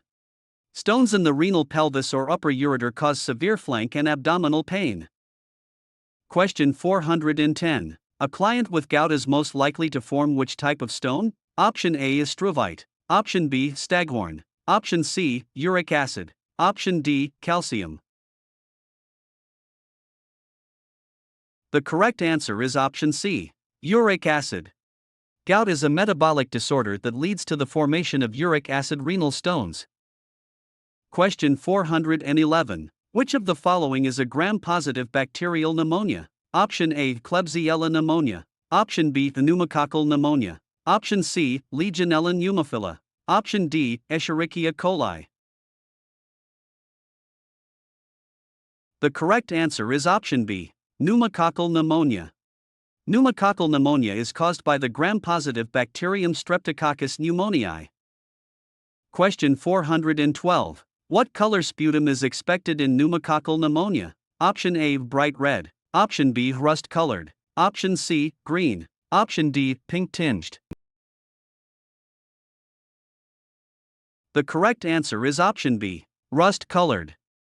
Pneumococcal pneumonia typically produces green or rust-colored sputum from the infection. Question 413. Why is a client with pneumonia often irritable and restless? Option A, prolonged bed rest. Option B, positioning. Option C, a cerebral hypoxia. Option D, intravenous fluids. The correct answer is option C, cerebral hypoxia. Restlessness and irritability in pneumonia are often early signs of cerebral hypoxia due to poor gas exchange. Question 414. A client with asthma stops wheezing during an assessment. What is the priority action? Option A, position client supine. Option B, draw arterial blood gases. Option C, start oxygen at 4 liters per minute. Option D, establish a patent airway. The correct answer is option D, establish a patent airway. Sudden cessation of wheezing indicates complete airway obstruction and is a medical emergency. Question 415. What is the correct term for stones in the common bile duct? Option A, cholelithiasis. Option B, nephrolithiasis. Option C, cholecystolithiasis. Option D, cholecystitis. The correct answer is option C, cholecystolithiasis. Cholecystolithiasis refers to the presence of stones specifically in the common bile duct. Question 416. What is the positive sign of acute cholecystitis during deep palpation of the right upper quadrant? Option A, Cullen sign. Option B, rebound tenderness. Option C, Murphy sign. Option D, Turner sign. The correct answer is option C, Murphy sign. Murphy sign is a sudden gasp when the inflamed gallbladder is palpated during a deep breath. Question 417. What is the expected drainage for AT tube in the first 24 hours? Option A, 50 to 100 milliliters. Option B, 200 to 300 milliliters. Option C, 300 to 500 milliliters. Option D, 1000 to 1200 milliliters. The correct answer is option C, 300 to 500 milliliters. 300 to 500 milliliters is normal for AT tube in the first 24 hours after surgery. Question 418. Which stool finding is typical for a client with biliary obstruction? Option A, clay or gray colored. Option B, watery and loose. Option C, bright red streaked. Option D, black. The correct answer is option A, clay or gray colored. Bile blockage prevents bilirubin from entering the intestine, turning stools gray or clay colored. Question 419. When is it appropriate to begin oral feedings after bowel obstruction surgery? Option A, when no wound infection is noted. Option B, when able to eat a full meal. Option C, when bowel sounds return. Option D, when blood pressure is baseline.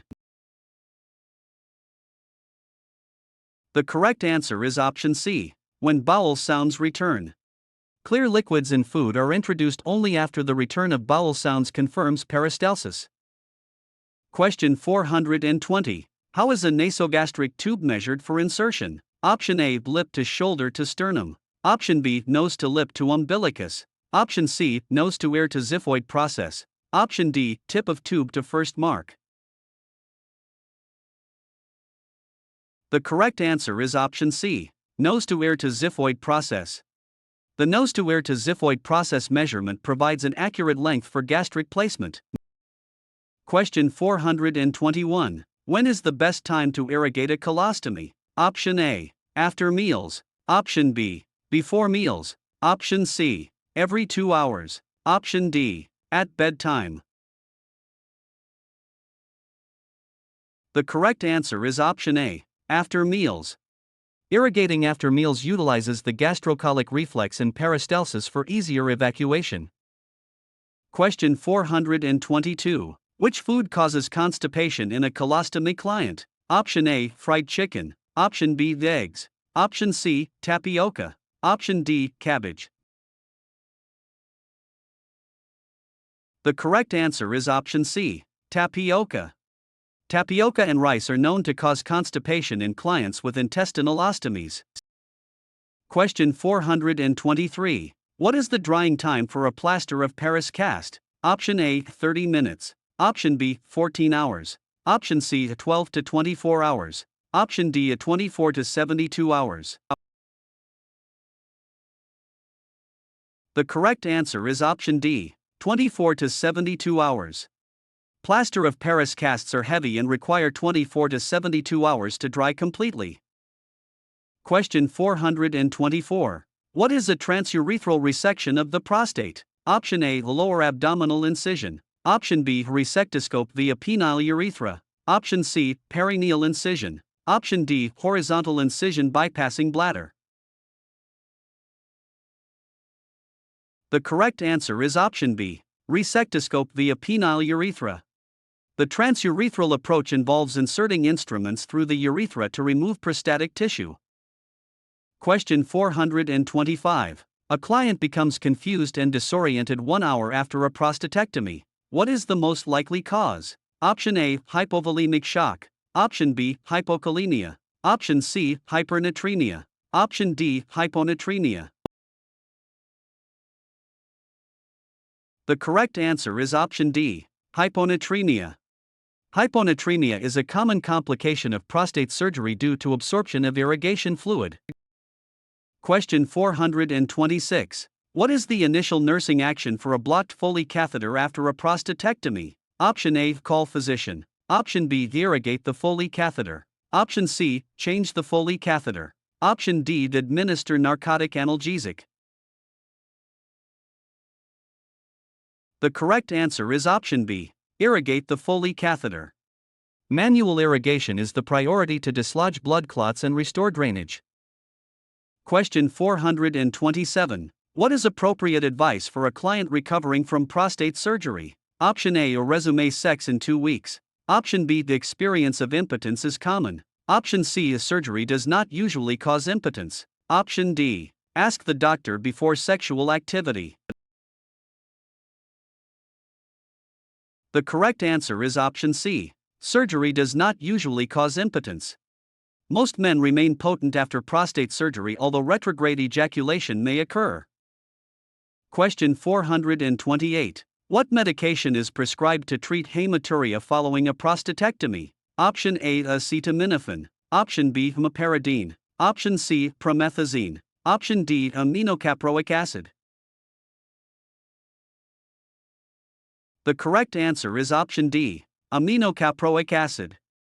Aminocaproic acid is an antifibrinolytic agent specifically prescribed to reduce postoperative hematuria.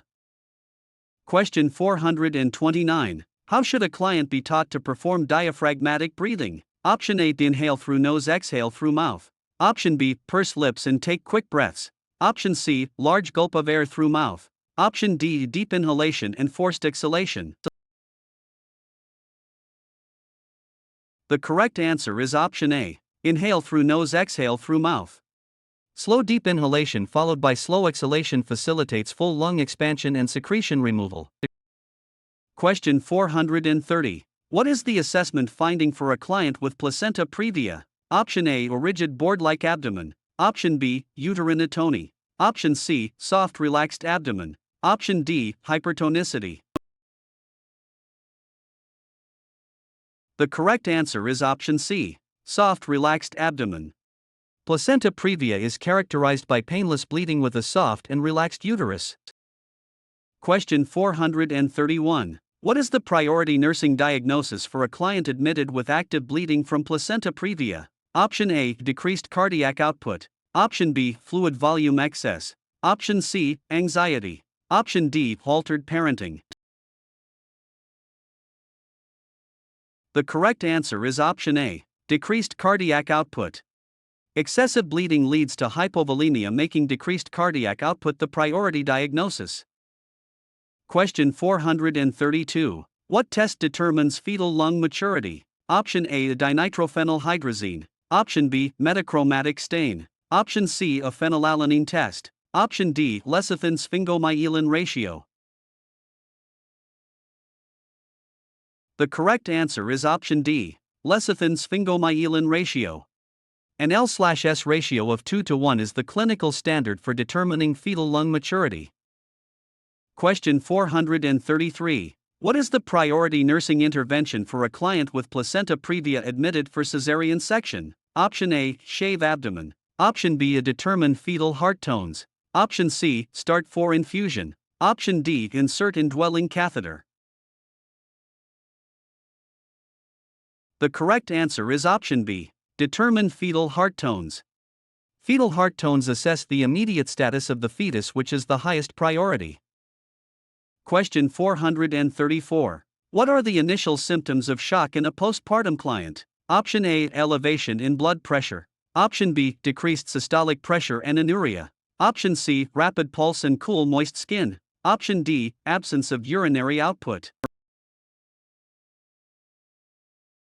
The correct answer is option C. Rapid pulse and cool moist skin. Early signs of shock include rapid pulse and cool moist skin as the body compensates for blood loss. Question 435. What is the priority assessment for a client 1 hour postpartum? Option A. Labor length. Option B. Type of episiotomy. Option C. Amount of fluid. Option D. Character of the fundus. The correct answer is option D. Character of the fundus. A boggy fundus is the primary indicator of postpartum hemorrhage requiring immediate assessment. Question 436. What is the nursing action for a boggy fundus postpartum? Option A. Call physician. Option B. Assess vital signs. Option C. Administer oxytocin drug. Option D. Massage the fundus. The correct answer is option D. Massage the fundus. Fundal massage is the first-line intervention to stimulate uterine contraction and prevent hemorrhage. Question 437. What is the lochia classification for a dark red discharge 3 days postpartum? Option A. rubra. Option B. rosa. Option C. serosa. Option D. alba.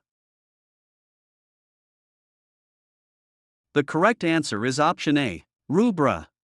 Lochia rubra occurs from delivery through the 3rd day and is dark red in color. Question 438. In fetal circulation, the foramen ovale bypasses what? Option A. Left ventricle. Option B. Pulmonary system. Option C. Liver. Option D. Superior vena cava. The correct answer is option B. Pulmonary system. The foramen ovale shunts blood from the right to the left atrium, effectively bypassing the lungs. Question 439. What is the most important nursing action when giving a blood transfusion? Option A. Start 18-gauge 4. Option B. Verify consent. Option C. Administer blood product to correct client. Option D. Transfuse within 2 hours. The correct answer is option C. Administer blood product to correct client. Verifying that the correct blood product is given to the correct client is the primary safety action. Question 440. What must the nurse do prior to starting a blood transfusion? Option A. Take baseline vital signs. Option B. Hang ringer lactate. Option C. Use microdrip tubing. Option D. Verify client and blood with another nurse. The correct answer is option A. Take baseline vital signs. Baseline vital signs are critical to detect any adverse transfusion reaction early. Question 441. Which symptoms indicate an allergic transfusion reaction? Option A. Fever and chills. Option B. Chest pain and hypotension. Option C. Dyspnea and cough. Option D. Urticaria and wheezing. The correct answer is option D. Urticaria and wheezing. Allergic reactions manifest as hives, itching, wheezing, and anxiety during or after transfusion. Question 442. What diagnostic findings are expected in a child with coarctation of the aorta? Option A. Third heart sound. Option B. Diastolic murmur. Option C. Pulse pressure difference in extremities. Option D. Absent femoral pulses. The correct answer is option D. Absent femoral pulses. Diminished or absent femoral and pedal pulses are hallmark signs of coarctation of the aorta. Question 443. What are characteristic signs of tetralogy of Fallot? Option A. Decreased pulmonary flow. Option B. Increased pulmonary flow. Option C. Left to right shunting. Option D. Parallel circulation. The correct answer is option A. Decreased pulmonary flow. Tetralogy of Fallot includes pulmonary stenosis resulting in decreased pulmonary blood flow and right to left shunting. Question 444. How should the nurse prepare a toddler for cardiac catheterization? Option A. Use pictures. Option B. Use simple words just before. Option C. Ask parents to explain. Option D. Ask parents to leave. The correct answer is option B. Use simple words just before. Simple explanations shortly before the procedure are best for a toddler's short attention span. Question 445. What are the post-procedure instructions after cardiac catheterization? Option A. Notify if bruise develops. Option B. Use sponge baths. Option C. Take aspirin for pain. Option D. Keep insertion site open to air. The correct answer is option D. Keep insertion site open to air. The insertion site should be kept clean, dry, and open to air after the procedure.